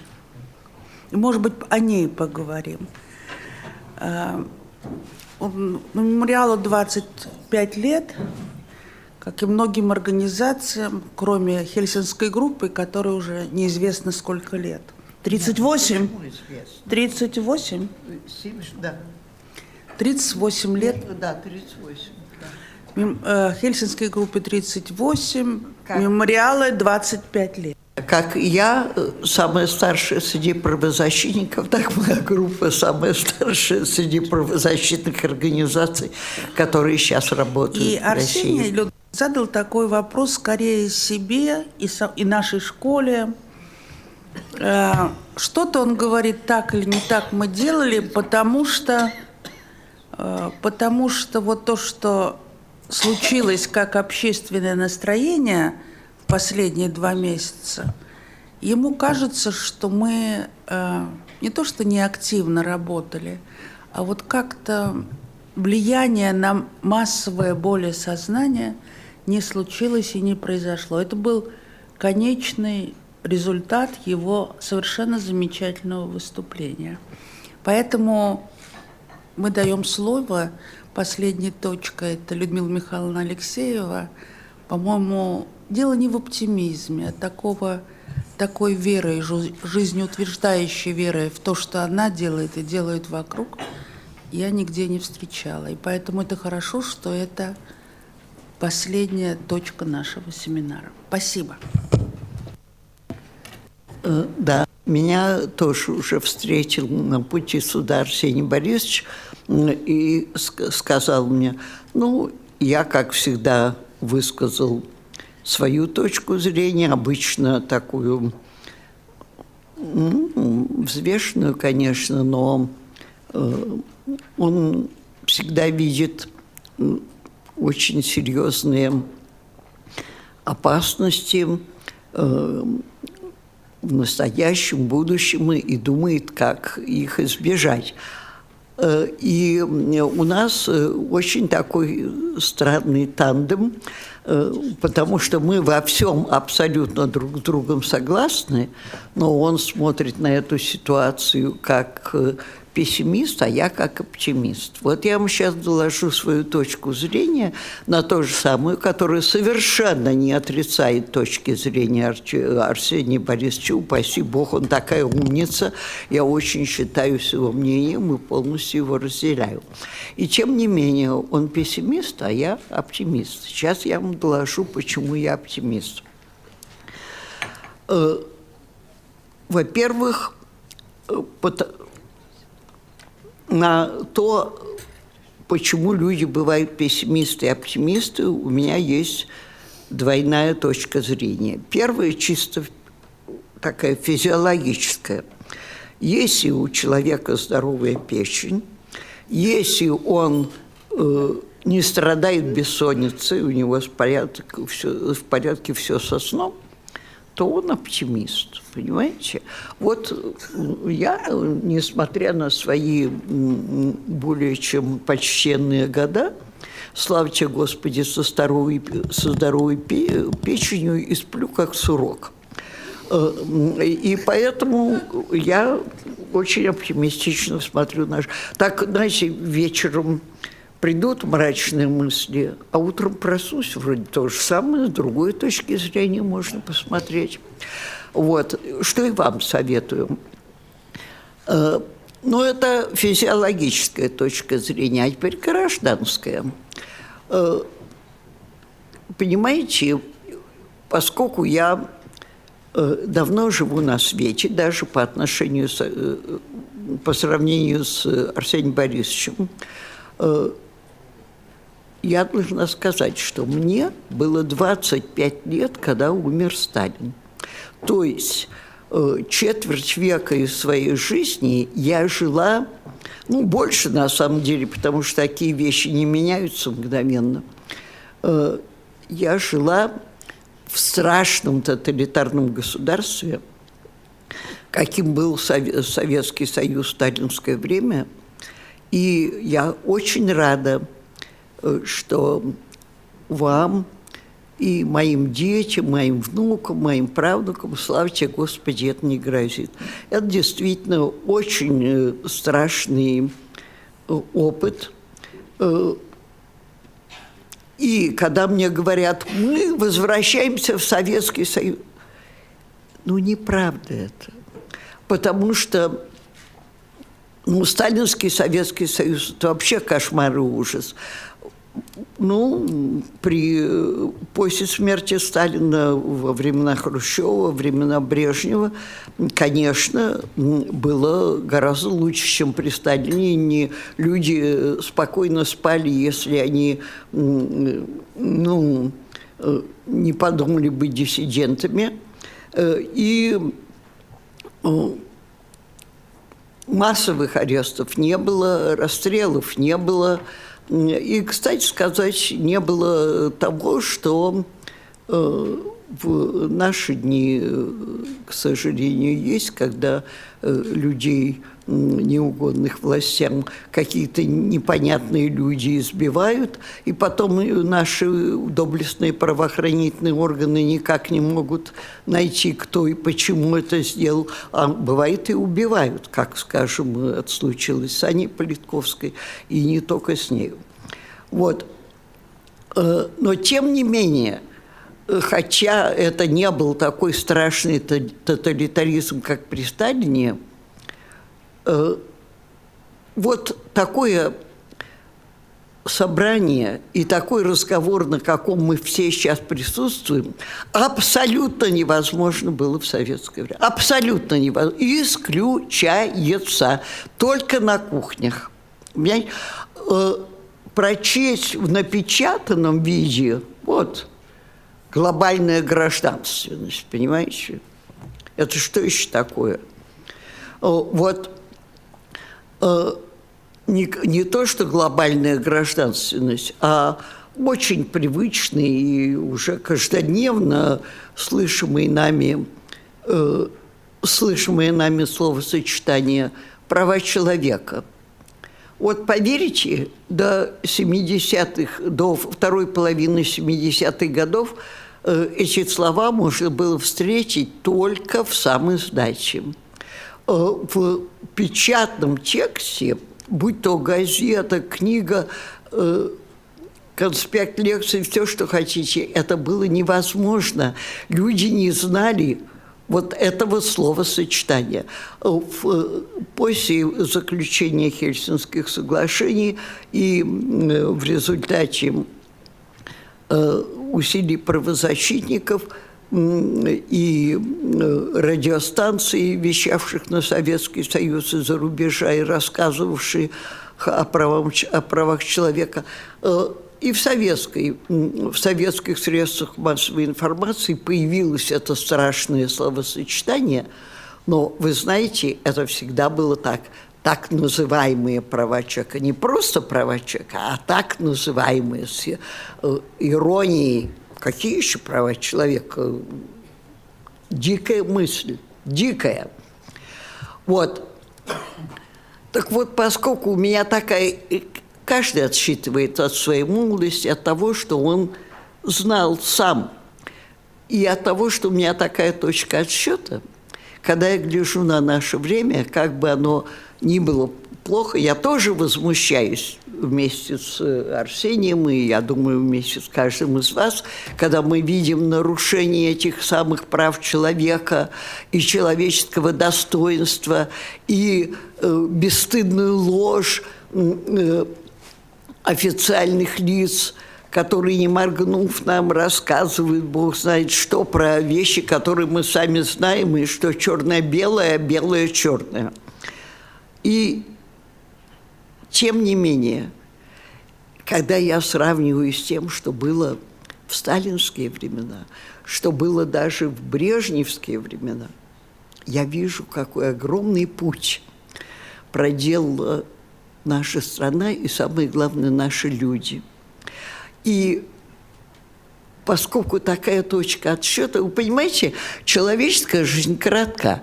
И когда мы видим, вот, ну, скажем, в 90-е годы было лучше, чем сейчас. Да, я согласна с этим. Сейчас мы делаем так, значит, мы идем зигзагами, то вперед, а то назад. Сейчас, увы, назад. Но вот если в длинной дистанции брать, да, вот правильно, водичку, и даже побольше им водички, они такие красивые. Спасибо. Вот видите, какие сообразительные молодые люди здесь находятся. Вот. Так вот, если брать не отрезок человеческой жизни, ведь история, она не мерит такими короткими отрезками, как наша человеческая жизнь. История мыслит, ну, действует на длинных дистанциях. Так вот, когда смотришь так, то видишь, что зигзагами, с возвращениями назад мы все-таки очень продвинулись. Считается так, что самое счастливое время в жизни каждого человека – это юность. Я не жалуюсь на свою юность, но поверьте мне, самое счастливое время в моей жизни – это уже последние годы, когда я могу приходить и разговаривать вот с молодежью вот в таком формате и зная, что им за это ничего не будет, за то, что они посмели прийти и все это выслушать и не побежать тут же доносить куда следует. Понимаете? Это вот кажется, ну чего? Вот, слава Богу, для вас это смешно говорить. Но я знаю, что так было на моей памяти, в моей жизни. И такие вещи необратимы, понимаете? Почему? После краха Советского Союза, вот уже в Российской Федерации, худо-бедно у нас в стране народилось гражданское общество, которое пускай, чтобы она не падала, которое противостоит власти и заявляют свои права. И приходится с этим считаться.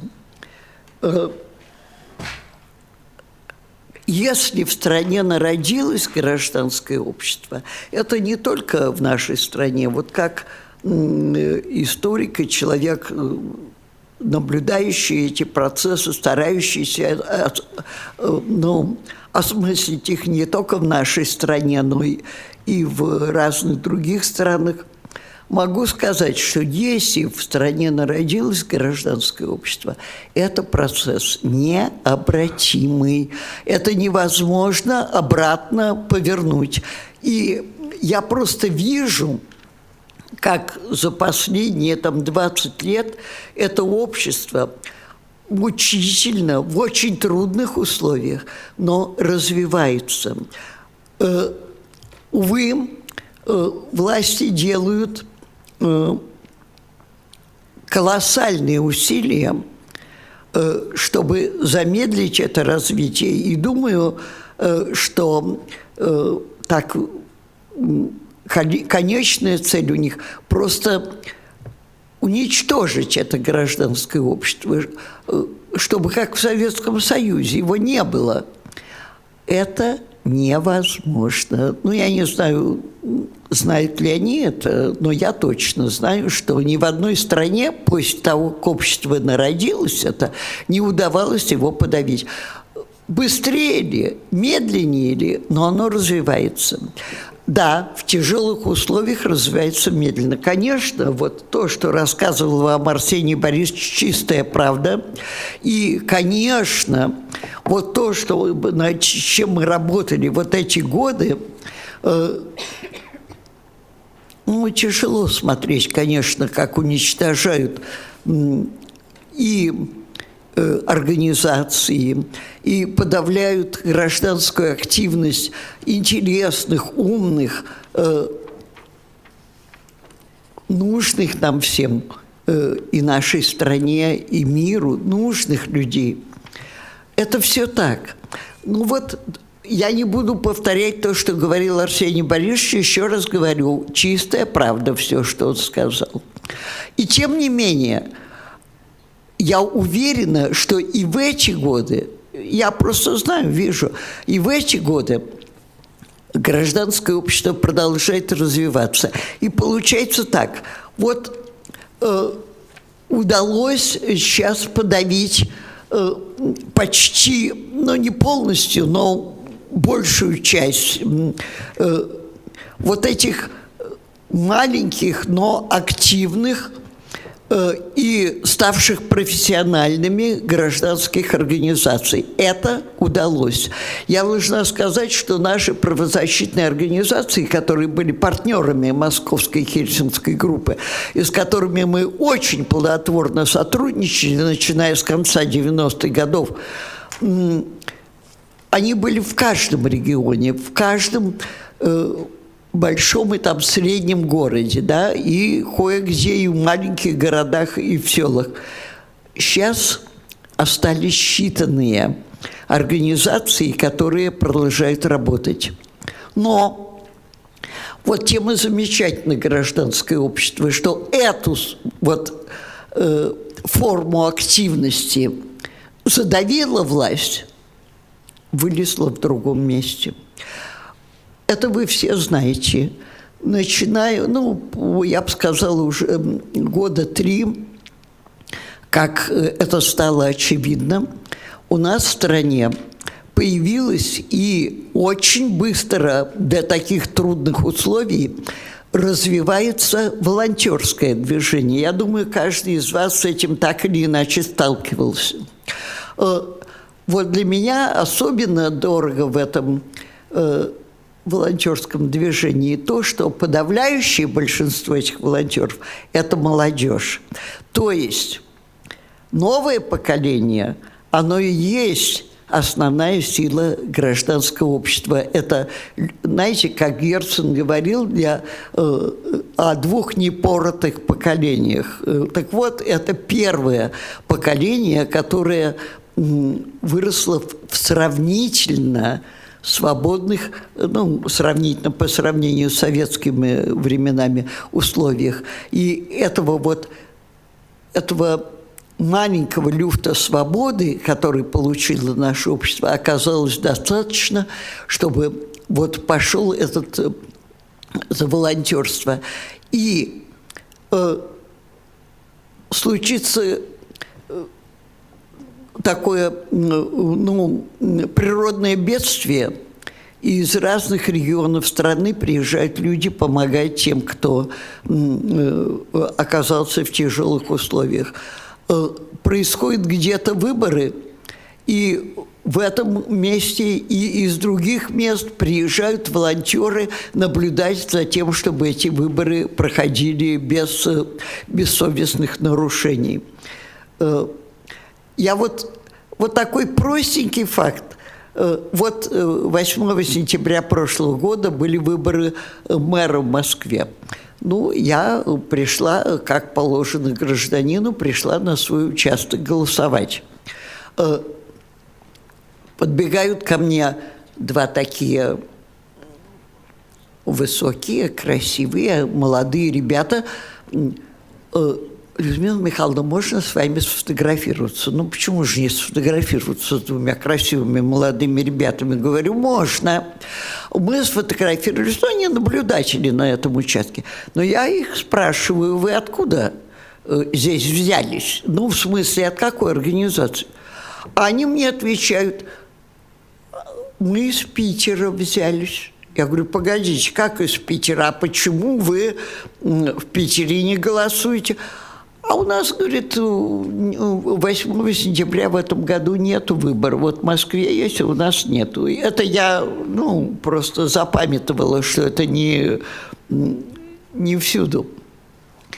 Вот. Я говорю, это очень здорово, что вы... Вот у нас нету выборов, мы приехали москвичам помогать. Я говорю, а какая организация? Они говорят, что значит, какая организация? Я говорю, хорошо, кто вам проезд оплачивал? Они говорят, сами. То есть, представляете, молодые, красивые ребята в субботу, вместо того, чтобы идти на дискотеку и там девочек кадрить, понимаете, они оплачивают дорогу в Москву, чтобы в Москве приличного мэра выбрали, или хотя бы, чтобы не было безобразий на выборах. Мы, говорит, приехали, пошли здесь, в голос и сказали, на каком участке не хватает наблюдателей. Вот нас на ваш участок послали. Понимаете, мелочь. Но не было этого раньше. Еще 5 лет назад это было невозможно. Понимаете? То есть гражданское общество – такая вещь. В одном месте задавишь, в другом месте вылазит. Понимаете? Невозможно. Если люди осознали себя гражданами, если они не хотят, чтобы ими помыкали, если у них есть чувство собственного достоинства, они найдут способ отстаивать свои права и свое достоинство. Найдут. И это необратимо. И поэтому, несмотря на то, что я вместе с своими коллегами, конечно, тяжело переживаю подавление активности правозащитных организаций, но я знаю, что те, кто были активны в этих организациях, они сейчас, утратив эти организации, не утратили гражданской активности эти люди. Поэтому, живя в том же обществе и соглашаясь со всем, что говорит Арсений Борисович, я говорю то, что я говорю вам, и Арсений Борисович соглашается со мной.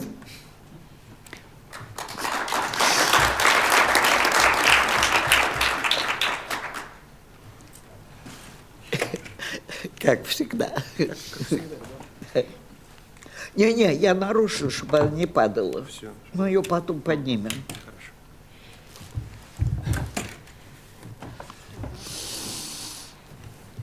Коллеги, Людмила Михайловна, как я понимаю, приглашает нас к дискуссии, поэтому я вам предлагаю этим удовольствием такого вот разговора с Людмилой Михайловной воспользоваться.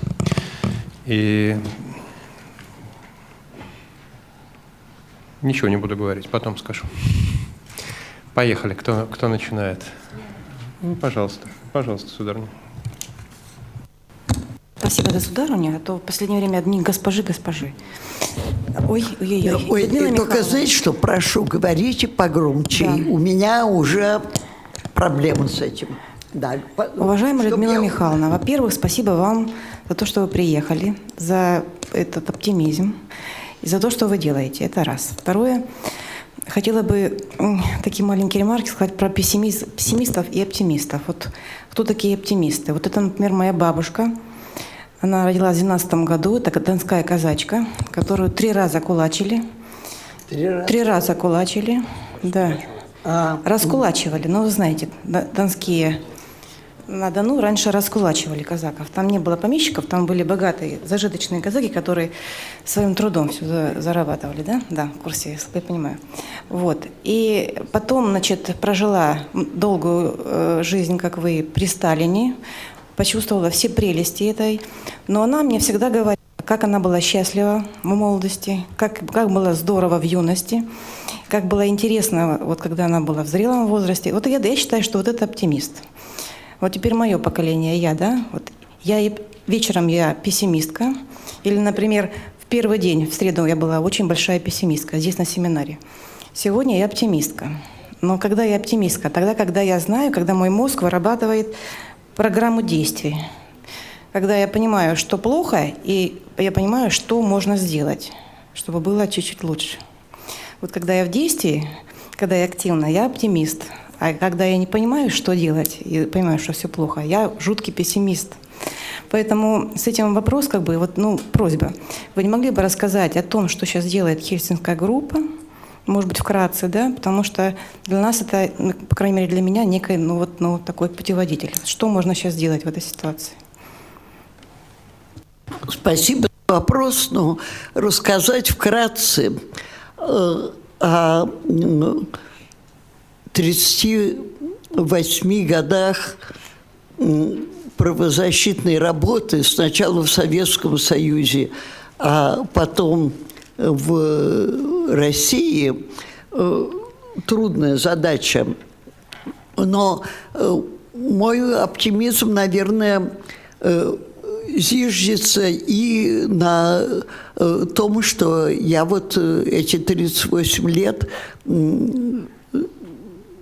в группе была. Мне очень повезло, я считаю, действительно, это колоссальное везение, что я оказалась в середине 60-х годов в том месте и в то время, когда там, где зарождалось то, что потом стали называть правозащитным движением. И мы сначала не знали, что это движение, мы думали, что это просто группа друзей там старается делать что-то. Вот. А потом, года через 3 мы примерно, я помню, в 1968 году кто-то при мне произнес это слово «движение», и я так подумала, какое еще движение, что за гигантомания у человека. А потом уже оставшись одна, вечером стала думать, да, пожалуй, мы стали движением, хоть ограниченным, но там всякие признаки движения у нас уже были. Почему? Московская и Хельсинская группа была создана в 12 мая 1976 года, объявила о своем начале своей деятельности. И это меня часто спрашивают, почему название такое. Московская, понятно, почему в Москве. А почему Хельсинская? Потому что она была создана Юрием Федоровичем Орловым, замечательным человеком, международно известным физиком, который сказал, что лет 5 он, пожалуй, будет заниматься не физикой, а такая ситуация, что правами человека он будет заниматься и гражданской деятельностью. Оказалось, не 5 лет, потому что ему потом прибавили еще 7 лет лагеря и почти 5 лет ссылки за это.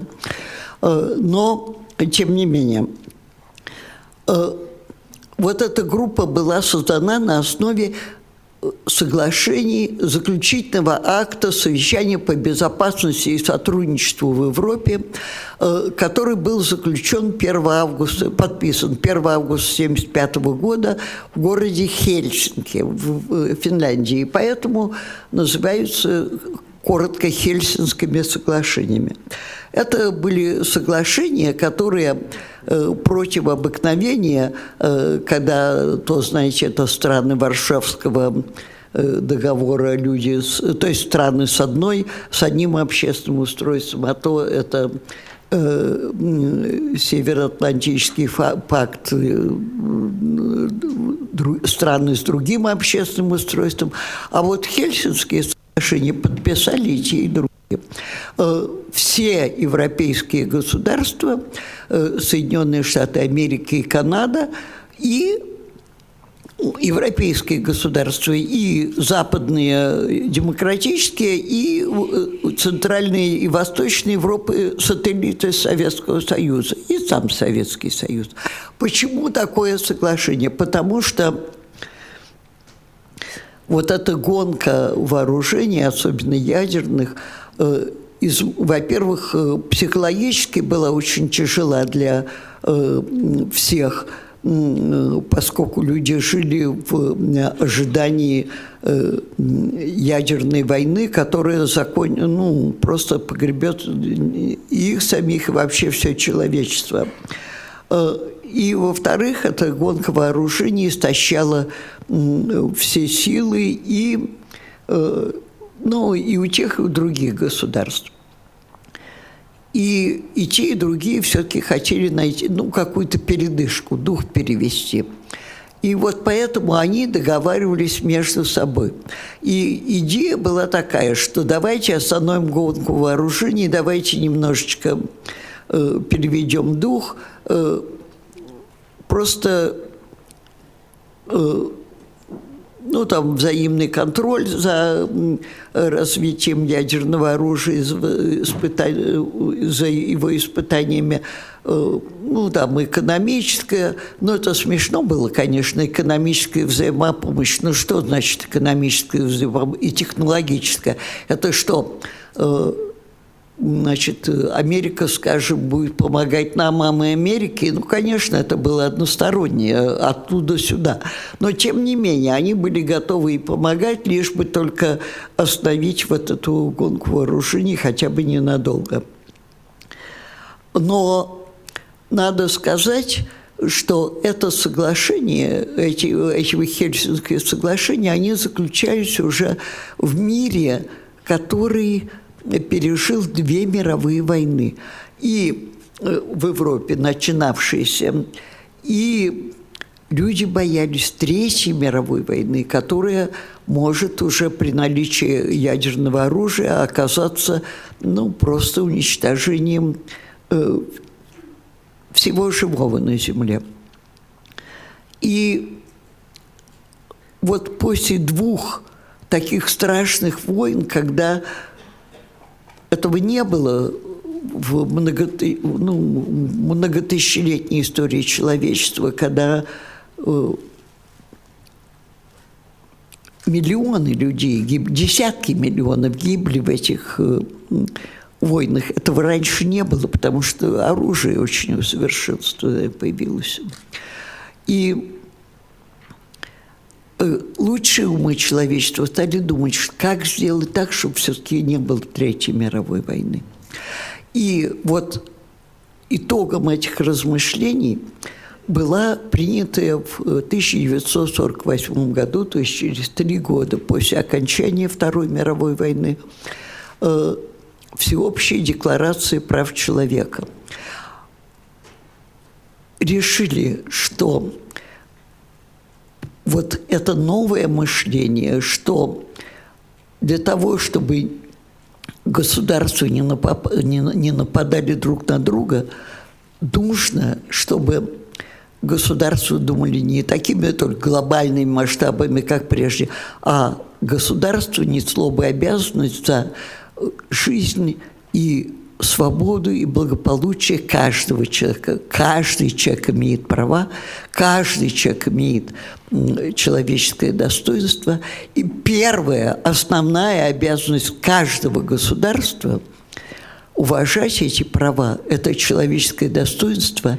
И если прежде человек существовал до государства, то теперь утверждалось, государство должно существовать для человека. Это только утверждалось.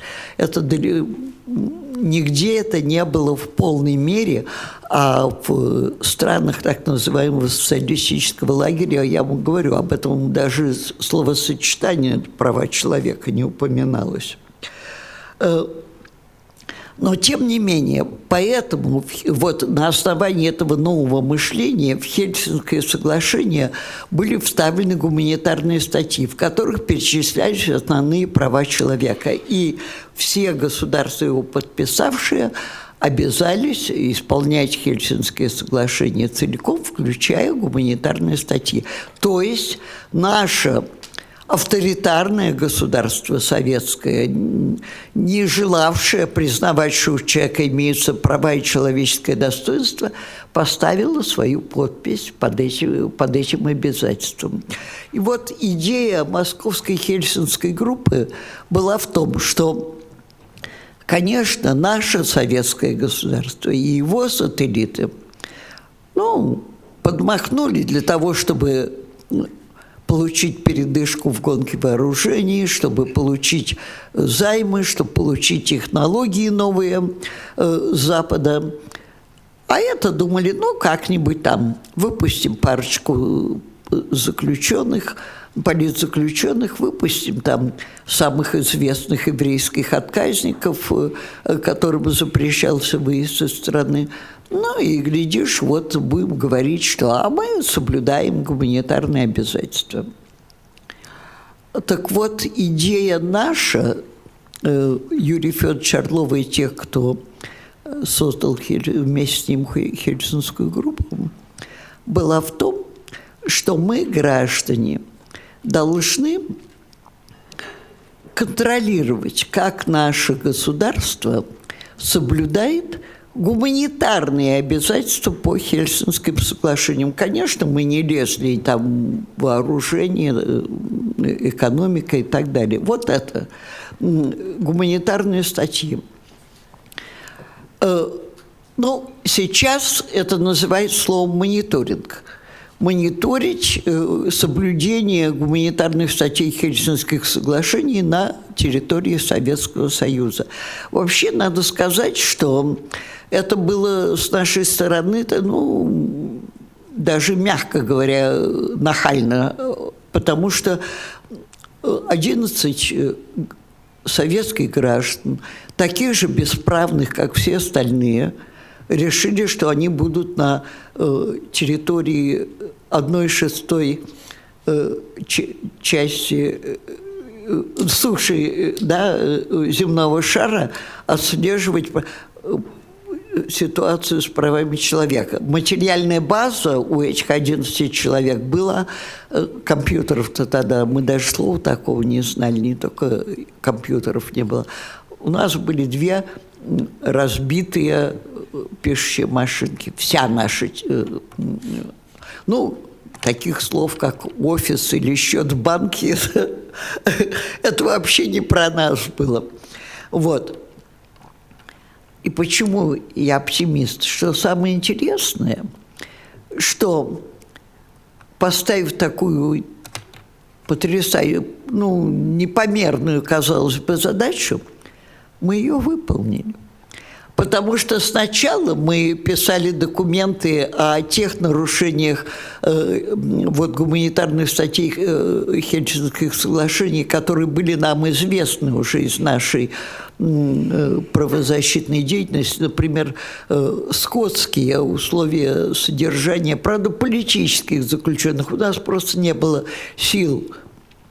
Мы просто не знали, что делается в других лагерях. А про политзаключенных знали, потому что там наши товарищи были. И каждый из нас там ожидал очутиться рано или поздно. Нарушение частной жизни, например, телефоны отключали, потому что прослушивали, и отключали, если мы не то говорили, чего властям нравилось. И письма проверяли. Потом право покидать свою страну и возвращаться в нее. Вот евреи добивались выезда в Израиль, немцы добивались выезда в Федеративную Республику Германию, были отказники. Ну, вот мы об этом писали и так далее. Но это бы быстро исчерпалось. Ну, там какой-то... Да, еще верующий, там кое-что мы знаем. Но тут оказалась удивительная вещь. Конечно, на наших двух машинках сколько мы там могли этих своих документов отпечатать. Но мы придумали такую нахальную форму значит, обнародования наших документов, как пресс-конференции. Мы приглашали на них и советских журналистов, ни один не пришел, и зарубежных, и некоторые из них приходили, ну, голландцы, ну, Нидерланды, американцы, англичане. Потом со временем стали еще и немцы приходить. Вот. Позже еще шведы. Вот. И мы распечатывали на этих машинках свои документы и раздавали этим журналистам, пришедшим на наши пресс-конференции. Они их переслали, ну, как полученные на пресс-конференции документы, пересылали в свои страны. И радиостанции зарубежных государств, вещавшие на Советский Союз, стали читать эти документы. И благодаря этому их содержание стало известно. Оказывается, тогда их называли так иронично «вражеские голоса». И такой была присказка такая. Есть обычай на Руси ночью слушать BBC. Вот. Действительно, люди слушали, те, кому вранье официально надоело, они слушали эти радиостанции как альтернативную точку зрения и узнавали о том, что вот есть такая группа, которая пишет о нарушениях прав граждан. И слушайте, из самых медвежьих углов потянулись к нам самые простые вроде бы граждане рассказать о том, как нарушены их права, как их унижают, как бессовестно по отношению к ним поступают. Приехали, например, из Находки с Дальнего Востока пятидесятники рассказать, как их преследуют за то, что они воспитывают своих детей в своей вере. Ну и оказалось, что мы их ходаки называли, этих вот, которые приходили, даже адреса нашего не знали, потому что приезжали в Москву и каким-то образом некоторым не удавалось найти, а некоторые находили и приходили к нам. Они знали, что защитить мы их не можем, помочь осуществить их права мы не можем, но мы можем рассказать, как бессовестно по отношению к ним поступили.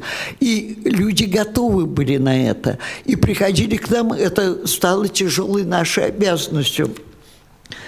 С утра прямо, знаете, вот ходаки. Мы принимали, выслушивали, и на основании тех рассказов, которые подходили под нарушение гуманитарных статей Хельсинских соглашений, писали свои документы. Казалось бы, вот 9 месяцев нас не трогали. По-видимому, потому что понимали, что аресты активных членов этой группы больше привлекут внимание, чем эти документы, а может, на них внимания не обратят, понимаете? В какой-то мере это было правда. Эти документы передавали на радио, их читали. В нашей стране становилось известно, но ни средства массовой информации, которые работали в западных демократических странах, ни они о нас очень, ну, короткая заметка где-то там сзади. И, ну, в общем, мы, увы, не пользовались особой известностью, особым вниманием, но все-таки не выдержали нервы у наших КГБистов. Через 9 месяцев начались аресты.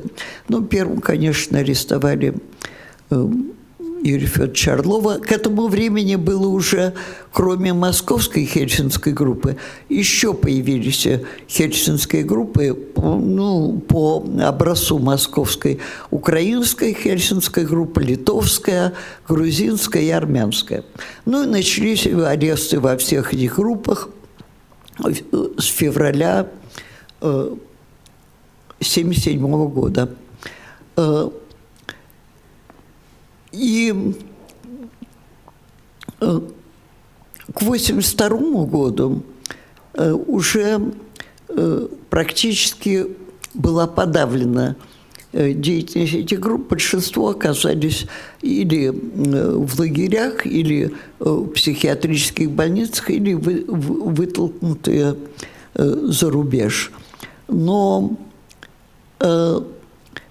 вот аресты привлекли внимание, и не столько правительство, сколько граждан этих стран стали создаваться хельсинские группы. Ну, была в Польше группа, была в Чехословакии. Кстати сказать, руководителем чехословацкой хельсинской группы был Вацлав Гавел, который потом стал президентом этой страны. Вот. Но стали появляться хельсинские группы и в демократических странах, подписавших Хельсинские соглашения. И они ставили своей задачей главной – освобождение членов Хельсинской группы в Советском Союзе и в странах Советского блока. И другая их задача была продолжать распространять сведения, собираемые этими группами, о нарушении Хельсинских соглашений в этих странах. И уже под влиянием, под давлением своей общественности, не сразу, а начиная с 1982 года, то есть через 7 лет только после подписания Хельсинских соглашений, видите, как все вроде бы медленно идет, да? Вот. Через 7 лет на Мадридской конференции хельсинских стран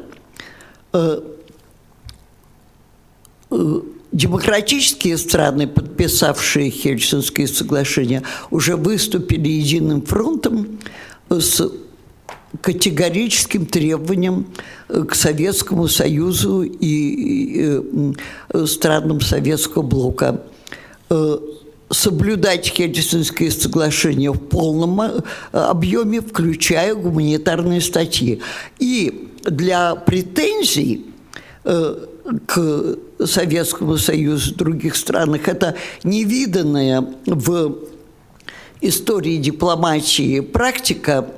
Они ссылались на документы неофициальных, общественных хельсинских групп, большинство членов которых к этому времени уже находились в заключении, так сказать, были политическими преступниками в своих странах, считались. И понадобилось целых 5 лет еще для того, чтобы вот эта твердая общая позиция демократических стран, подписавших Хельсинские соглашения, дала свои плоды. В 1987 году, в феврале 1987 года, уже у нас была так, ну, то, что мы называем перестройка, было заявлено, что Советский Союз ну вот просто на очередной конференции венской руководитель советской делегации Юрий Кашлев заявил, что советское правительство приняло решение освободить политических заключенных. Мы устали от упреков в том, что у нас преследуются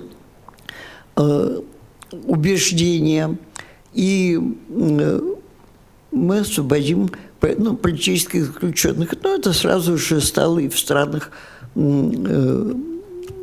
других странах Советского блока. Скажут, в перестройку вообще бы, мол, освободили. Ничего подобного. Вот Михаил Сергеевич Горбачев, которого я очень ценю и считаю, что он, ну, великую роль сыграл, он, ну, это даже невозможно оценить, какую огромную. Но ведь когда он стал генеральным секретарем и, ну, руководителем государства, он как пришел? Ну, был первый секретарь в Ставропольском крае, да? Вот. И когда он в 1983 году был в Женеве, а потом в Париже, то в Женеве ему задали вопрос по поводу политзаключенных.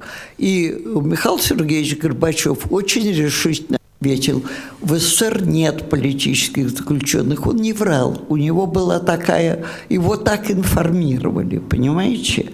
Вот. А позже, немножечко переехав в Париж, он получил другой вопрос. А что там у вас с Андреем Дмитриевичем Сахаровым, который в это время был в ссылке в Горьком? И опять же, основываясь на полученной им, ну, из компетентных так называемых органов информации, да, Михаил Сергеевич сказал: ну, с Сахаровым особая ситуация, вы знаете, у него не совсем все в порядке. Вот какая, понимаете? И не будь хельсинского движения, которое как и зернышко выросло из нашей вот этой, ну, до смешного маленькой и, казалось бы, бессильной группы, не изменились бы представления Михаила Сергеевича о политзаключенных и о Сахарове. А так, в 1987 году началось освобождение, около 3000 человек вышли на свободу. Те, кто были по политическим статьям и по статьям за веру, такие тоже были. Так вот, как же не быть оптимистом, если начали 11 человек без всякой, конечно, надежды на успех? Мы считали, ну, мы просто заявим о том, что есть, ну, пускай какое-то количество людей об этом узнает. А оказалось, мы стали хотя группа была разгромлена к 1982 году, мы к этому времени были уже всемирно известной организацией и зачинателями международного хельсинского правозащитного движения. В 1989 году, когда все уже из лагерей повыходили, разобрались в ситуации, в группу пришли новые люди, мы уже не боялись, что они будут арестованы. И, ну, и до сих пор группа работает, делая то же самое. Но теперь мы это называем незнакомым нам словом мониторинг ситуации с правами человека, ну, сейчас в Российской Федерации. И вторая наша задача, просветительская, это школы по правам человека. У нас зимние и летние школы, мы уже подготовили очень квалифицированных тренеров для этих школ. Сейчас эти школы работают не только в России, но и в Украине, в Казахстане и в других республиках. Вот я сегодня приехала из Киева, а вчера я там как раз так получилось удачно, что эта школа из разных, из всех бывших республик Советского Союза, сейчас это самостоятельное государство, молодежь собралась на эту школу, и у меня было 2 часа выступления с объяснениями тоже, что такое Хельсинская группа и как надо бороться за права человека. Вот очень длинный вопрос, но невозможно ответить короче. Людмила Михайловна, вы, наверное, единственный спикер здесь, которого никогда я не осмелюсь перебить вообще. Прошу прощения, правда, что я воспользовалась... Пожалуйста, пользуйтесь. Коллеги, продолжаем. Так, Павел Меньшуткин, пожалуйста. Только погромче, пожалуйста. Да, конечно. Павел Меньшуткин, Архангельск, 2003 год выпуска. Огромное спасибо вам за то, что вы делали и делаете. Вы знаете, я тоже оптимист. Вот, только есть такая хорошая тоже поговорочка, чем отличается пессимист от оптимиста. Пессимист говорит, что хуже уже быть не может, а оптимист ему радостно говорит, может быть хуже. Да? Да. Вот. Я нахожусь где-то примерно с декабря 2003 года в таком состоянии спокойной обреченности. Нормально, будет хуже. Да? Вот. И жизнь показывает, что, скорее всего, мы уже вошли в точку бифуркации, и нам бы нужно думать, собственно говоря, что будет уже после катастрофы, которая случится, скорее всего, с Россией. Да? В какой мере, я не знаю. Да? Вот. Павел, значит, надо поближе, вы присядьте, будет удобнее вам, и поближе к микрофону, потому что не очень хорошо вас слышно. Хорошо. И почетче говорите. Хорошо. Я очень благодарен Крыму, потому что мы все забыли про такое явление нашей жизни, как «Единая Россия». Да, собственно говоря, и про парламент мы тоже уже забыли, потому что мы столкнулись... Потому что мы столкнулись с таким явлением, что все превратилось в исполнительную власть. То есть у нас нет представительной власти. Да? Вот. Это примерно ситуация такая же, как и в 30-е годы, когда были бутафорские какие-то, может быть, представительные органы, но на самом деле они не выполняли представительную функцию, они скорее были таким механизмом передачи воли государства вниз. Что сейчас тоже, собственно говоря, и происходит. Да? У меня вопрос следующий. Недавно состоялось решение Конституционного суда по очень интересному словосочетанию «иностранный агент». Так? И по большому счету Конституционный суд легитимизировал вот это словосочетание. Вот. Я считаю, что это преступление на самом деле перед нашим прошлым, потому что насыщение слова «иностранный агент» в США и у нас, это несопоставимые совершенно вещи. Да? Не кажется ли вам, что Конституционный суд в результате перестал существовать так же, как и наш парламент?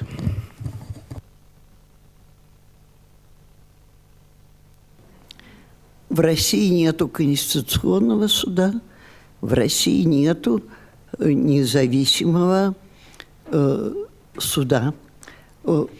На самом деле в России вообще судов нету. Это потрясающая вещь, когда государство со 140 миллионами населения живет, то есть суды работают, судьи выносят приговоры, но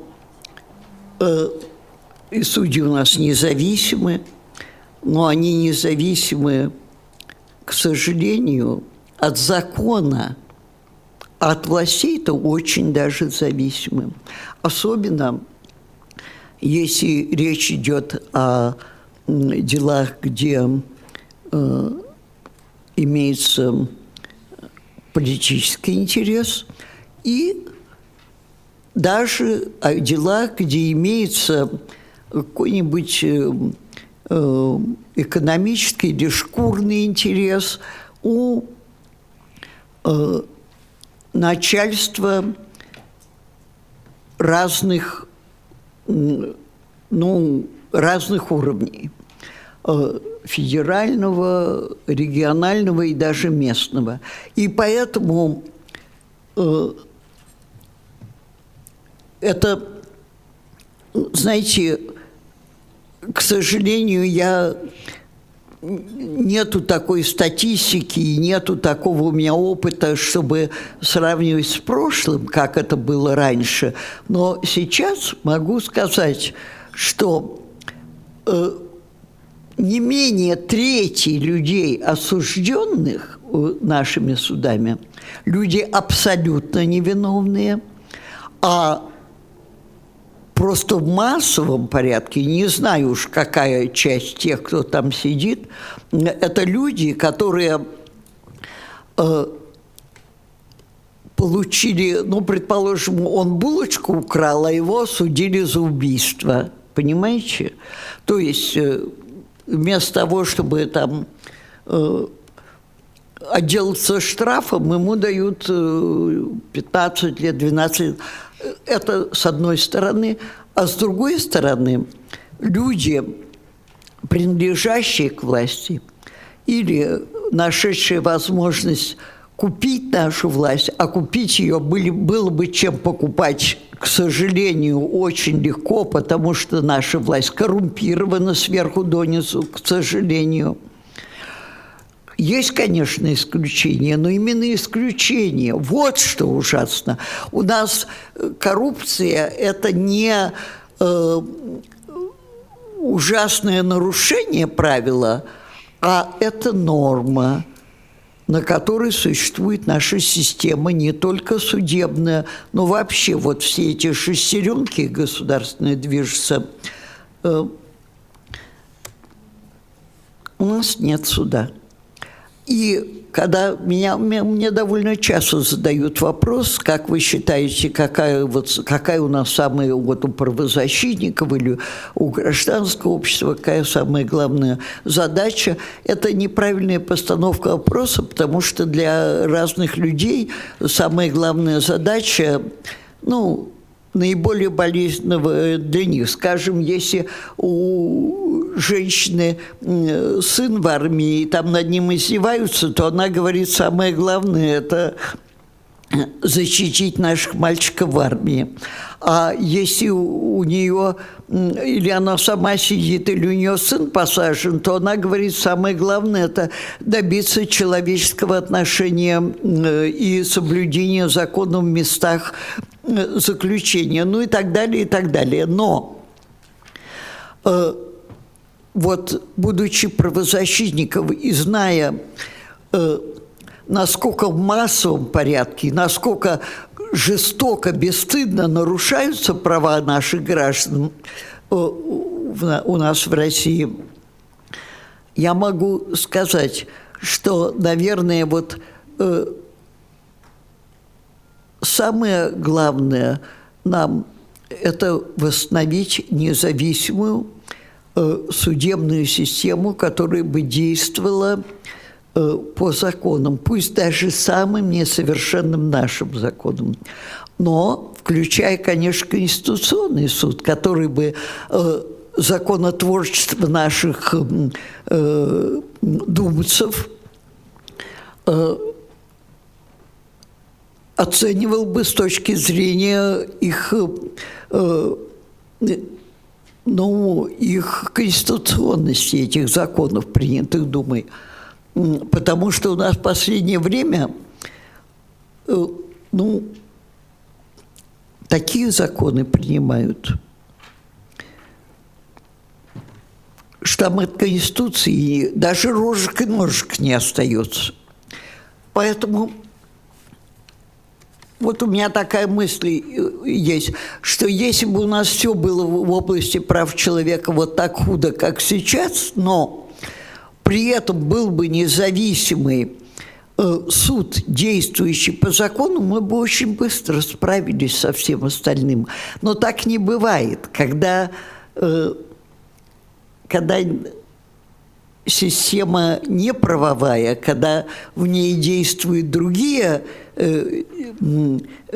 импульсы, стимулы, то и так не может быть, что все было плохо, а суд хороший. Так не может быть. И поэтому превращение нашего абсолютно неуправляемого с точки зрения соблюдения Конституции, законов, общества, страны,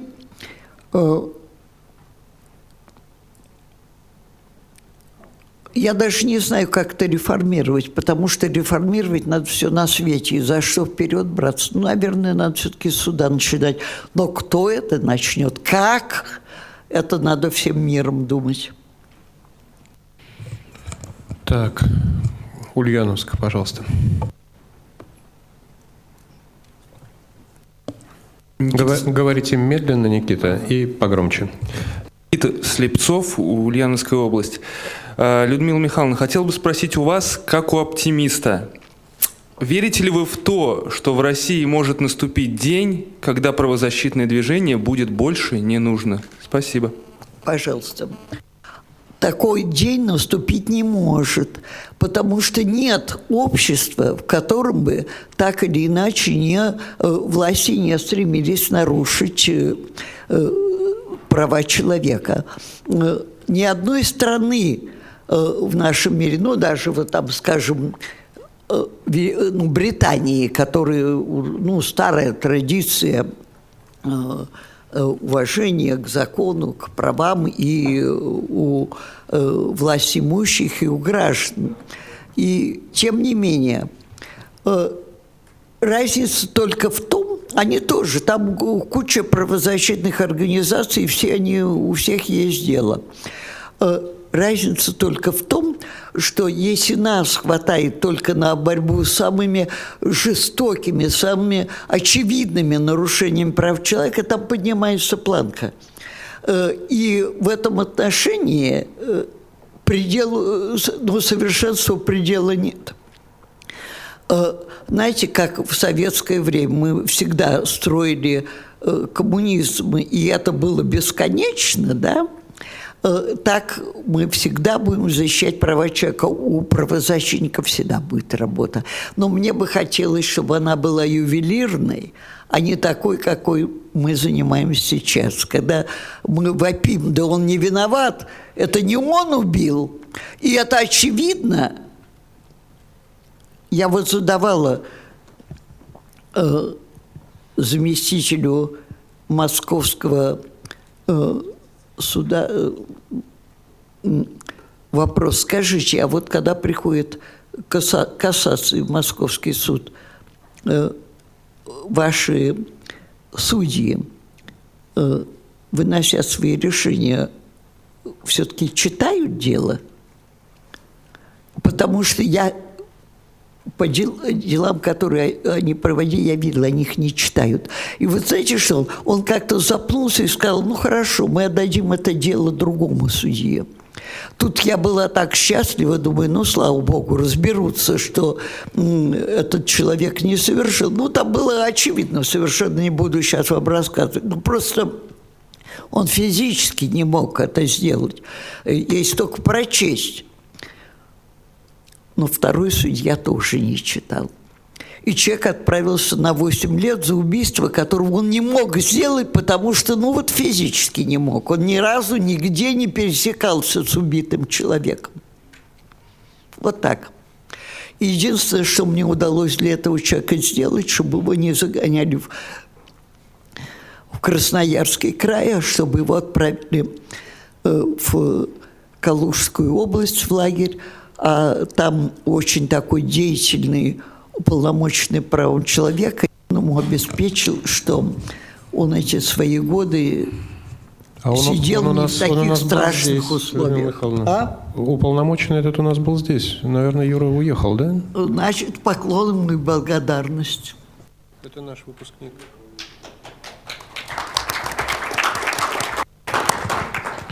Так, вот коллега подальше, который сидит. Именно вы, да? Добрый день, Андрей Пивоваров, как раз Санкт-Петербург. Я опять про оптимизм. На самом деле, с большим удовольствием послушал вас. И хотел такую вещь заметить. Мы за 3 дня слышали очень много экспертов.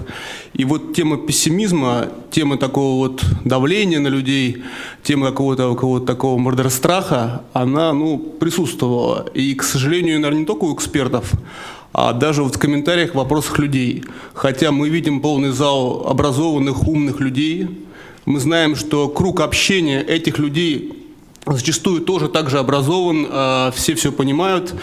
И это огромная масса людей. Мы видели там несколько лет назад огромные площади людей, которые также были образованы, которые знали свои права и готовы были бороться за них. Но вот этот пессимизм, он как-то людей, прям как вот воздух есть. И это очень контрастирует с тем, что я видел буквально вот месяца 3 назад в Киеве, еще вот до таких кровавых событий, когда на площади стояли много людей, и каждый из них говорил, что вот мы и есть гражданское общество, вот здесь оно зародилось, здесь мы готовы стоять за свои права, и мы готовы вот биться.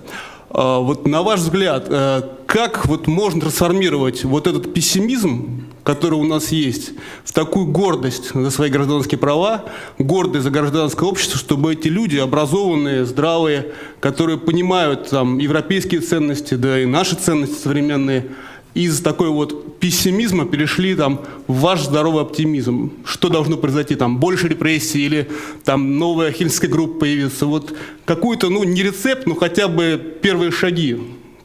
Спасибо. Это очень хорошо. Пессимизм, оптимизм, это мы хорошо об этом думаем. Вы знаете, вот... Опять, тут вопрос с точки отсчета. Вот то, что мы сейчас переживаем, я переживаю как большое личное горе, даже трагедию.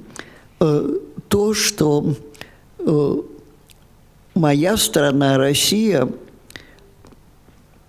воспользовавшись понятной слабостью при смене власти в Украине, использовала это, чтобы отхватить Крым для себя. Мне стыдно за это. И это очень тяжелое чувство. И это не первый раз. Первый раз я испытала это в 1968 году, когда наши танки вошли в Чехословакию. Было безумно стыдно, что огромный Советский Союз, да еще с помощью стран Варшавского блока, давит народ маленькой Чехословакии, который готов был жить при социализме, но хотел, чтобы этот социализм имел человеческое лицо. Так ведь мы что же хотели? Чтобы у нас в стране по-человечески к людям относились. Мы тоже были социалистами, но мы тоже хотели, чтобы у этого социализма было человеческое лицо. И мы воспринимали подавление Пражской весны как крах собственных надежд, что если в Чехословакии получится, потом постепенно так же случится и у нас. Почему я это вспомнила?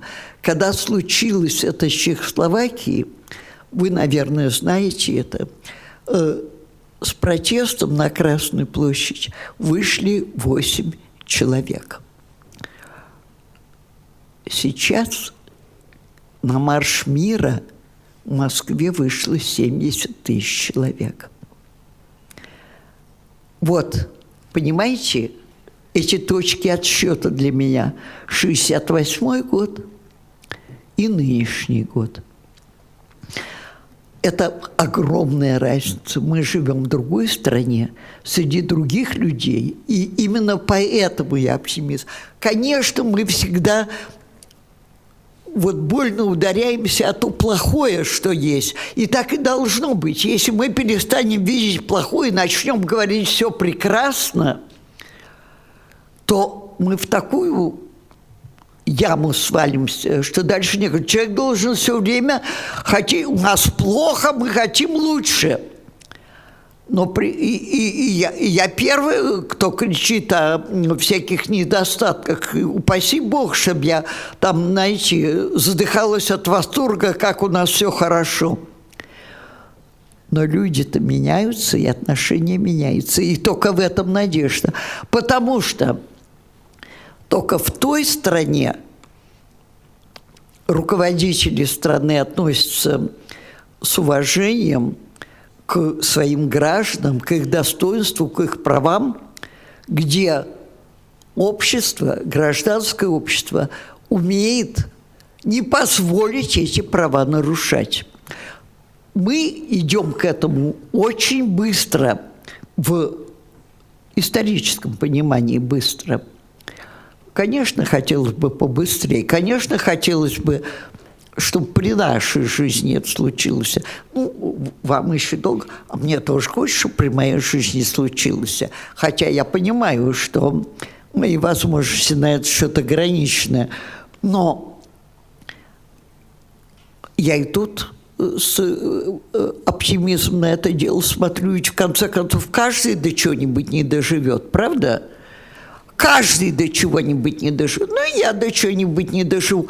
Но я уже столько увидела, как было в 1968 году, когда мы оказались бессовестными агрессорами. И как в этом году. Разница. Разница. И вот до этого я дожила.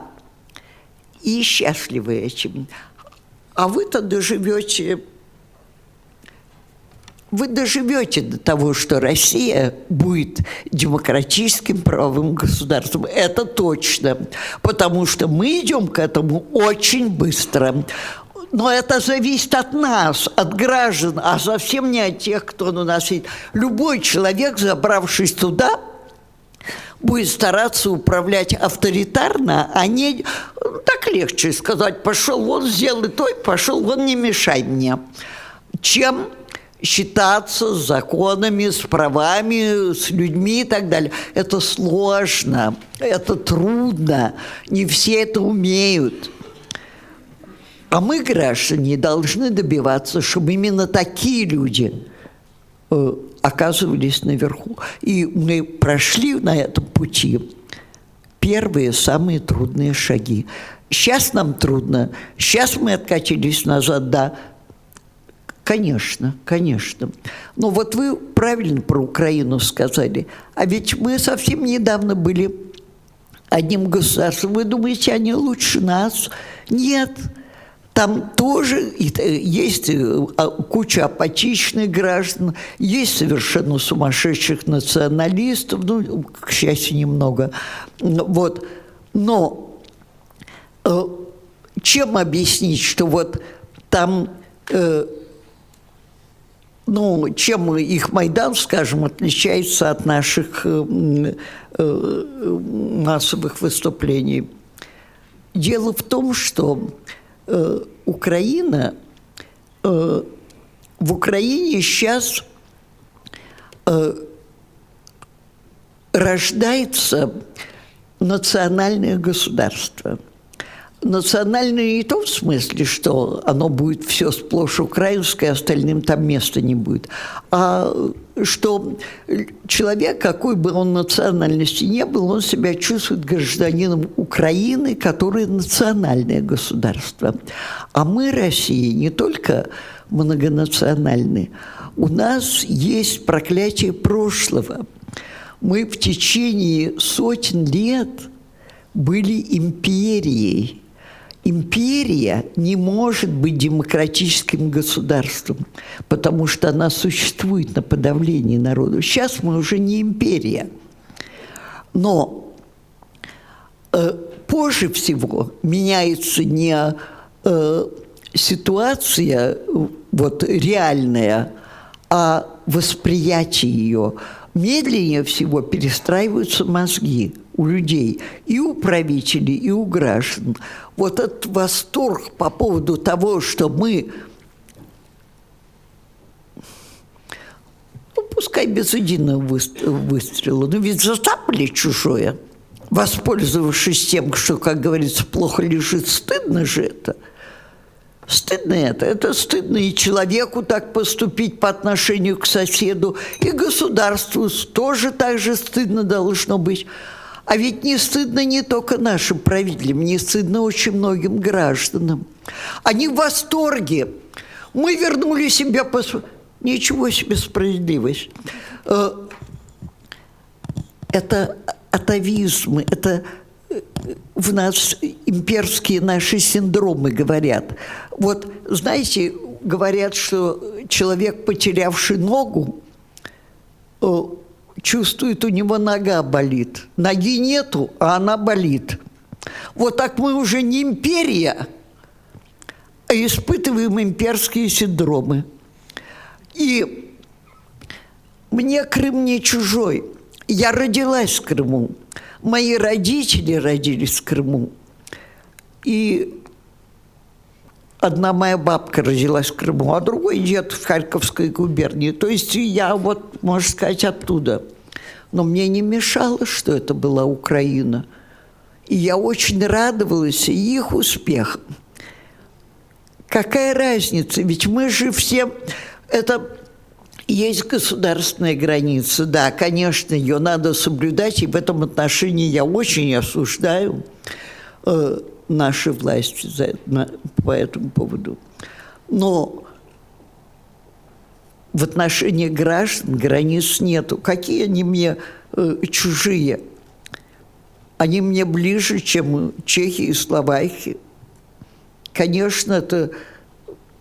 Я не знаю, где они кончаются и где мы начинаемся. Я думаю, что почти у каждого из вас есть какие-то связи родственные, дружеские, психологические, самые разные, воспоминания какие-то собственные, связанные с Украиной. Мне за них так же больно, как за нас. И я очень радуюсь, и когда вижу, как они стойко стоят, я думаю, нам, конечно, труднее до этого добраться, потому что мы империя в недавнем прошлом. Но вот они уже добрались, следующее мы доберемся, скоро у нас так будет. И это, не, ну, поверьте, я все-таки оптимист не от глупости, а от опыта.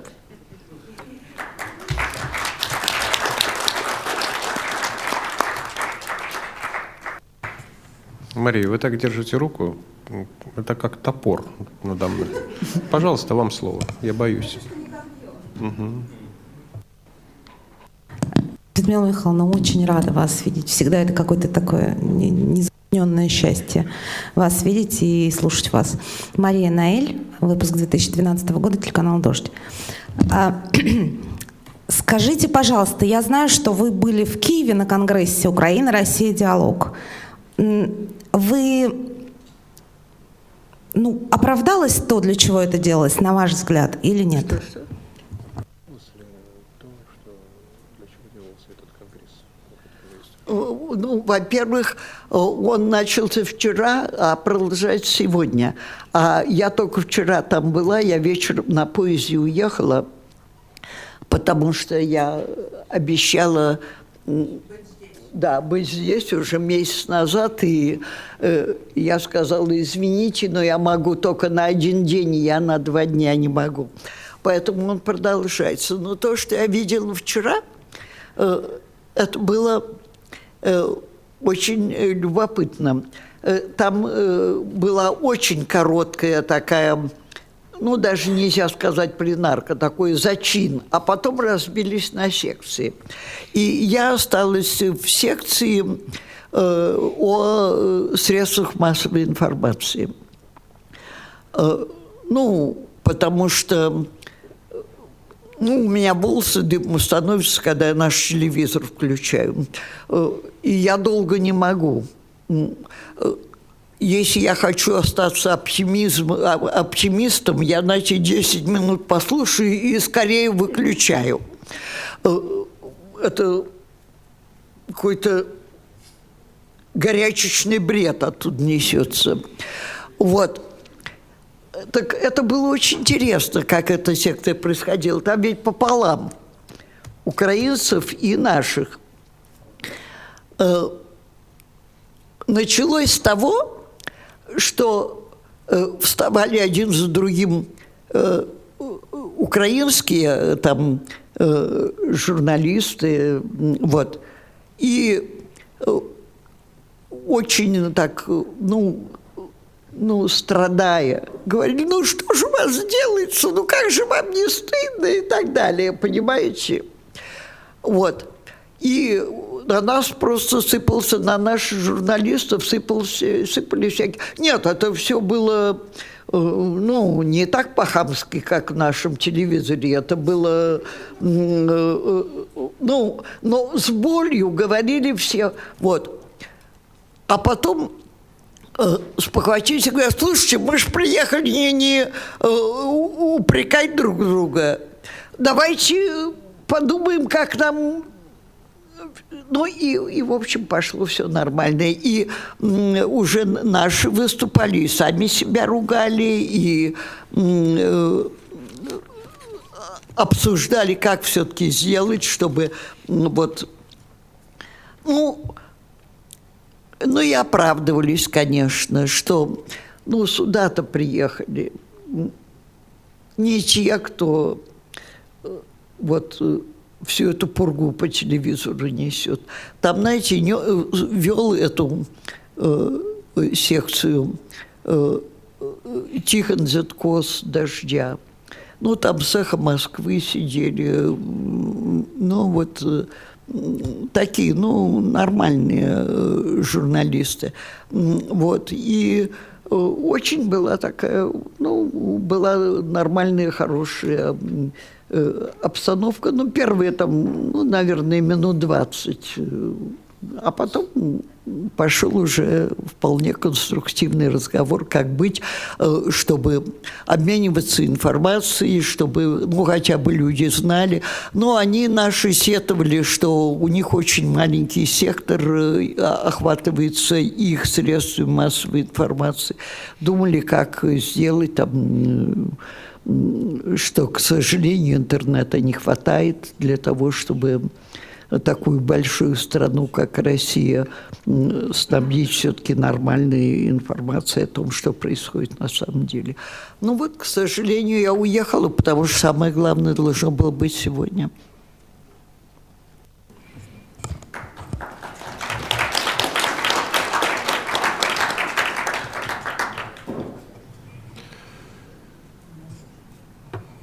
Лена, это называется покровительственная политика и клиентелизм. Я даже не видел, на кого вы указали. Вот наш коллега из Ингушетии, пожалуйста, прошу. Добрый день. Ближе к микрофону, медленно и четко. Добрый вечер, Людмила Михайловна. Рад вас видеть и слышать. А я вас. Спасибо. Я вот как раз сейчас еду в Государственной Думе. Александр Юрьевич Сунгуров, он организовал заседание такого экспертного клуба по гражданскому образованию и правам человека. И вот, пользуясь случаем, вот он просил меня передать вам привет, а также передать привет Лене Немировской и Юрию Петровичу. И сожалел, что вы не смогли принять участие, он приглашал вас туда. Спасибо. Вот. Я хотел бы спросить, вот как раз, как говорится, с пылу жару. Дело в том, что экспертный совет включал в себя и уполномоченных по правам человека, и представителей образования, представителей гражданского сектора. И вот что меня порадовало, то что активное участие в этом совете принимал участие и представители Совета Европы, и представители российско-голландской дружбы, то есть организации. И как бы, может быть, как говорится, не все так плохо, как малюет черт, как говорят. А вопрос у меня к вам с этой тематики. Как вы считаете, вот все-таки работа, усилия именно в гражданском просвещении, именно в просвещении в области прав человека, это наполнение бочки без дна или это имеет определенный смысл? Ну, видите, у нас огромная страна, и, конечно, нехватка гражданского образования колоссальная. Вот почему я так ценю эту школу, потому что с удивительным упорством они, я бы сказала, очень масштабно занимаются гражданским просвещением. Все-таки большая аудитория. Я знаю, как часто бывают эти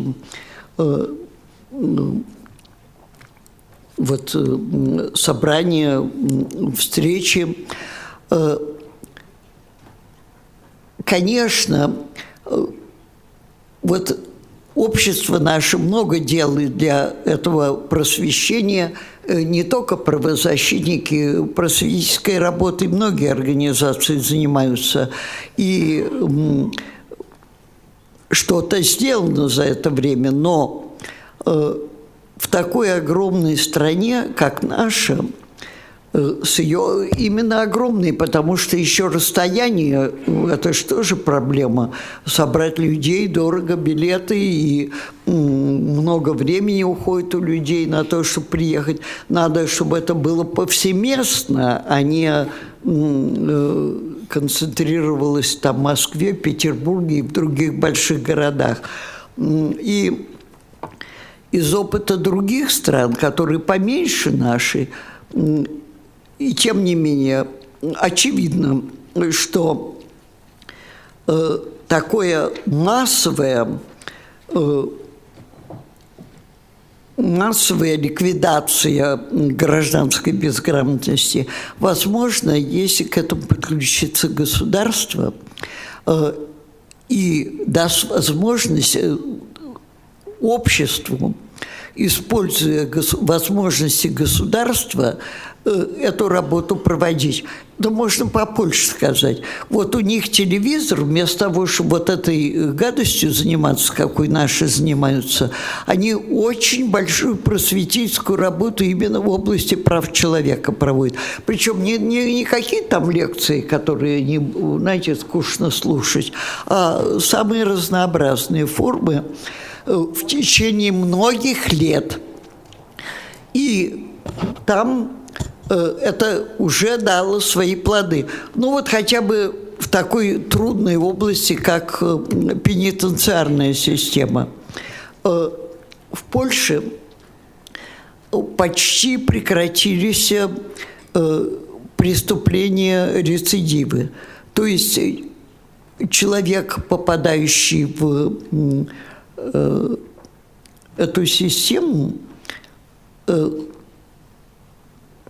и там продолжает воспитываться, и выходит оттуда, причем государство это делает, и я еще раз подчеркиваю, это именно с помощью общественности, граждан. Они работают и как волонтеры, и как профессионалы, но государство обеспечивает эту систему. И это дает колоссальные возможности, не только в пенитенциарной системе, там очень много в этом отношении успехов. У нас, к сожалению, государство не только не помогает в этом отношении, а как может мешать гражданскому просвещению. Конечно, из-за этого это идет медленнее, чем бы хотелось. Так, коллеги, сейчас мы уже будем к концу приближаться. Вот наш кировский демократический лидер, пожалуйста.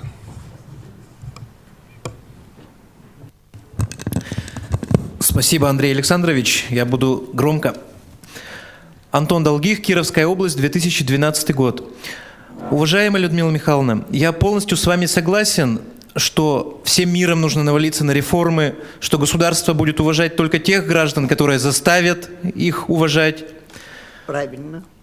Но вот возвращаясь к теме аннексии чужой территории, как вы считаете, вот это абсолютно истерическая и безмерная поддержка этого поступка аннексии, это последние конвульсии советского человека, имперского человека, или это некое возрождение этого человека?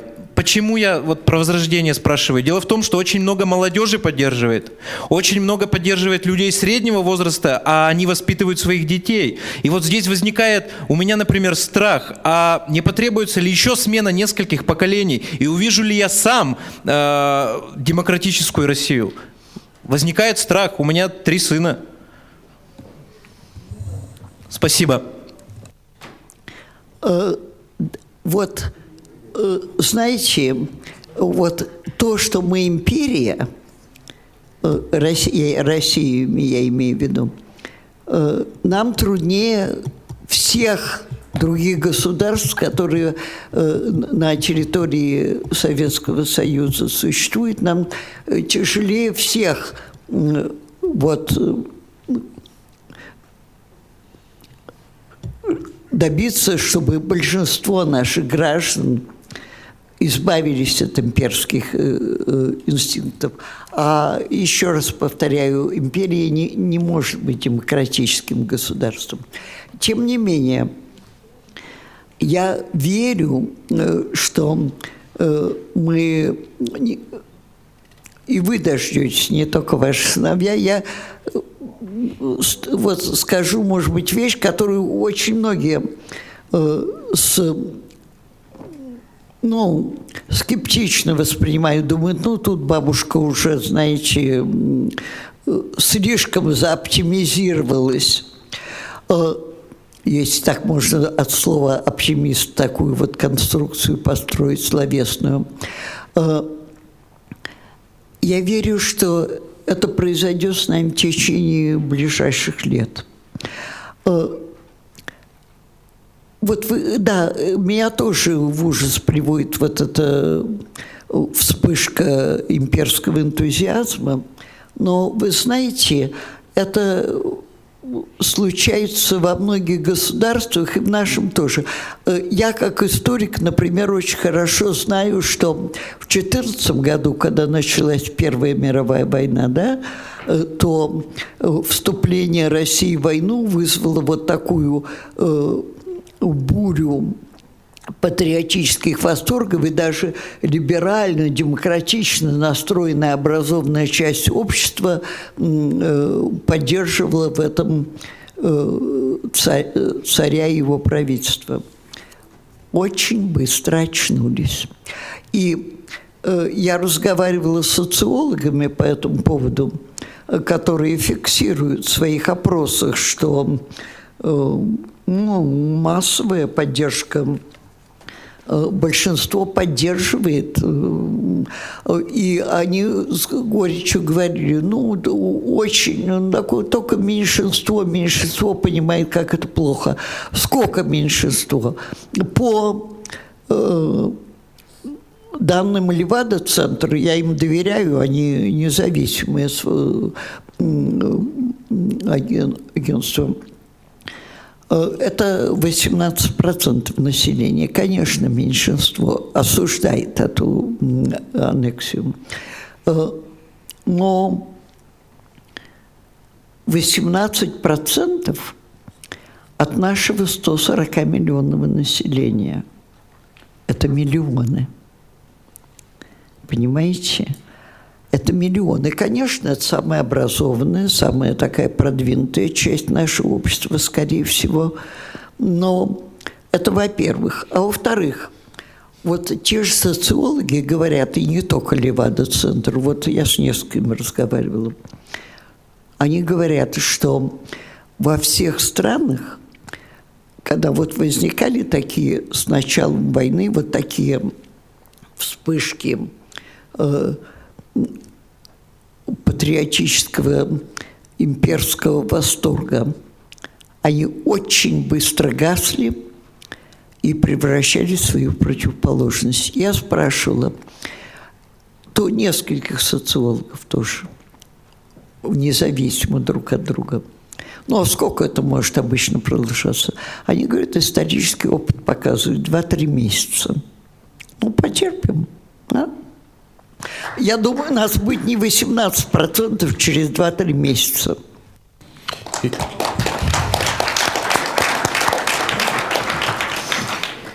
И, Антон, к пришествию демократии у вас уже будет 5 сыновей. 5 жен, да? Коллеги, Людмила Михайловна работает с нами почти 2 часа. Мы сейчас будем подводить итог, и я не буду вас спрашивать о том, понятно ли, почему именно эту великолепную женщину мы пригласили на последнюю сессию, на завершающую сессию семинара. Ну, потому что никто столько оптимизма нам не мог привести, как Людмила Михайловна. Для меня это совершенно точно. Мы с вами не первый раз имеем такое вот удовольствие встретиться с госпожой Алексеевой и исключительно благодарны за то, что Людмила Михайловна всегда находит время и возможность сюда к нам приезжать. И если немножко позволить себе личного, то я вам скажу, что вот здесь вот в Голицыно на каждом нашем форуме для меня, наверное, это одна из самых важных сессий, потому что я этого человека обожаю просто очень.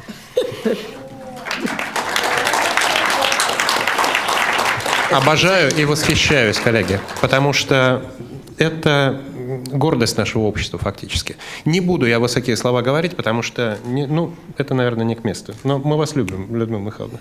Спасибо вам.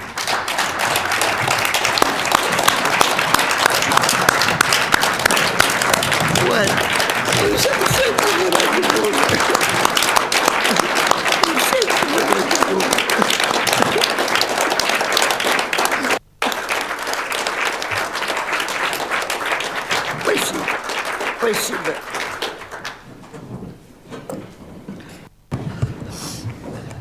И я тоже всегда до слез, кстати сказать, на этой сессии. Коллеги, перерыва у нас не будет, поэтому сохраняйте спокойствие. Мы сейчас завершаем и плавно будем переходить к закрытию. Не уходите никуда.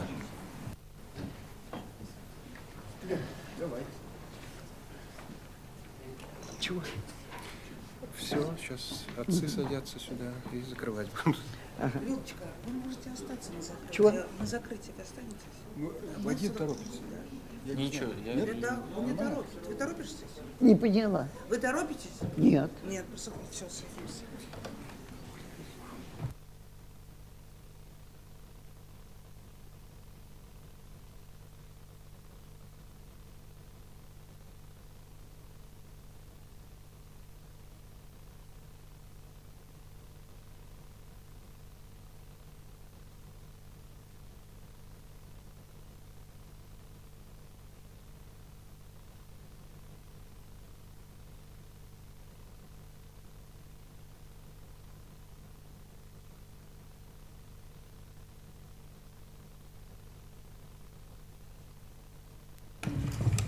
Коллеги, мне кажется, у нас состоялся какой-то очень необычный семинар.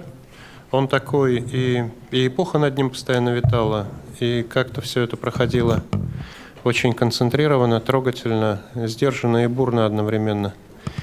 И постоянно мы с вами ощущаем вот это вот дыхание истории. На этом семинаре, наверное, в большей мере, чем всегда это происходит. Вполне объяснимая вещь. То, что вы нашли возможность приехать на 3 дня сюда, в Голицыно, по-моему, это очень-очень и очень важно. И я, кстати, и понимаю почему, потому что все мы здесь, мы, приезжая сюда, мы здесь заряжаемся, мы дышим какой-то совершенно особой обстановкой, потому что такая концентрация нормальных людей на квадратный метр сейчас, как здесь, в России трудно найти такое место. И это санаторий своего рода, психический, если хотите. И то, что люди сюда тянутся, это понятно и объяснимо. И я вот сейчас хочу передать микрофон тем, кто является главными создателями этого праздника. Вот это наши отцы-основатели и матери-основательницы. Лена, пожалуйста, прошу вас. Как скажете. Лена велела передать слово Юре, коллеги. Ну, правильно. Мужчина главный.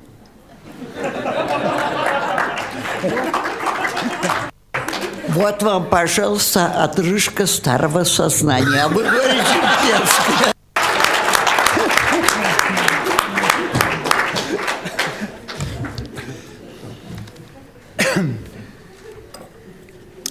Нет, сидеть рядом с двумя женщинами, такими, какие вот они есть, ну, я не знаю, я готов встать на стол. Хоть ты главный. Да, хоть я главный. И что-нибудь сплясать даже могу. Но это шутка, а на самом деле... Жаль, Люда. я посмотрел. Юр, это достойно увенчало бы нашу работу. Тогда, может, мы так и сделаем, и на этом завершим. Замечательно, Людочка. Мы ни разу, вот я после вас не завершал и не говорил, мне очень приятно это, и я действительно, как Андрей, горжусь сейчас, что сижу рядом с вами, и хочу сказать, что мы действительно, вот очевидно, вы заметили, что сегодня с утра, после 2 дней довольно, как все время мы говорим, пессимизма, этот день он какой-то особый. Должен сказать, что это было сделано сознательно, потому что когда мы делаем программы, этим занимается Лена, занимается Инна, но мы, конечно, продумываем эту композицию, чтобы каким-то образом, вот, начав с одной ноты, кончить другой. Но одновременно я хочу сказать, что я лично, я просто вчера вот что-то хотел сказать, забыл, ну, видимо, старость, я не знаю, может быть, потому что под давлением пессимизма, который витал 2 дня, даже свои стихи, которые я как-то вот, благодаря которым я стал взрослым на самом деле, и то забыл. Но я хочу сказать, что вот на самом деле, когда мы говорим о творчестве, а мы занимаемся творчеством, нет пессимистов и оптимистов.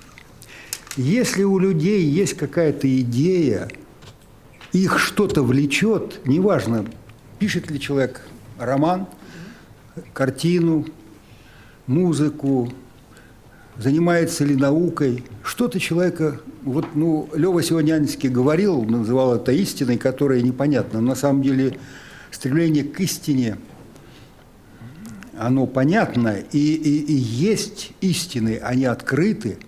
Но я вот считаю, что если нас действительно истина тащит вперед, нет проблемы этого пессимизма и оптимизма. Потому что, значит, мы живые, мы думаем, мы в мысли. Ведь слово «смысл» в русском языке, в отличие, может быть, от европейских языков, не случайно «с» стоит. То есть смыслом обладает то, что с мыслью. То есть смыслы появляются, когда человек начинает думать. То есть мыслить, и появляется, очевидно, вот тот самый смысл. Они бывают разные и не относятся к пессимизму или оптимизму, потому что в этот момент, я повторяю, мы живые. И, очевидно, вы заметили, что сегодня мы с утра, когда говорили, то говорили, выражаясь языком, который прозвучал, опять же, в выступлении Льва Александровича Анинского, Светлана нам предложила поиск пути. Лёва Анинский говорил о тропинке. Он, когда говорил, то я воспринимал это действительно, я его знаю давно. Этот человек, и каждый из нас при советской власти не было пути. Путь был коммунистический. Тракт, я не знаю, шоссе. А каждый из нас не приспосабливался, потому что были и приспособленцы, но вот те, которых что-то вело, они искали свою тропинку. Точно так же, как пел Высоцкий, «Колея – это только моя». Есть в нашей жизни вот эти вот вещи, они случаются, и поэтому не будем говорить о пессимизме, оптимизме, мы заняты удивительным делом. Мы понимаем, что есть тропинки, но одновременно, благодаря, мне кажется, этому семинару, и с этого начался наш сегодняшний день, мы движемся по какому-то пути. Есть гражданское общество, нет гражданского общества. Если у нас есть концепция гражданского общества, если вообще есть понятие в голове, это точно так же, как для верующего человека. Не случайно богословы говорят, если человек произнес слово «Бог», значит, он уже подумал. Он еще, может быть, неверующий, но, значит, он начал думать об этом. И в этой связи говорят, что вот в этот момент начинается встречное движение. То, что человек подумал, и то, о чем он подумал, начинается вот это вот встречное движение, из чего рождается как раз наша, в конечном счете, вера, уверенность, убеждение. Поэтому, мне кажется, действительно, вот эти 3 дня, которые мы прожили здесь, прожили напряженно, с глубоким каким-то внутренним переживанием и сомнениями, они запомнятся. И я могу только сказать, что действительно проблема серьезная. Вот каким образом есть точка X, назовем ее авторитарной власти, ее надо рассредоточить. Вот там 300 веков европейской истории было потрачено на то, чтобы это произошло. Благодаря появлению наук, их не было, гуманитарных, социальных наук, начиная с конца XVIII века. Благодаря разделению властей, а может быть, это произошло в том числе и потому, что в основах христианской культуры и западноевропейской культуры лежат 2 начала, вот античное и христианское. Греки придумали грамматику, придумали логику, придумали риторику, практическую грамматику. Они 3 века, софисты, разбирались, придумывали парадоксы для того, чтобы начать правильно думать, точно так же, как должно быть правильно предложение составлено, чтобы донести мысль до другого человека. Вот такая работа была проделана, а в христианской культуре, в отличие от буддизма, ислама, символ веры во имя Отца и Сына и Святого Духа. Вот почему Троица? Примерно 3 века ломали голову, спорили, доказывали, прежде чем этот символ был принят. Потом 3 века, в начале нового времени, это христианское, вернее, после Христа, люди подражали Христу. Они надевали на себя вериги, они там уходили в горы, были анахоретами. Это был своего рода тоже конкуренция людей, которые стремились быть совершенными, походить на Бога. С современной точки зрения немножко кажется странным, но они заложили основу вот этой самой религиозной христианской культуры. Потом с XII века стали развиваться правовые системы, и церковные, и светские. Это огромная работа была за это время проделана. И когда мы говорим о просвещении, а мы в школе делаем акцент именно на просвещении, не образование. Образование это следующий этап. Мы действительно находимся в точке, и отсюда все трудности, поэтому я сказал о концепции. Мы находимся в точке, когда мы должны предложить сами себе, может быть, и обществу концепцию о том, что гражданское общество, только благодаря гражданскому обществу может появиться правовое государство. Правовое государство без гражданского общества не появится. Мы должны понять, что то, что есть в английском языке, the rule of law и the rule by law, на русский язык можно перевести, но нам это как-то не очень понятно. То есть правление или вот, благодаря или с помощью закона и правление и манипуляция законом. В русском языке есть два слова – закон и право. В Конституции они оба есть, эти два понятия. И, как сказал, я считаю, выдающийся наш юрист, который скончался в прошлом году, Сергей Сергеевич Алексеев, у него куча афоризмов по этому поводу. Он говорит, ну, власти же не потребно право, ей достаточно закона, но ведь это действительно так. Право необходимо нам. И если чиновники, бюрократы нарушают закон, мы имеем право контролировать и наказывать их. Точно так же, как честные чиновники, если мы нарушаем права или закон, они имеют право тоже нас контролировать. Но для этого необходим независимый суд, для этого необходима независимая пресса, для этого необходимо действительно реальное разделение властей. И вот понимание этого и есть просвещение, связанное с гражданским обществом. Потому что просвещение, как говорил Кант, он приводил в этой связи, мне кажется, очень убедительный пример. Он ведь просто говорил, у вас есть священник, у вас есть юрист, у вас есть врач, у вас есть деньги, вы можете нанять, можете купить и нанять юриста, к священнику пойти, к врачу. Но не забывайте, что они обладают тем знанием, которое, может быть, не очень надежно, а может быть, оно будет ими использовано, скажем так, в меркантильных целях. Поэтому все-таки у вас должно быть понимание того, что если он юрист, это не значит, что он не может нарушить закон. Поэтому давайте думать, для чего вообще существует право, закон и так далее. Нам действительно задают вопрос о том, для чего нужна московская школа.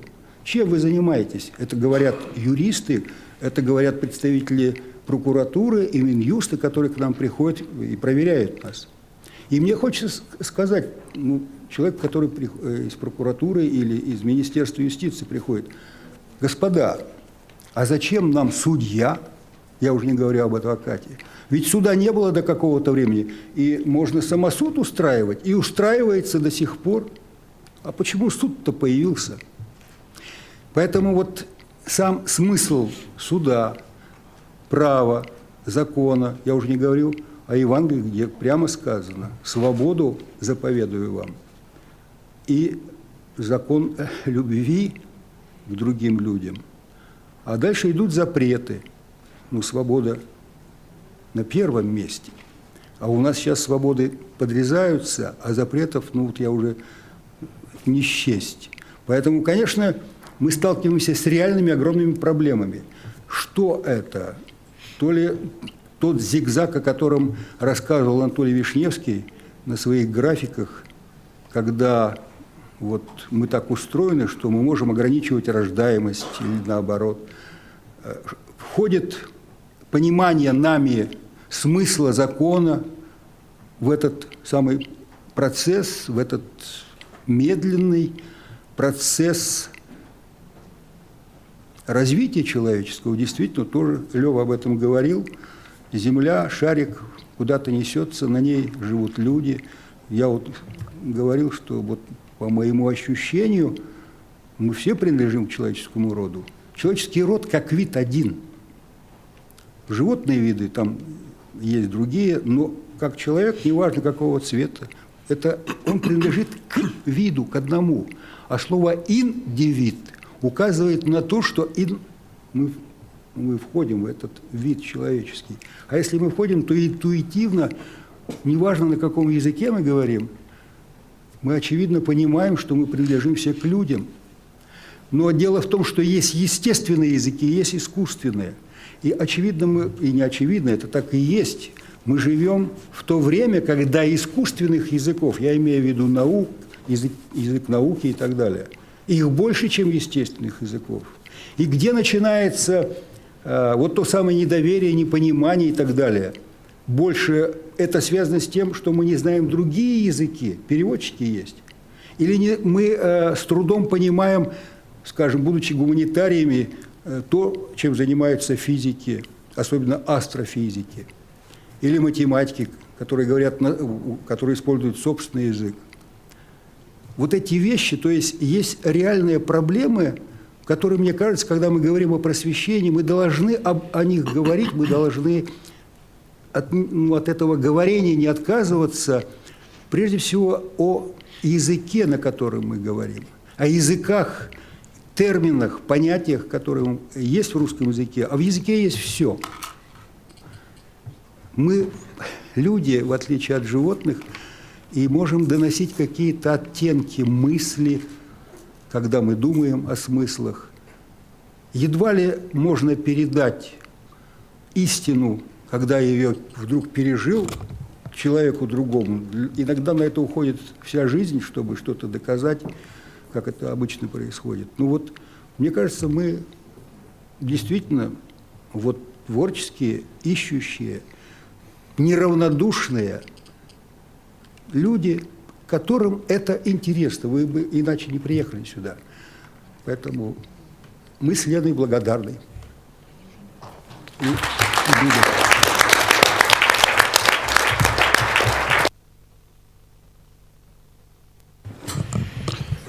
Коллеги, мы продолжим, и Лена мне доверила ведение этой церемонии, поэтому все будет хорошо, короче говоря. Коллеги, значит, у школы много друзей, и много выпускников, и друзей тоже много, и я думаю, что среди тех наших друзей, кто постоянно живет за границей, мало кто сделал для школы больше, чем госпожа Тоби Гати, которая здесь присутствует и которая провела с нами вот эти вот 3 дня. И я хотел бы сейчас Тоби попросить сказать несколько слов, потому что вы разделили с нами этот праздник, и надеюсь, что мы будем делить эти праздники еще лет 20-40. Прошу вас. Спасибо.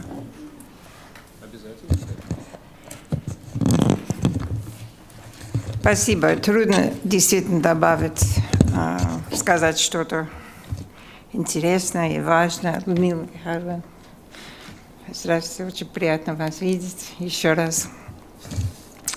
Действительно, это был чудесный семинар, содержание и участники. И спасибо всем из школы, особенно Лена, Юра, Андрей, спасибо. Мы обсуждали очень много вопросов и сделали оценку событий, как они есть. Это, я думаю, первый шаг, потому что понять, где мы, это единственное, чтобы понять, куда мы идем. Потому что можно куда-то очень быстро, но если вы не знаете куда, это не очень интересная поездка. Я думаю, что вы знаете, что вы хотите, и вы хотите, чтобы лучше было в вашей стране. Значит, что вы делаете не для нас, не для других, но для себя и для вашей страны. И, по-моему, это значит, что вы настоящие патриоты, потому что выше названия не может быть, что вы, во-первых, сидели 3 дня, когда такая погода, можно было гулять, и это, конечно, удивительно. И второе, что вы действительно думали, работали. И вчера вы нам сказали, что вы делали уже. Значит, это не просто выступление, и что мы бы хотели делать. Но то, что вы делали уже. И я думаю, что вы должны гордиться этим. Я сюда приехала как аналитик, может быть, и думая о всех выступлениях, большинство аналитиков были пессимисты. Это правда. Но как человек, который работал работала со школой, с Леной, с Юрией, с вами, когда мы с вами, мы не можем быть пессимистами. Это просто невозможно. Посмотрите на вашего соседа. Это невозможно. Просто невозможно. У нас, может быть, у вас те же самые анекдоты, как говорят о втором браке, что это триумф надежды над опытом.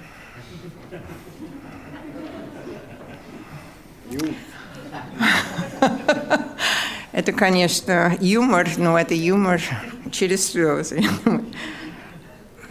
Не знаю, это, конечно, не второй брак, но это может быть второй шанс.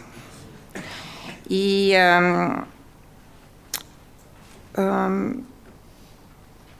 может быть, аналитик понимает этого, но они смотрят с одной стороны, а может быть, Людмила Михайловна и другие смотрят и видят немножко по-другому. И я думаю, что когда в России такая история 1000 лет, нельзя смотреть, что будет завтра, только завтра. Надо посмотреть, что будет послезавтра и после этого. И с этой точки зрения я думаю, что мы должны быть оптимистом. И я хочу, чтобы мы продолжали работать. Я буду делать все, что я смогу. Но это ваша работа. Это намного важнее, чем что мы делаем. И я хочу просто сказать, что это была большая честь участвовать в этом семинаре. И желаю успеха. И надеюсь, что скоро увидимся здесь и в Америке.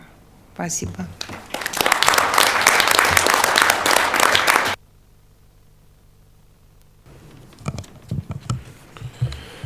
Ко мне, коллеги, подошла Марина Скорикова и высказала такое предположение, что поскольку все здесь выпускники, то ее, Марину Скорикову, а также Настю Гонтареву, в общем-то, все знают более или менее. И поэтому ничего особенно они говорить не собираются. Но ваши пожелания и благодарности в частном порядке готовы будут принять и на банкете, и потом в кулуарах. Поэтому девушек мы пропускаем сейчас, мы им спасибо скажем. Но вот Света Шмелева хотела бы что-то сказать. Пожалуйста, Света, прошу. Вы знаете, что Света в школе отвечает за очень ответственный участок работы. Это наша дистантная интернет-программа. И, видимо, о ней, я так думаю, и пойдет сейчас разговор.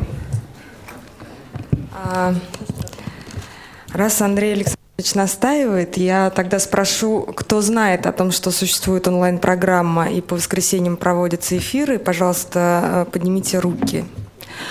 А кто был хоть раз на дистантной программе? Какое приятное вранье.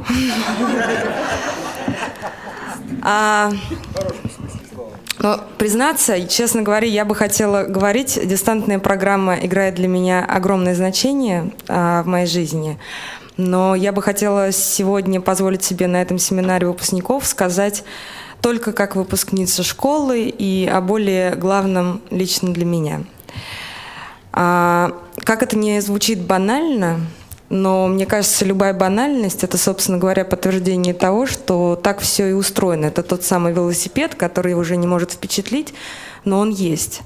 И как это не банально, но все зависит от нас. И я иногда встречаю, например, такие размышления и мнения, да, не только здесь на сессиях мы общаемся, но и между сессиями, между семинарами и так далее, что бывает что в теории как бы все звучит прекрасно и хорошо, но жизнь устроена, допустим, не так. Мы знаем, как устроена жизнь. И я убеждена, что жизнь устроена очень по-разному. И она устроена именно так, как мы ее устраиваем. Я видела примеры, как люди могут жить так, как они говорят. Я видела примеры людей, которые живут иначе и так далее. Бывает по-разному. И на этих семинарах, например, мне кажется, важно понимать, что они в огромной части зависят от нас, как от выпускников. То есть мы можем говорить о том, что школа задает программу, она предлагает экспертов, но большая часть времени — это дискуссия. И то, как она здесь складывается, то, какие мнения здесь звучат или не звучат, это зависит только от нас. Потому что, что касается экспертов, я бы хотела тут тоже как-то сказать об этом, да, что лично я, например, я думаю, что я перестану бывать на семинарах школы в тот момент, когда я буду согласна абсолютно со всеми экспертами, которых я здесь встречу, потому что приходить в место, где ты подтверждаешь свою позицию, иногда необходимо, но оно имеет и дурное влияние, такое место, где есть такая линия. И я рада, что здесь звучат те точки зрения, может быть, не все в том смысле, что есть точки зрения, которые звучат и так. Школа уделяет больше внимания точкам зрения, которые кажется, что надо о них знать, иметь в виду, что она тоже существует. И вот эти точки зрения, они больше даже отталкивают. И что касается дискуссии, я очень радуюсь, когда, например, человек...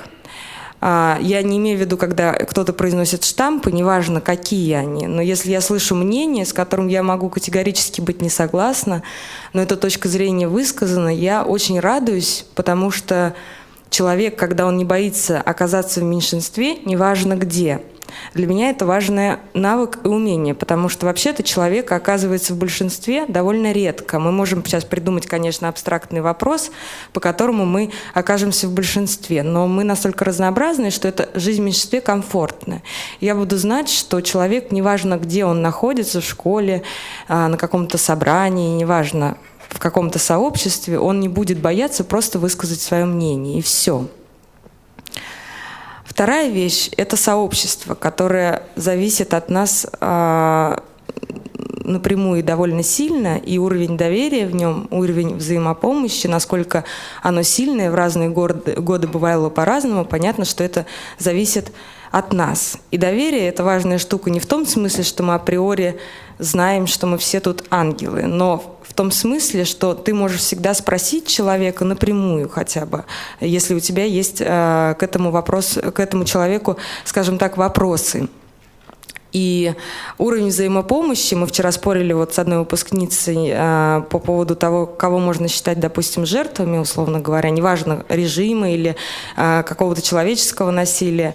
Я думаю, что если мы начнем разбирать, что можно защищать только хороших людей, допустим, а плохих нельзя, то мы придем к тому, что кто такой хороший человек, кто такой плохой, как бы у каждого человека можно найти какие-то поступки, это утопия.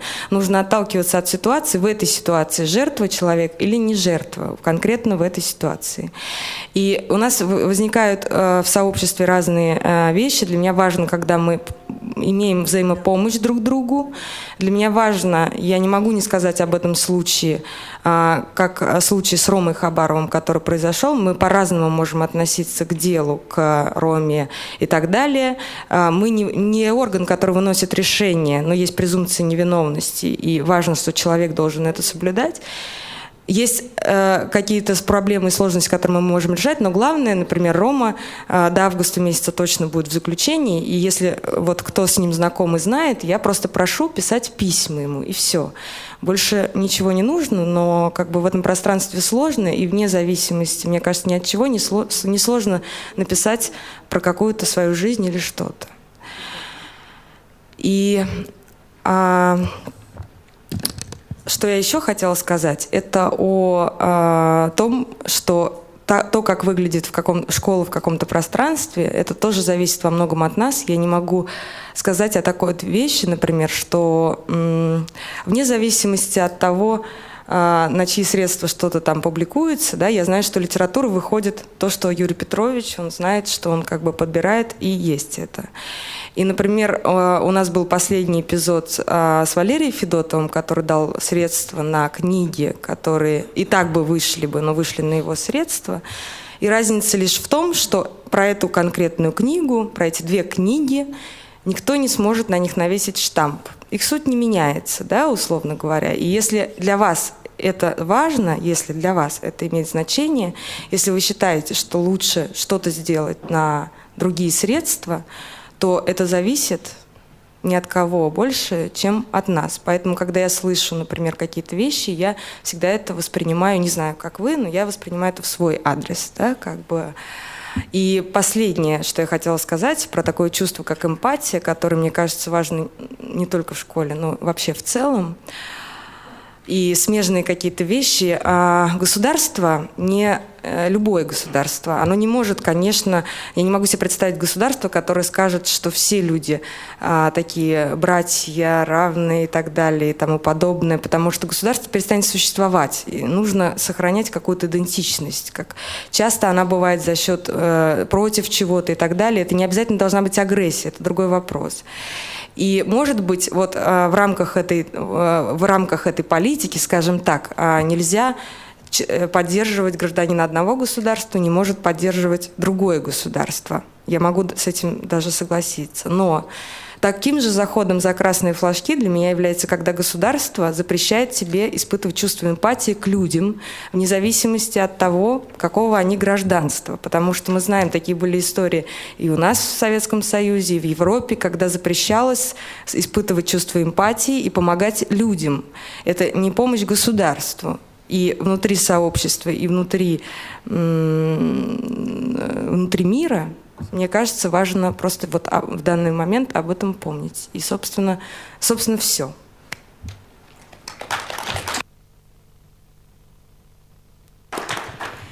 Коллеги, значит, мы будем с вами таким образом работать. Поскольку нас ждет роскошный стол, на улице причем, в 8 часов, и поскольку мы не в силах эту дату, эту цифру двигать, нам надо будет без 15 обязательно завершить. И по этой причине я вас призываю к лаконичности. Сейчас можно будет высказаться, если есть желающие высказаться. Я прошу вас, коллеги. Так, вот Вадим, по-моему, первым собирался это сделать.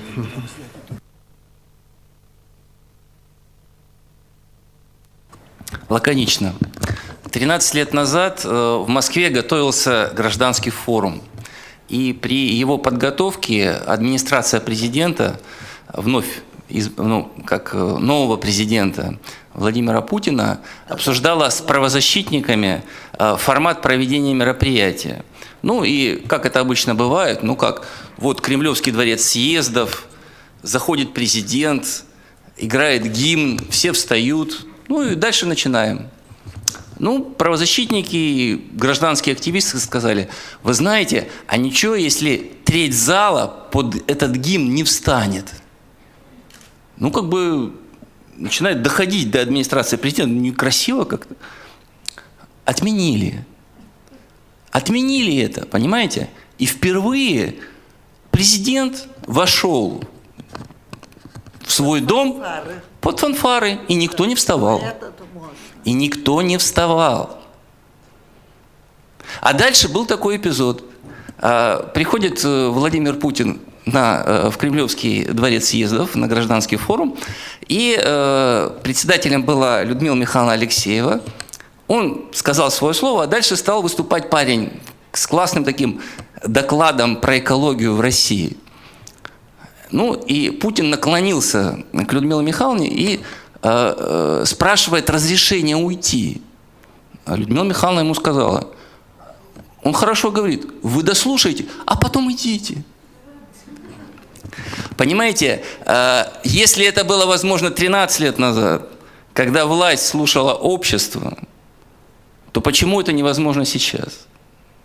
И спасибо школе, что она дает нам не чувствовать себя щепками вот в этих жерновах исторического процесса, что мы чувствуем себя прежде всего людьми, и наше человеческое достоинство никогда не будет растоптано, каким бы кованым сапогом эта власть не пыталась задавить нашу свободу. Спасибо.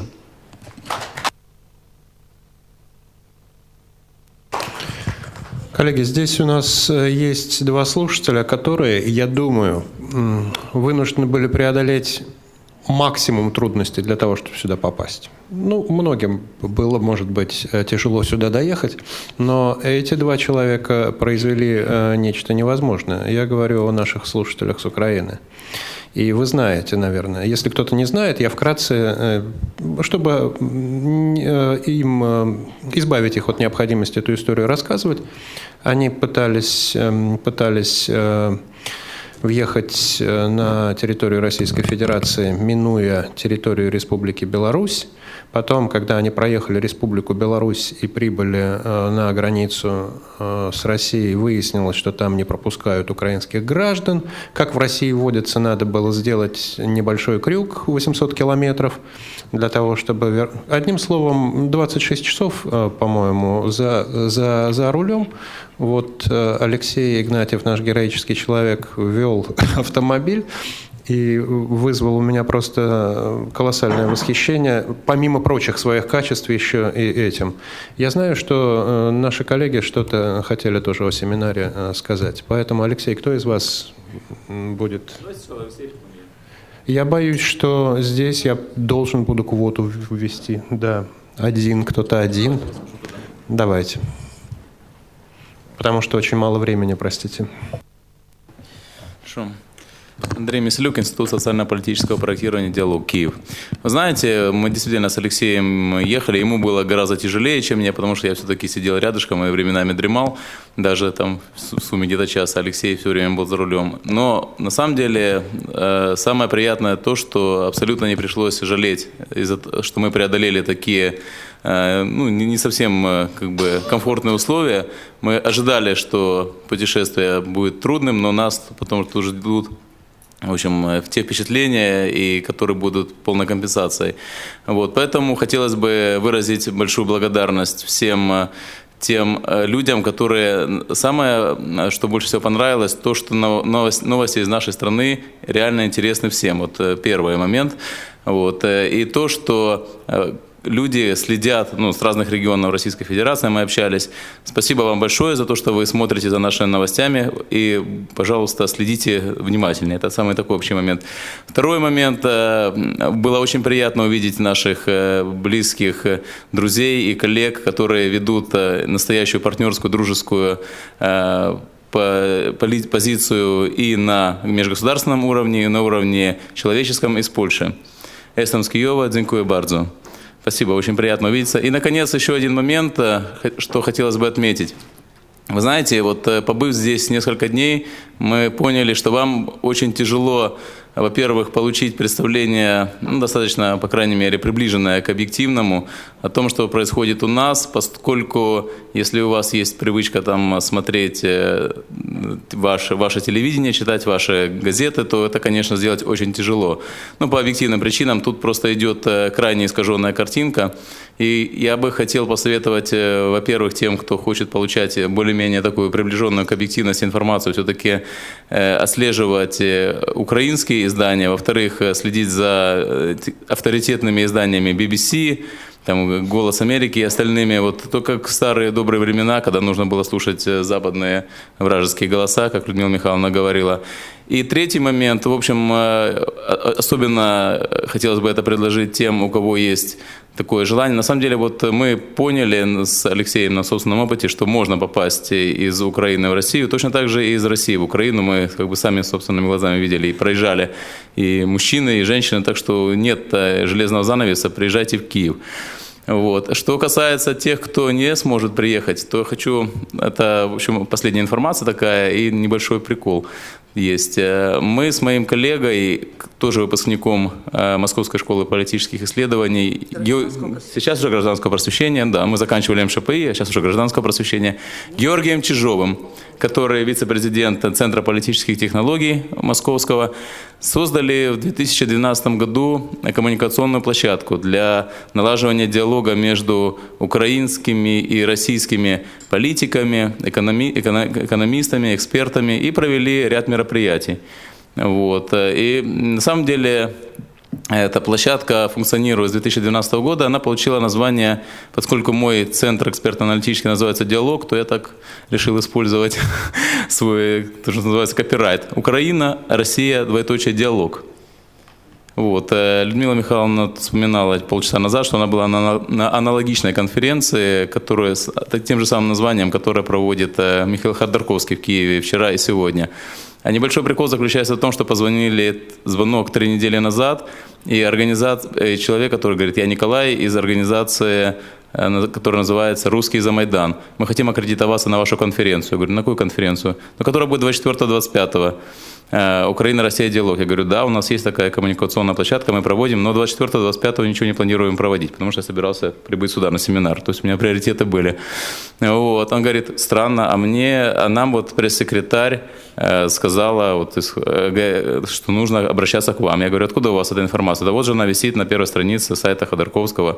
Зайдите, посмотрите. Я зашел на сайт, нашел, что там есть такая Писпанин, Кюледа, я с ней связался, написал. И, значит, предыстория такая, что в марте, это не первое мероприятие, которое Михаил Ходорковский проводит в Киеве, он одно проводил в марте. И когда он через интернет обратился, что вот я типа что-то хотел провести, я ему написал, что мы готовы там предоставить свои там возможности, ресурсы. Вот у нас есть такая площадка «Украина, Россия, диалог». То есть можете воспользоваться, опыт связи.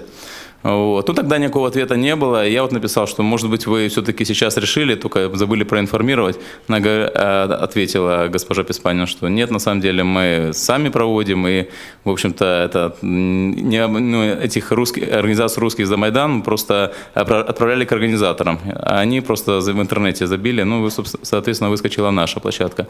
Вот. Но для меня это стало подтверждением того, что есть интерес со стороны российской публики к тому, что у нас происходит. Второе, есть желание участвовать как-то в организации диалога между нашими странами, потому что диалог должен происходить на новом уровне. Вы должны понимать те процессы, которые, ну, если есть желание, конечно, вы ничего не должны, если есть желание, и есть возможность понимать те процессы, которые происходят у нас, они очень непростые, сложные. Вот. И, в общем-то, такая возможность есть, поэтому, если у вас будет какое-то желание, ну, по крайней мере, вот подключаться к тому уже механизму, который у нас есть, вот, коммуникационной площадке нашей, милости просим. Спасибо. Так, коллеги, пожалуйста, 15 минут. Господин адвокат, прошу. Лаконично, прошу вас. Спасибо большое. Менее 15 минут. Шутка. Значит, в настоящий момент я действительно, вот коллеги знают, не планировал попасть вот на школу выпускников, так получилось на все воля Всевышнего. Но вот с самого начала года, вот ситуация с Крымом, так как я родился в Крыму, значит, я внимательно смотрел за этим, я юрист, и так как занимаюсь правопорядком, я внимательно смотрел ситуацию, так получилось, что неделю пробыл в Крым и приехал на другой семинар по Северному Кавказу. Значит, ситуация про школу. На самом деле, с самого начала года очень часто думал о школе и постоянно смотрю трансляции, потому что для меня сейчас очевидно понять, я не знаю, другие, может быть, диалоги, площадки, вот как сейчас коллега рассказал, есть хорошие, но для меня сейчас очевидна такая вещь. Рухнуло не отношение Украины и России, а рухнула целая доктрина международных отношений. И для меня, как юриста, это крах, потому что я учился на этой доктрине, она была опорой для меня, я видел в ней опору для защиты от произвола наших властей. И говорить о том, что это просто взаимоотношения Украины и России, это навряд ли так правда. И поэтому школа для меня в первую очередь это поиск новой гражданской международной доктрины. Именно доктрины, не речь идет о личностях, а доктрины. А вторая это о личностях, потому что школа это единственный институт на территории современной Европы и Украины и России, которые именно занимаются гражданским просвещением, то есть внедряют общие гражданские ценности. И выпускники школы как в России, так и на Украине. И, к сожалению, они и в Госдуме, которые эти законы соответствующие принимали, и на другой стороне как бы. И с самого начала я видел школу как именно нейтральную площадку. И у меня были споры по этому поводу. Это может быть даже и опасно. Школа не может заниматься медиацией, возможно, да? Но как площадка для некого поиска новых гражданских доктрин и ценностей, я вижу вот ее так. Поэтому мне очень важно было, может быть, действительно я осознал, почему я попал на школу, и мне очень важно было увидеть, и я увидел главные две вещи. Первое. Эксперты разные, 3 эксперта заявили о том, что и даже если ты критикуешь свое государство, это не освобождает тебя от ответственности. Второе. Это то, что, значит, история писателей из, значит, Англии. Это не история шпионских историй. Это история, которая сейчас происходит с нами. То есть я как человек, как эксперт по Северному Кавказу занимался разными вещами, но я взаимодействую с государством. И считал, что надо взаимодействовать с государством. И сейчас, как никогда, у гражданских активистов возник вопрос, как мы должны взаимодействовать с государством.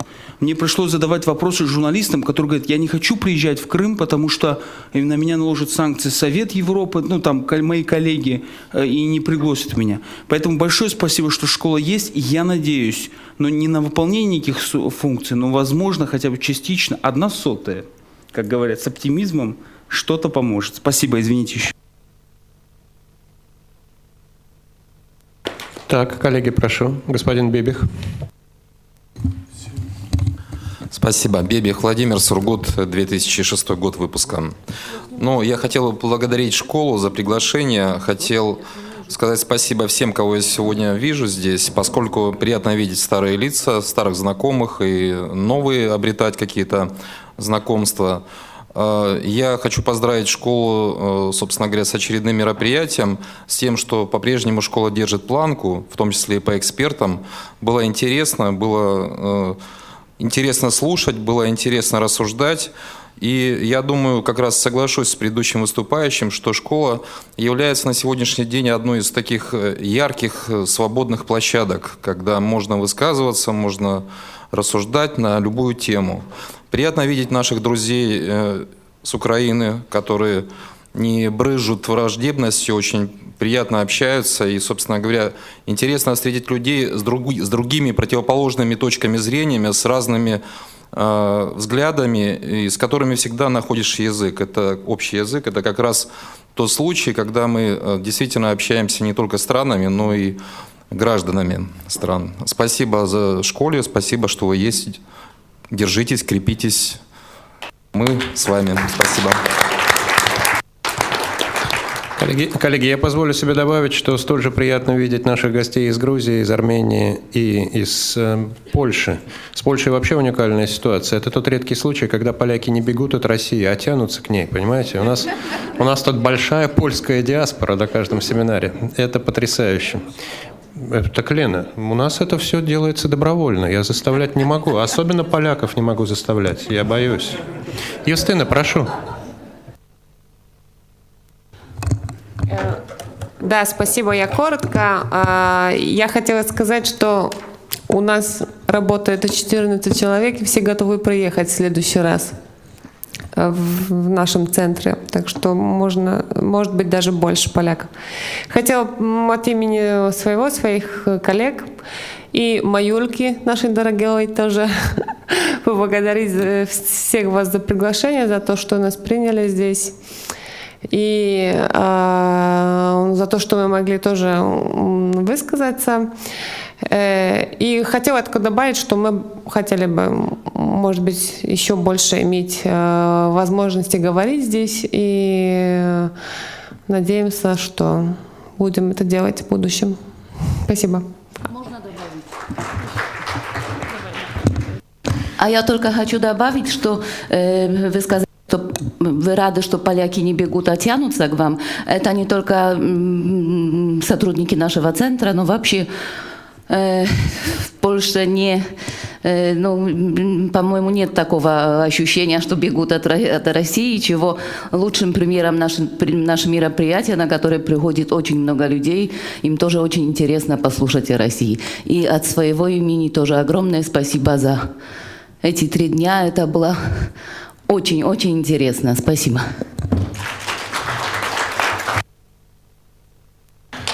Коллеги, я думаю, что сейчас так будет дело обстоять. Наш друг из Грузии, Надария, выступит, потом Алексей Рыков, а потом, может быть, и здесь уже и никто, а там только у пруда. Надария, прошу. Юр, давайте без давления, Юр. Спасибо огромное. Я всегда переживаю, когда приезжаю, как будто это первый раз. Когда все заканчивается, и уезжаю, уже готовлюсь к следующему приезду.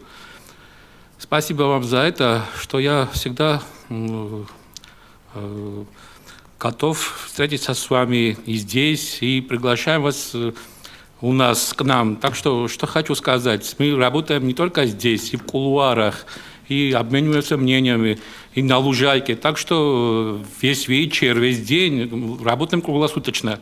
Так что спасибо вам, и извините, если те позиции, которые вот у меня, мои мысли с вами не стыкуются, но это площадка для того, чтобы мы разменяли здесь свои мнения и более-менее пришли к тому, чтобы чтобы отношения были лучше, и жить стало более-менее нормально и хорошо. Спасибо вам, особенно Елене Михайловне, Юрию Петровичу, Андрею Александровичу и Людмила Михайловна. Огромное вам спасибо. Спасибо. А скажет Обигати тоже особенно большое спасибо. Всем спасибо. Так, Алексей, прежде чем вы, Армения, выскажется сейчас, вы. И на этом, коллеги, будем завершать. Лена потом еще скажет. Самое важное... Нет, Лена, уж простите. Сероб Геворкян, Армения.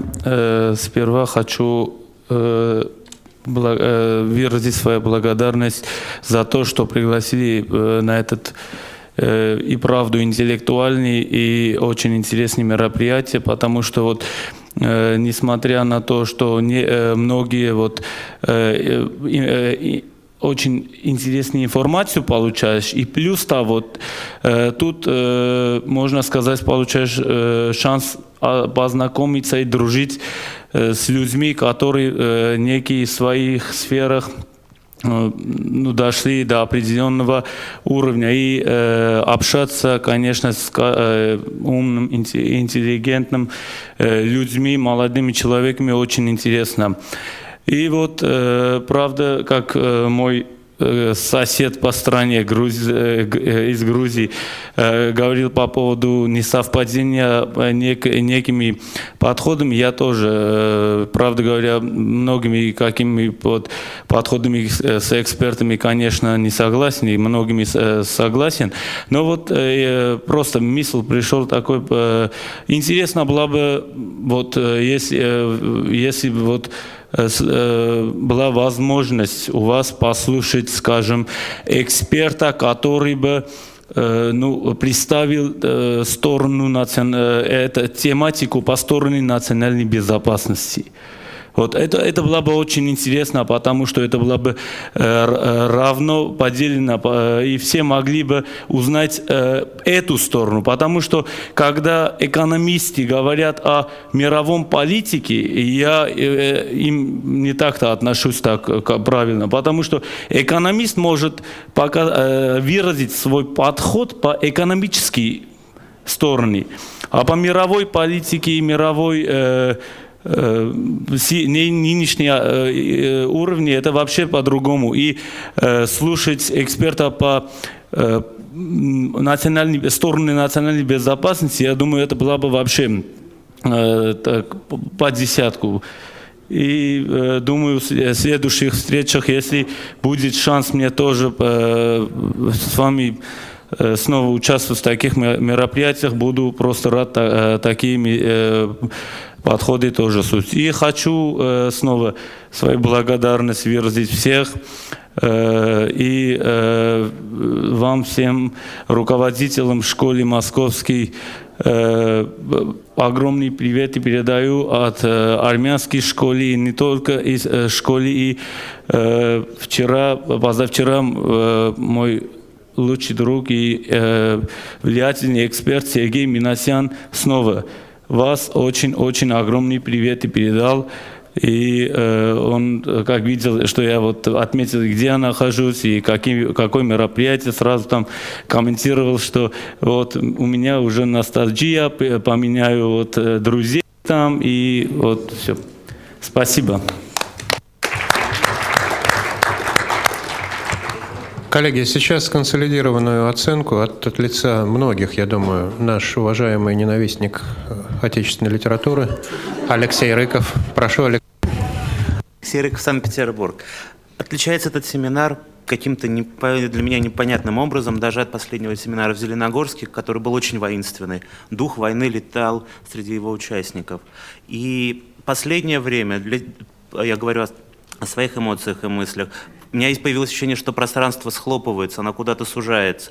Правда, черное становится черным, белое становится белым, ленты редеют, ты понимаешь, с кем ты можешь о чем-то говорить, о чем-то ты должен молчать. Наверное, каждому поколению надо пережить свою Прагу и так далее.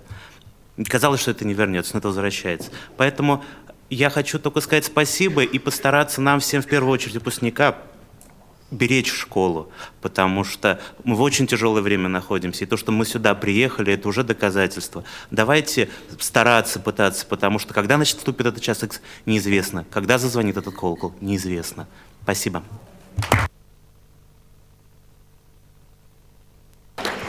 Коллеги, я сейчас просил бы Лену подвести итог нашей работы вот в эти вот 3 дня. Лена, пожалуйста, у вас 3 минуты. Да, даже 2,5.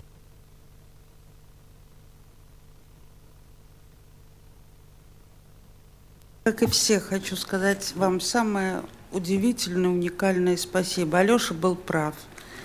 От того, что вы сейчас в трудные времена приезжаете сюда, это важно для школы, для всех нас. Это и есть поддержка. И Арсений Рогинский говорил о том, что вот как-то мы работали, а вот какой сегодня результат, то, что мы увидели в обществе. Но я-то думаю, что, вот как Света сказала, мы в той точке, где что-то делаем для себя, а если получается, это как вот, знаете, подарок, который хочешь. Вот я когда иду к Люде Алексеевой в гости, я хожу в специальные какие-то цветочные магазины, я знаю, что она не любит. Я не знаю, что она любит. Но мне хочется сделать ей букет, чтобы ей понравилось, потому что он мне нравится. И так и школа. Да. И вот и когда вы хотите сделать кому-то подарок на день рождения, это вы хотите что-то выбрать, что вам самому хочется иметь. И вот это вот также и школа. И этот семинар. И, к сожалению, Инна заболела, которая придала этому семинару такое еще эстетическое звучание. Юра тоже все сказал, Люда все сказала, Андрей, все наши девочки. Потому что вот тоже работать в организации, в которой так все, с одной стороны, устойчиво в принципах, а с другой стороны, как бы подвижно, и посвящать, я не хочу сглазить, боюсь, своей биографии, своей судьбы, финансовое положение, потому что большинство из наших девочек, выпускники школы, и они снимают здесь комнаты, квартиры, и у нас не такие большие зарплаты, чтобы еще снимать все в Москве, которая дорожает немысленным способом. И спасибо нашим переводчикам, которые, если нужно,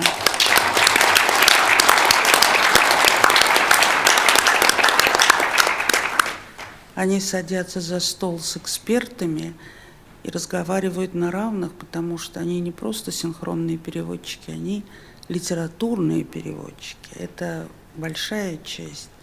И спасибо большое Васе, который сидит и помогает нам, чтобы все технически шло. И так он уже помогает 20 лет, и это тоже очень много значит.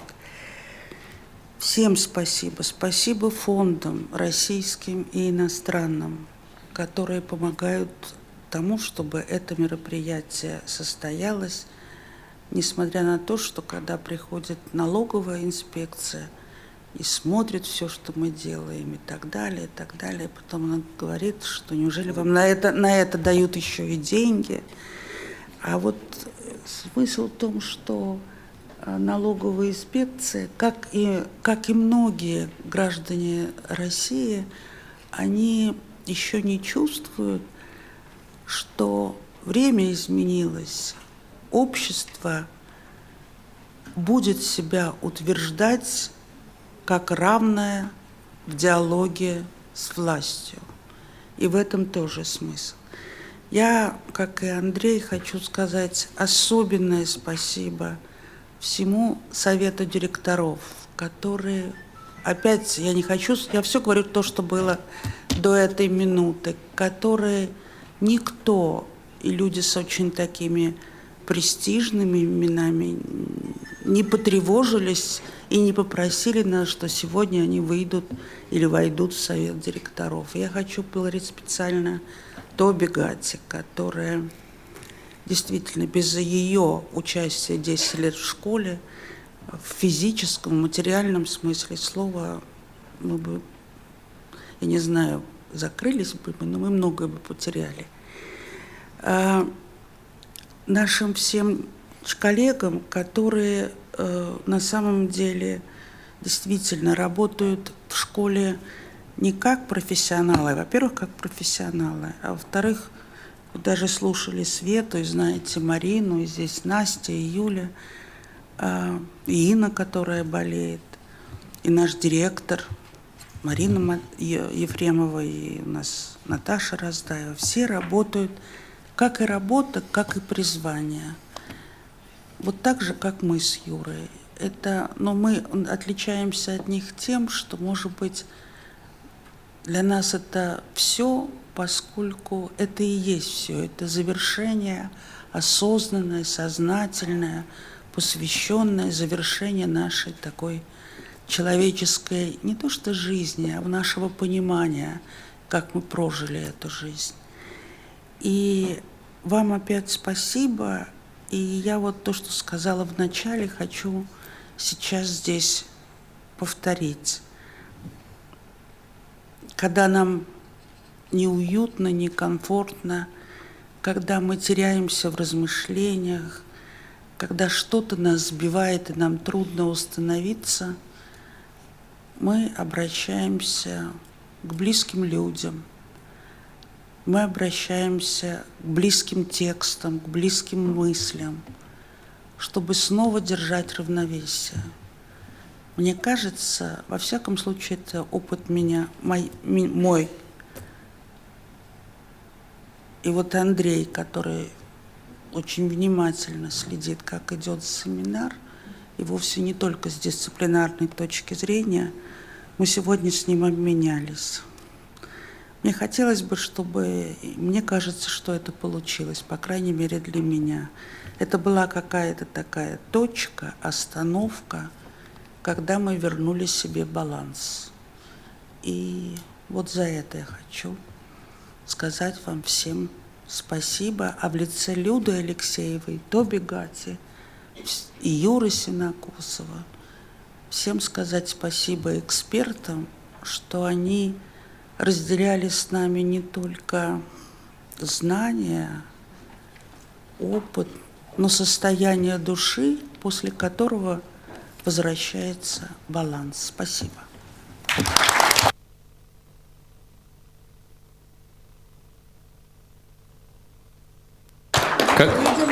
Коллеги, Юра вспомнил стих, он говорит, что будет только 2 строчки.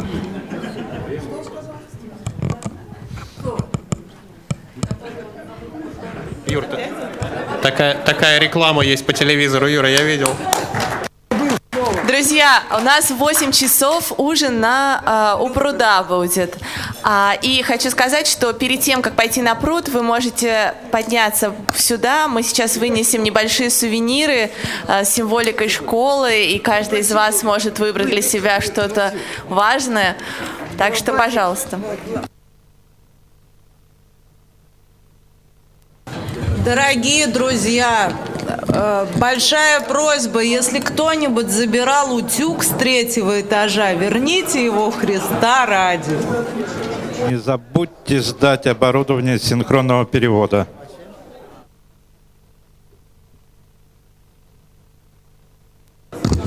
Коллеги, еще раз, оборудование синхронного перевода. Пожалуйста, сдайте сразу, вот в этот уголочек.